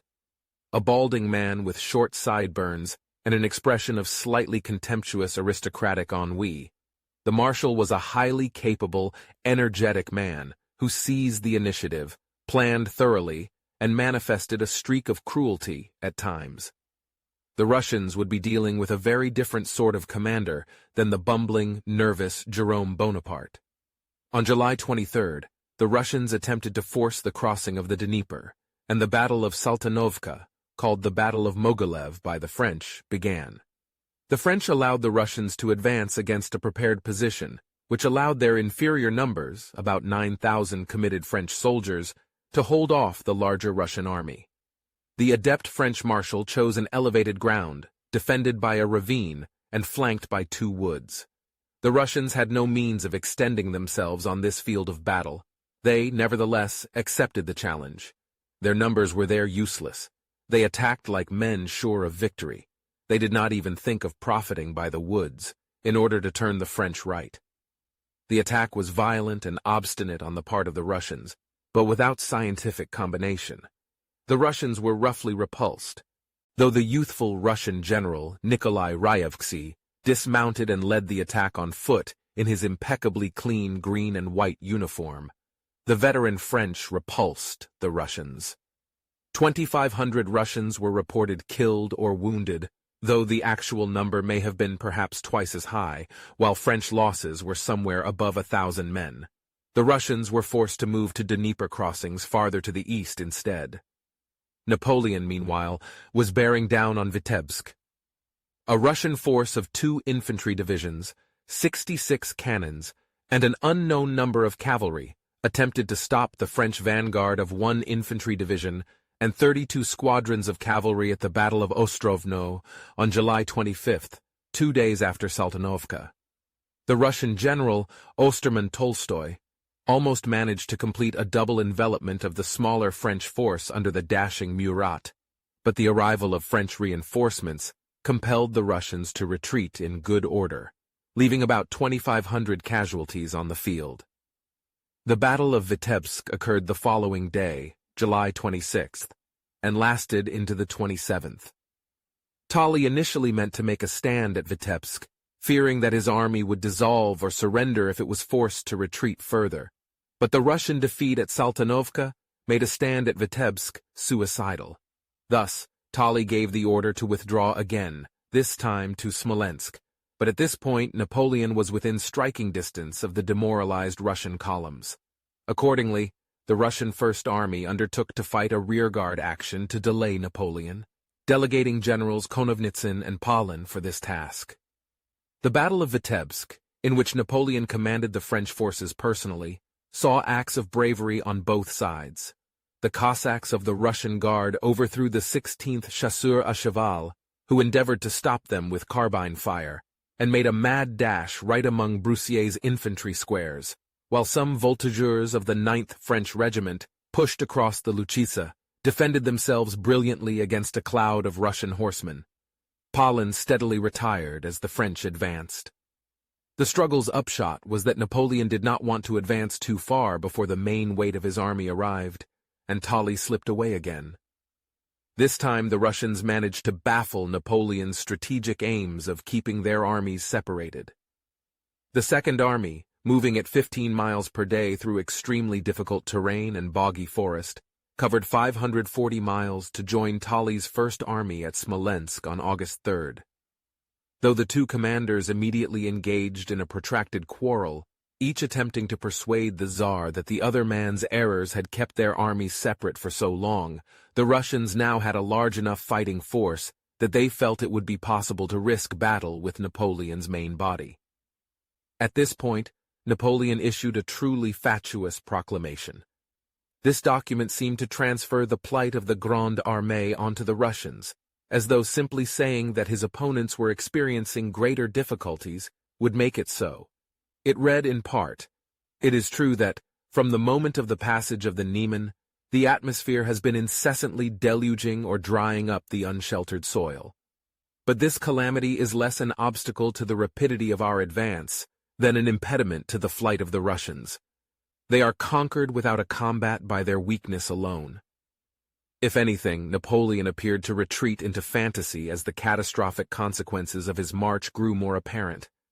His gigantic army, made up of his most loyal followers and best soldiers, was melting away, mostly due to starvation. Exhausted and starved, men simply fell along the roadside in hundreds or never woke up again after camping for the night. But the more these problems multiplied, the greater became Napoleon's denial. Even before the first major engagement at Smolensk, Marshal Ney conducted a review of his corps, finding only half of the soldiers were present for duty. While hunger may have played a part, the most likely culprit was diseases. Dysentery was the first to strike, with up to 80,000 cases by August. One study by a surgeon with the army identified a nearly 33% fatality rate early in the campaign, which was reduced by improvements to care. Next to arrive, and far deadlier, was typhus. Before the first major battle at Smolensk, Napoleon's primary column had lost 100,000 men sick or missing, and approximately 120,000 men would be dead of starvation and disease by the time the belligerents fought the Battle of Borodino. Even more appalling, perhaps, is the fact that by this time the French commissariat had begun to send huge quantities of supplies to the front. Though the wagon trains were slow-moving, they existed, and the commissariat worked overtime to ensure the food was sent in enormous quantities. Depots were established in many of the towns and filled with large amounts of provisions, but Napoleon neglected to arrange for the distribution of these supplies, likely because he was too busy deluding himself that all was well. As a result, thousands of men died of starvation as the columns marched within a mile or two of vast caches of biscuits, salt beef, pickled fruit, and other supplies. These neglected depots were eventually snapped up by prowling Cossacks or emptied by the local population. Eventually, Napoleon called for a temporary halt in Vitebsk, which allowed some provisions to reach the famished men and gave them a chance to rest after their exertions. In the meantime, Tsar Alexander I had changed his mind and now urged Tolly forcefully to take the initiative and attack the French. As he himself stated, he agreed with the wisdom of an initial retreat, but the Tsar hadn't thought it would continue so long. Thus, the First Army responded with a nervous advance in the direction of Vitebsk, but Tolly pulled his men back as soon as his scouts reported movement on his flank. The movement proved to be wholly imaginary, to the Russian general's chagrin, but it gave the initiative back to Napoleon. Around this time, Russian cavalry managed to capture some papers indicating that a spy or two had given the French good information about certain troop movements. Xenophobia and paranoia were deep-rooted in the Russian mindset, and a near panic ensued, as any remotely foreign officer was placed under quasi-arrest and hustled off to the rear. Given the cosmopolitan nature of the Tsar's empire, this removed a large number of capable officers from the combined Russian force at precisely the moment they would be most needed. Thrown into chaos by their own frenzied suspicions of one another, the Russian commanders were caught by surprise when the Napoleonic juggernaut abruptly lurched into motion again, crossing the Dnieper on August 14th and moving towards Smolensk. The two chief adversaries of the war, Napoleon and Tolly, finally met in battle at Smolensk on August 17th. Reported troop strengths for each side vary widely, with the French fielding anywhere from 175,000 to 200,000 men, while the Russians mustered between 130,000 and 200,000. Each commander committed just a fraction of their army, however, with 50,000 French supported by 84 cannons engaging about 30,000 Russians with 108 guns. One of Napoleon's officers, Major Louis-Joseph Villeneuve, provided a terse but pithy description of the action that followed. "We thought that the Russians would withdraw after having evacuated the town, but this was not the case. They had in fact fortified the city. The emperor drew up his army in the form of a semicircle, with each flank resting on the Dnieper. On the 17th an assault was launched against the city. A heavy bombardment proved insufficient to breach the thick walls. The Russians killed or wounded some 5,000 of our men. On the morning of the 18th, we were informed that the Russians had quit the city after having set fire to it." The incineration of Smolensk proved to be another fateful moment in the march. The French had initially pinned their hopes on capturing the city's storehouses, but the conflagration and the massive artillery duel leveled the entire city except for a few scattered buildings. Nearly 6,000 Russian soldiers had been killed, according to their own sources, but the French estimate of Russian losses was actually lower by a few thousand men, and Napoleon was left with the charred shell of a metropolis, no food, and broken bridges across the Dnieper delaying him enough for Tolly to get away clean once more. At this moment, the French emperor called a council of war to decide what was to be done. All of Napoleon's senior marshals and generals were present, consisting of dozens of experienced campaigners who had been with Napoleon for over a decade. All but one of them vehemently urged the emperor to halt his armies, because summer was coming to an end, and it was time to allow wagons filled by the harvests of Germany and Poland to catch up to the famished legions and restore the men's health and strength.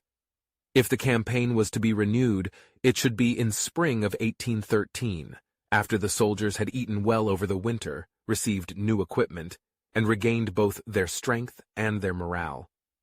In the meantime, peace feelers could be extended to the Tsar. A single man rose to dispute this chorus of wise counsel, Marshal Louis-Nicolas Davout. Consumed by ambition, he wanted to be king of Poland, and he feared that if the French halted now, they would retreat, and he would see his crown slip away. He urged the emperor to continue for the prize of Moscow and win the Russian Empire for himself.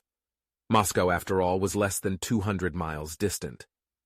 Ultimately, Napoleon listened to him and gave the order to resume the advance, but the information he was operating on was, of course, imperfect. The French emperor figured that reaching the rich farmlands near Moscow precisely in time for the harvest seemed as sound a strategy as remaining in Smolensk, but as it turned out, however, the Russians would remain unpredictable thanks to Tolly. The march to Borodino. After Napoleon's decision to advance, the French cast temporary bridges over the Dnieper and began to move across it onto the road to Moscow on August 19th. Marshal Pyotr Bagration's Second Army was many miles away, while Tolly, rather inexplicably, was still lingering in the area and only set out towards Moscow when the French appeared in his vicinity. Various units of the French and Russian armies became entangled in confused fighting along the road, and the red-haired Marshal Ney, the bravest of the brave, was particularly aggressive, but his men were ultimately checked for 5 hours by a stubborn force of Russian grenadiers under General Nikolai Tuchkov. This action became known as the Battle of Lubino, and it cost each side about 6,000 men. Marshal Jean-Andoche Junot, whom Ney called upon to roll up the Russian flank, declined to attack over marshy ground, and the final charge of the French lost impetus when General Charles-Étienne Gudin, a 44-year-old career soldier, was struck by a cannonball that took off both his legs. The French general died on the field from massive shock and blood loss, while the Russians conducted a successful withdrawal. Gudin's name is one of those inscribed on the Arc de Triomphe in Paris. Even Tolly was astonished that he had escaped. By his own reckoning, his ill-advised lingering in the vicinity of Smolensk should have led to the destruction of the whole First Army. The fluke of luck which saved him was 1 chance in 100, by his own words. Strung out along the Moscow road, the army should have been easy for the French to attack across country and wipe out, but the French marshals showed no initiative at all with the exception of Ney, as they preferred not to act in Napoleon's absence. For his part, the French emperor had spent the day in Smolensk, and he was not on the battlefield even though he could hear the firing in the distance. Here, Napoleon made another mistake, and permitted another huge opportunity to slip away, once more casting some doubt on his mental state. Had he destroyed Tolly's army, it is very likely the Russians would have sued for peace in exchange for huge territorial grants, but as it was, the First Army escaped to fight again. For nearly 2 months, the cat-and-mouse movements of the armies continued. While the main forces stayed in relative proximity to each other, the vulnerable supply lines of the French were under constant pressure and fear of attack by the legendary Cossacks. When describing his ideal militia cavalry, the Baron de Jomini wrote of his experience with the Cossacks. The immense advantages of the Cossacks to the Russian army are not to be estimated. These light troops, which are insignificant in the shock of great battle, except for falling upon the flanks, are terrible in pursuits and in a war of posts. They are a most formidable obstacle to the execution of a general's designs, because he can never be sure of the arrival and carrying out of his orders, his convoys are always in danger, and his operations uncertain. The British advisor Wilson also heaped praise on how well the Russian army handled retreat under pressure when discussing the campaign. No troops can and do defend ground in retreat better than the Russians. Their artillery is so well horsed, so nimbly and so handily worked, that it bowls over almost all irregularities of surface with ease, lightness, and velocity that give it great superiority. While Tolly's retreat was skillfully executed, the closing proximity of his adversary to the capital resulted in political pressure for both a change in command and a defensive stand to stop the French advance. Tsar Alexander I, now decided he needed a Russian face to both inspire his soldiers and to appease his disgruntled population and power base. The latter was somewhat a product of machinations within the Tsar's own inner circle, with his brother Constantine and other battlefield observers using Tolly's Scottish and Baltic German lineage to attack his conduct from Smolensk onward. The emperor's own aloofness from Russian culture, preferring to speak English and French in court, also may have played a part in the decision. Alexander I found a leader that met all his stipulations in General Mikhail Kutuzov, thus appointing him the new commander-in-chief on August 29th. The son of a lieutenant general, Kutuzov followed in his father's footsteps, and by the time of Napoleon's invasion had served in uniform for over 50 years. The aggressive Briton Wilson described Kutuzov as shrewd as a Greek, naturally intelligent as an Asiatic, and well-instructed as a European, more disposed to trust to diplomacy for his success than to martial prowess, for which by his age and constitution he was no longer qualified. In this, Napoleon himself agreed, remarking to Rapp just hours before the Battle of Borodino, "You recollect, no doubt, that it was Kutuzov who commanded at Braunau, in the campaign of Austerlitz. He remained 3 weeks in that place without leaving his chamber once. He did not even get on horseback to see the fortifications." However, more balanced assessments from Clausewitz and the French general and historian Philippe de Ségur emphasized the importance of Kutuzov's intellect and political acumen for the role of command-in-chief. The Prussian military theoretician observed, "Kutuzov no longer possessed either the activity of mind or body which one sometimes finds in soldiers of his age. However, he knew the Russians, and how to handle them. He could flatter the self-esteem of both populace and army, and sought by proclamation and religious observances to work on the public mind." Indeed, Clausewitz's observances aligned with the judgment of Tsar Alexander I on the qualities the commander-in-chief needed for eventual victory, which largely centered on maintaining the will of the army and the people for continued resistance, regardless of individual battle results. Reflecting from his wartime experience on the opposing side, de Ségur wrote that Kutuzov's valor was incontestable, but he was charged with regulating its vehemence according to his private interests, for he calculated everything. His genius was slowly vindictive and above all crafty, the true Tartar character, knowing the art of preparing an implacable war with a fawning, supple, and patient policy. Regardless of his personal bravery and reputation for achieving his objective at great casualty costs, Kutuzov initially adopted the same strategy as Barclay. He continued to withdraw closer to Moscow to allow for both continued losses on the long French march and assembling as many soldiers as possible. Located less than 50 miles west of Moscow on the Kolocha River, the village of Borodino sat astride the newly constructed road from Smolensk to the capital. While other routes were available to the French, given the late start of the invasion, Kutuzov anticipated that his opponent would choose the quickest route and that Napoleon would expect the Russians to sue for peace once he reached the capital. Having only been in command for 2 weeks, Kutuzov lacked the time and freedom to build a formidable defensive position, and while Borodino did not offer any remarkable terrain advantage to the Russians, it represented the best of the poor options between Napoleon and the capital. A slight rise in elevation north of the Smolensk road provided some benefit, but the south side was largely open, so Kutuzov arranged his forces across a front of about 11,000 yards. Since he believed that the greatest threat from Napoleon was an assault directly up the road to Moscow, Kutuzov placed his strongest force, Tolly's First Army, to cover the right flank and center right. Most of these positions, occupied initially by Tolly's 4 corps and a sizable Cossack force covering the right flank of the army, were located on favorable terrain along the banks of the Kolocha River and tributary creeks.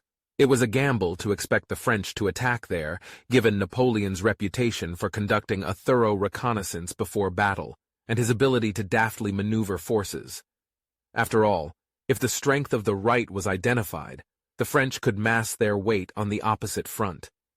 Given the oblique nature of his lines and total frontage of the Russian positions, Kutuzov would have difficulty reinforcing weaker points with Tolly's forces. With Tolly on the right, The center-left and more open terrain of the Russian left wing were occupied by the Second Army. The Second Army's right was composed of Nikolai Raevski's 7th Corps. In front of the slightly elevated terrain of the Russian center, the Raevski Redoubt, named after the corps commander, was supported by artillery and infantry on the main line of defense. To Raevski's right was the First Army's 6th Corps under Dmitry Dokhturov. The center-left of the Russian defense was organized around 3 hastily constructed fortifications named Pyotr Bagration Fleshes after the general tasked to hold them. Largely built by hastily conscripted militia due to lack of engineers and time for extensive earthworks, these expedient fortifications only provided protection for a small amount of artillery and supporting infantry. The Fleshes would not stand for long against a deliberate direct assault. Given the haste of establishing the position, the lines were also not clearly situated. An earthwork named after a nearby village to the west, the Shevardino Redoubt, was built beyond the range of supporting artillery along the principal line of defense. The Second Army's far left, representing the flank of the entire Russian force, was held by Lieutenant General Nikolai Tuchkov's 3rd Corps. It sat astride the old Smolensk road and included the only wooded terrain along the Russian lines. Tuchkov had only been in position for 1 day after Kutuzov had transferred his corps from Barclay to partially offset the vast disparity in forces between the First and Second Armies. This did not allow for even hasty construction of fortifications that occurred across the rest of the front. With Kutuzov's forces largely concentrated around the new Smolensk road, any movement by the French through or around Tuchkov's position could easily gain the rear of the entire Russian army, cutting it off from Moscow with its back to the Kolocha River. Kutuzov did not likely intend to contest the position at Shevardino against a full-scale attack by the French, but as Clausewitz would later note in his seminal work, On War, the ever-present elements of fog of war and friction led to a diversion from the Russian commander's vision for the battle. Action at Shevardino was precipitated by a clash on September 5th between the combined cavalry forces of the French under Joachim Murat and a Russian force under General Peter Konovnitsyn. While the Russian commander had earlier successfully delayed the French in the lead-up to Smolensk, the result of this engagement was never in doubt. Napoleon feared the capabilities of the Cossacks for their mobility and ability to harass his rear areas, but the regular Russian cavalry was no match for their French counterparts in an open-ground pitched battle. Konovnitsyn was driven back with heavy casualties. Exploiting his success, the French pressed onward and mounted an assault on the Shevardino Redoubt. Mainly comprised of Murat's 2 cavalry corps, they were also supported by French and Polish infantry. Holding the redoubt was Prince Gorchakov, with a single infantry division. The combined force attacked from 2 directions, with the Poles threatening to flank the position. The Second Army's commander, contrary to the intent of Kutuzov, fed additional forces into the redoubt when the outcome was unlikely to change. At the cost of 6,000 casualties, the Russians only briefly held up the French advance. While the French forces suffered 4,000 casualties, it did not bode well for Kutuzov to lose men at a ratio of 3-2 when he was on the defensive, and Napoleon could bring the larger force to the field. The Russian Second Army forces now fell back on the main line of defense to await the arrival of the French force. The Battle of Borodino. At dawn on September 6th, the 2 armies were at a mile's distance from each other, and the Russian defensive formation indicated Kutuzov knew who he was facing, as Napoleon's favorite battlefield tactic was piercing directly through the center of the enemy line. This had the effect of dividing the opposing force into 2 separate pieces that could no longer coordinate their efforts and could thus be crushed individually, and Napoleon had used this tactic to great success at places like Austerlitz, so Kutuzov anticipated the use of this tactic and built his formation in attempt to exploit it. If the French struck at the middle of his concave line, the 2 wings would catch them in a lethal crossfire. This time, however, Napoleon refused the bait. Napoleon conducted his own survey of the Russian positions before developing his battle plans, and he guessed Kutuzov's plan as soon as he rode forward to look at the Russian lines with his telescope. Louis-Nicolas Davout had suggested swinging a significant portion of the army in an envelopment up the old Smolensk road, threatening their line to Moscow. But Napoleon declined, responding to his marshal, "You are always for turning the enemy. It is too dangerous a maneuver."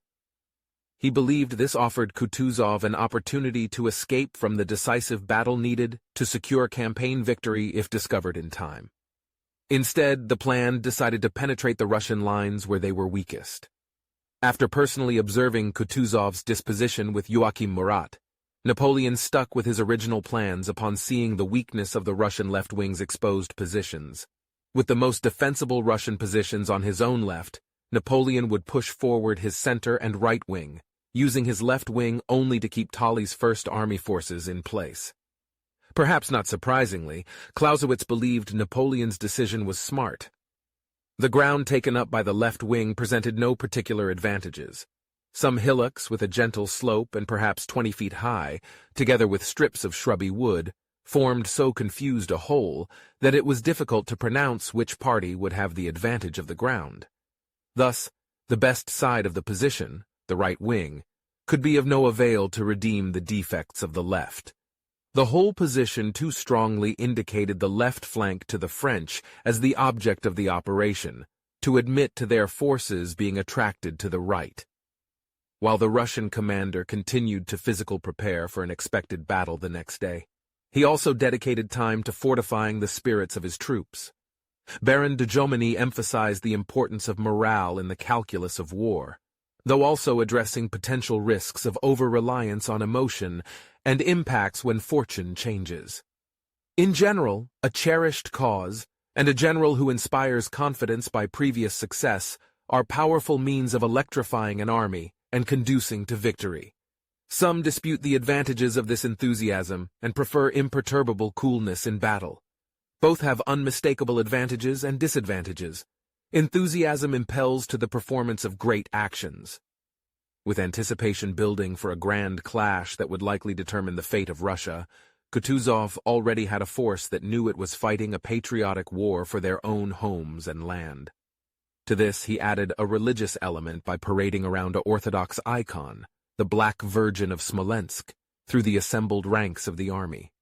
Rapp recounted the exhortations given by the Orthodox clergy, which were visible from the French positions. "You see before you in this image the object of your piety, an appeal addressed to heaven that it may unite with men against the tyrant who disturbs the universe. Fear not then, but that God, whose altars have been thus insulted by this worm, which his almighty power has drawn from the dust, will be with us. Fear not that he will refuse to extend his buckler over your ranks, and to fight his enemy with sword of Saint Michael. It is in this belief that I wish to fight, conquer, and die, certain that my dying eyes will see victory. Soldiers, do your duty. Think on the sacrifice of your cities in flames, and on your children, who implore your protection. Think on your emperor, your lord, who considers you as the nerve of his power. And tomorrow, before the sun shall have gone down, you will have traced your faith and your fidelity on your country's soil with the blood of the aggressor and his warriors." The Russian commander's experience against Napoleon likely factored into his efforts to raise morale. Understanding that his opponent would start the day with the initiative, Kutuzov needed his troops to withstand early setbacks and mount counterattacks to break French momentum. Even with a potential loss at Borodino and a French occupation of Moscow, inflicting a significant number of casualties on the French would leave Napoleon vulnerable over the long Russian winter.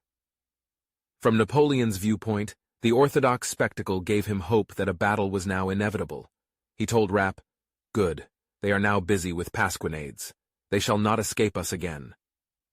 In the early morning hours, unable to sleep, Rapp reminded his commander of a comment the emperor had made at Smolensk, that the glass was full, that it must be drunk off. Napoleon's response signaled his understanding that the battle ahead was more consequential, precisely because of the missed opportunity at Smolensk. It is at present the case more than ever. There is no time to lose. The army, moreover, knows its situation. It knows that it can only find provisions at Moscow, and that it has not more than 30 leagues to go. This poor army is much reduced, but what remains of it is good. My guard, besides, is untouched. Napoleon's battle proclamation was issued as the troops were awakened on the morning of September 7th. Whereas the Russian forces had no shortage of reasons for exerting their utmost, the emperor only provided two exhortations to his men. One was to fight with the same skill and discipline as earlier campaigns in Prussia and at Smolensk. The second was aimed to tap into the human desire for survival, especially strong in those who remained fit for duty after the long march to Borodino and with Moscow within reach. Henceforth, victory depends on you. We want her. She will give us abundance of good winter quarters and a quiet return to our country. The Russian Second Army's flèches would serve as the main stage at Borodino, the scene of the first major engagement and the driver of action throughout the remainder of the battle. The sector was held by Berezina's understrength 8th Corps, and Napoleon's plan directed elements of both Ney and Marshal Davout's corps, with Murat's cavalry corps in reserve, to converge on this point, along with attacks on Raevski's redoubt in the Russian 7th Corps sector. Over the course of the day, the French would mount 8 assaults against the flèches, most of which would force a Russian withdrawal. Napoleon's forces typically conducted attacks following a tried-and-true method for breaking an enemy's lines, using all 3 types of units in sequence, and they would employ it well at Borodino against both the flèches and later at Raevski's redoubt. First, heavy artillery would begin the process of breaking the opposing forces' morale. This would be followed closely by a charge of heavy cavalry to break up light infantry pickets and force enemy infantry into square formations designed to combat cavalry. Finally, the infantry would move quickly behind the cavalry, often staying in column formation until the last moment for the greatest speed, before deploying in line to fire before the enemy had a chance to adjust out of the square back to a line of fire. In response to the French charges, the Russians counterattacked each time to regain control, and at times to spoil French attacks before they reached the fortifications. This was done without the precision of the French method, often with only unsupported cavalry or infantry, but was still effective in pushing back their opponents. But Kutuzov failed to follow Jomini's 4th fundamental. The batteries should give attention to those points where the enemy would be most likely to approach. The general of artillery should therefore know the decisive strategic and tactical points of the battlefield. The distribution of the reserves of artillery will be regulated by these. The Russians only employed a small portion of their fielded guns, mostly in the fortifications themselves, which were fought over repeatedly, often rendering them unemployable or even temporarily under the control of the French. Kutuzov's reserve artillery was situated too far to the rear to provide support to endangered positions.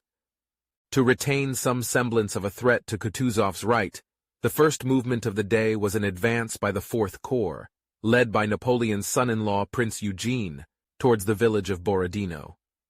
Eugene proved an exception to the largely underwhelming talent in the extended Bonaparte family as a dependable corps commander for Napoleon. He followed the emperor's intent to not become decisively engaged, only to delay the Russians from shifting forces early in the battle. The attack was successful in pushing back the light infantry screen in front of Tolly's forces and occupying Borodino village, but did not progress to the main battle lines after encountering stronger resistance. Napoleon ordered the first assault on the flèches by 2 infantry divisions from Davout's corps at 6 a.m., which was easily repulsed by the Russian artillery, with German light infantry support. Upon learning of the strength of the defense, Napoleon would add 6 more infantry divisions to the next assault only 1 hour later, 3 each from the corps of Ney and Murat, along with pushing artillery forward to provide more accurate fire.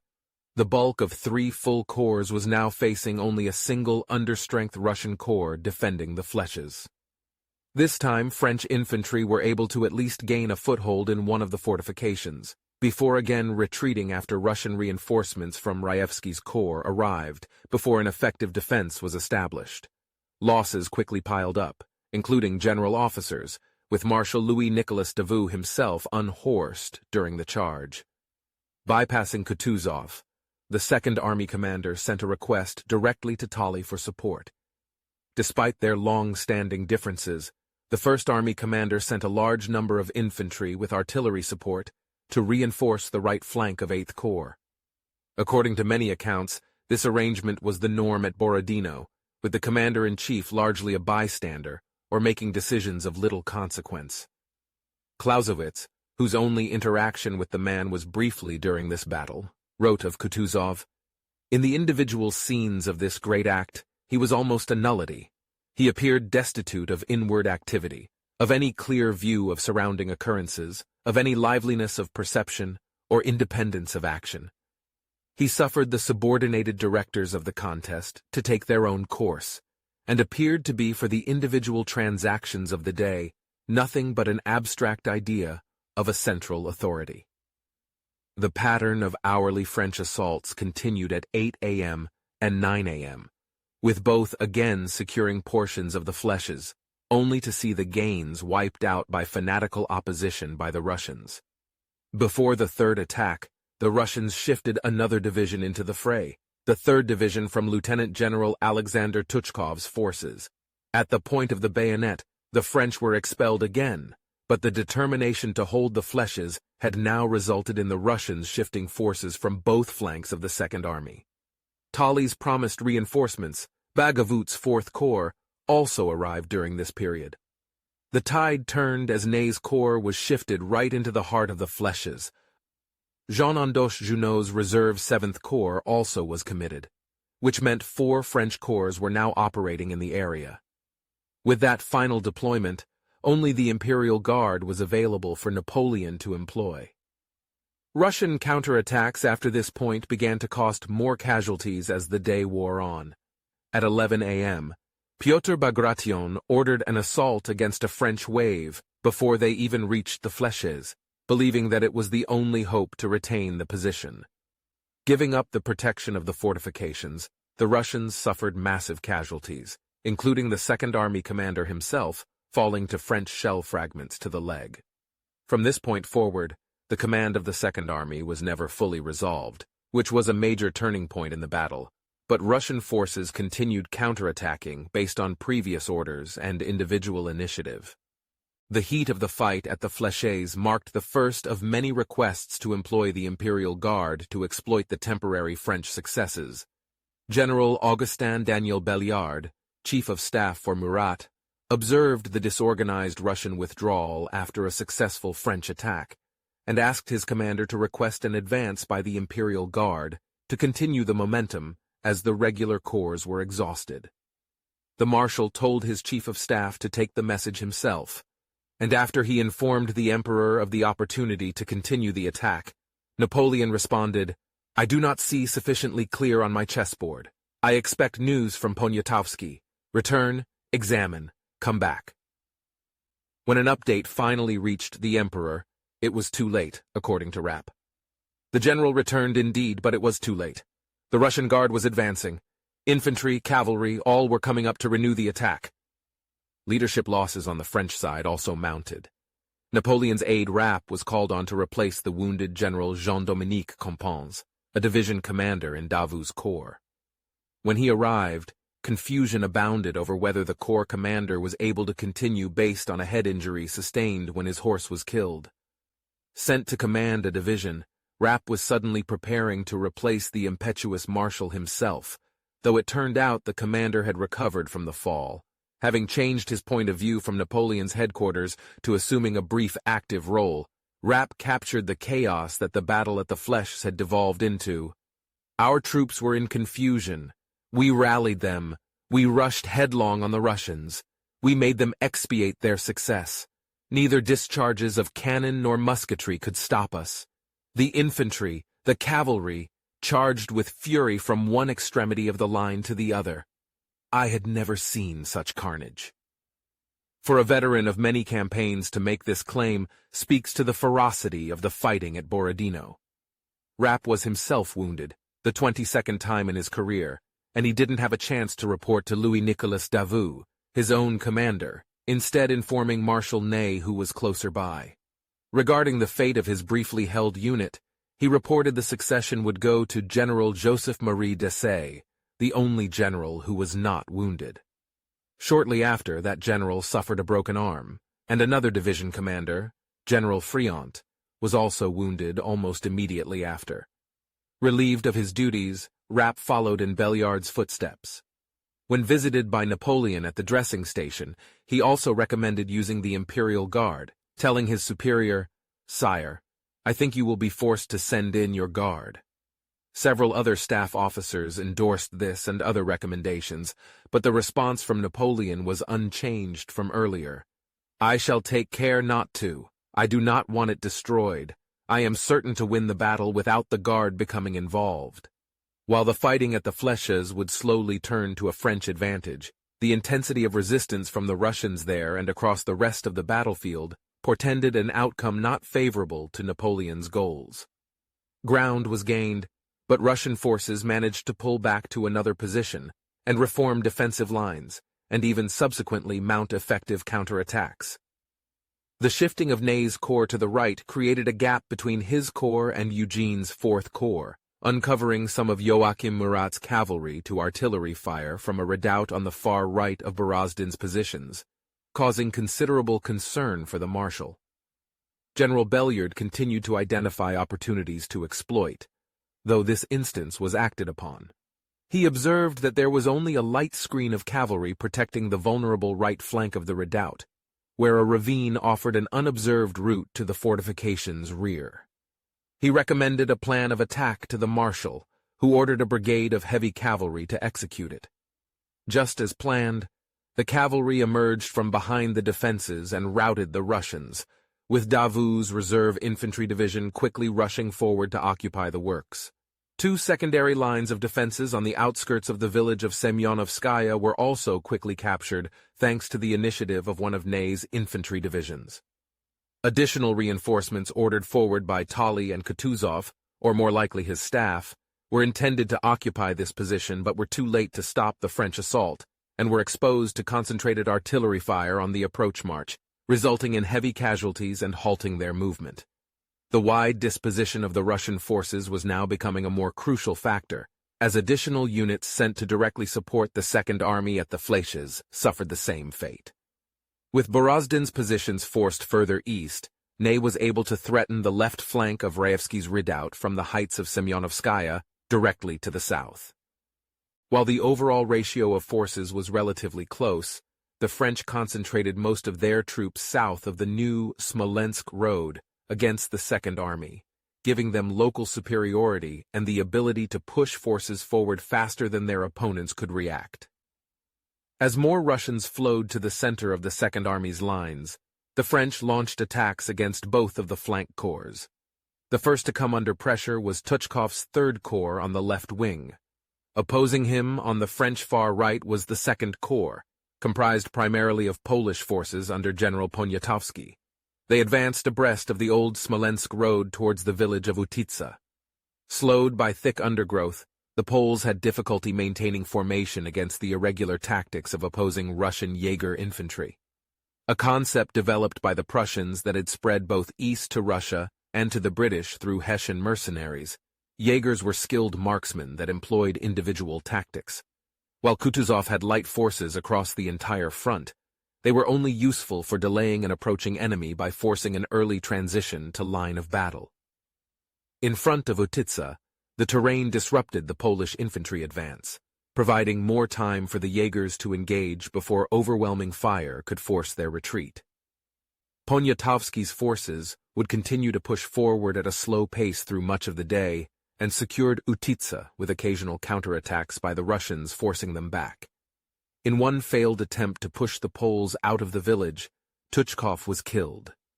Operating on the far right and hidden from Napoleon's view by the terrain, the lack of awareness on how the fight progressed in this area impacted the Emperor's decision-making immensely.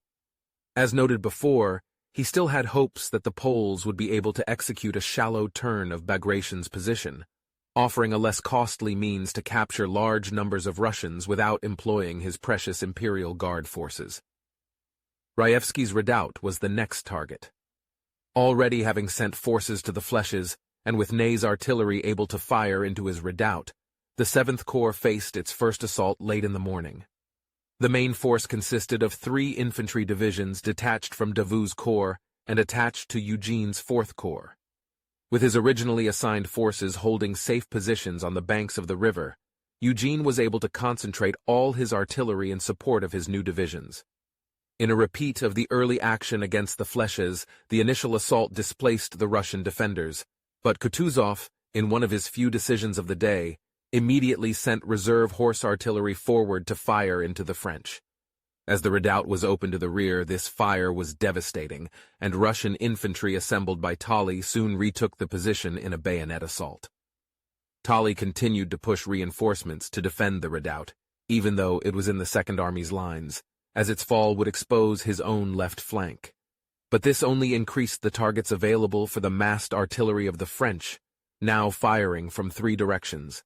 In addition to the 4th Corps guns to the north, fire was poured in from the south by Ney and Davout's artillery around Semyonovskaya. Finally, a large force of guns was pulled together by General Sorbier, commander of the Imperial Guard artillery. He utilized his pieces, along with horse artillery from 2 reserve cavalry corps, to bring another 85 guns to fire on the Russians from the west. In what would be the only employment of the Imperial Guard at Borodino, the artillery would provide crucial support to the assault on Raevski's redoubt. There was little return fire from the Russians because their chief of artillery, General Kutaisov, was killed early in the battle. Confusion around succession led to most of the Russian separate artillery units not participating in the battle. With the situation at Raevski's redoubt dire and a second assault imminent, a series of events that had begun early that morning intervened just in time. The Cossack commander on the far right flank of the army, Platov, had found an undefended ford across the Kolocha River. He sent an aide to get permission to lead a strong force of cavalry across the river and attack the rear of Eugene's corps. Along the way, the intent of the action was misconstrued to Kutuzov, who thought it was only a reconnaissance in force and gave his approval. In fact, Platov moved off with a force of 8,000 soldiers, including a regular cavalry corps added by one of Kutuzov's staff officers, and 12 guns. They finally arrived in the 4th Corps' rear as they were preparing the second assault on the redoubt, so Eugene halted all movement to secure his rear. While Platov's unsupported cavalry was largely ineffective against 4th Corps French and Italian infantry, it caused a 2-hour delay in the attack against Raevski's redoubt. Once reorganized after repelling the Russian cavalry foray into his rear, Prince Eugene's 4th Corps launched its delayed second assault on Raevski's redoubt at 2 p.m. The combined 200 guns resumed preparatory fire for a 3-infantry division attack across the river. While this force drew the defenders' attention, Joachim Murat's 2nd Cavalry Corps, under the command of Auguste de Caulaincourt, approached from the rear. The pincer movement was effective, and the cavalry reached the redoubt without observation, launching a charge that ended with all 4 Russian regiments being completely destroyed by 3 p.m. With the redoubt secured, Eugene took his turn asking for the Imperial Guard to follow through and exploit the success after his last remaining cavalry contingents were stopped by Russian cavalry just beyond the fortification. Again, Napoleon rebuffed the request, stating, "I will not demolish my guard. I am 800 leagues from France, and I will not risk my last reserve." By late afternoon, the French had occupied the entirety of Kutuzov's original lines, but even with the loss of their grievously wounded commander, the Second Army's sector still held, with forces largely drawn from Tolly's First Army. The Second Army was placed under General Dokhtoroff, who also retained his command of the 6th Corps under Tolly. In reality, the piecemealing of reinforcements throughout the day made the communication of orders virtually impossible for the Russians anyway. Units simply marched directly into the chaos, and when driven back, they established another line of defense on the next suitable piece of ground.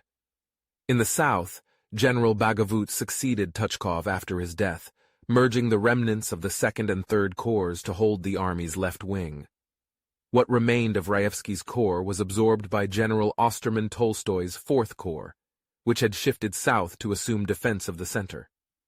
With 2 out of his 3 infantry corps dispatched south, Tolly held his former sector with only 1 corps and cavalry units screening the far right, now correctly figuring there was little threat of a French attack in this direction. Every one of Napoleon's infantry corps, along with Joachim Murat's cavalry, had seen heavy action since early in the day, and after having won hard-fought victories at the Fleches and Raevski's redoubt, the prospect of conducting another attack against the reformed Russian lines seemed daunting. Without the fresh troops from the Imperial Guard, no further offensive operations were likely to succeed. Kutuzov, confident that his troops had done all they could to inflict losses on the French, ordered a withdrawal towards Moscow during the night. His opponents placed no pressure on the maneuver, allowing the Russians to once again develop a buffer between the armies. Though they were tactically defeated and the French were steadily taking their positions, the Russian infantry showed stubborn courage, which impressed the French, and particularly Napoleon's aide, Auguste de Caulaincourt, deeply. The Russians showed the utmost tenacity. Their field works, and the ground they were forced to yield, were given up without disorder. Their ranks did not break, pounded by the artillery, sabred by the cavalry, forced back at the bayonet point by our infantry. Their somewhat immobile masses met death bravely,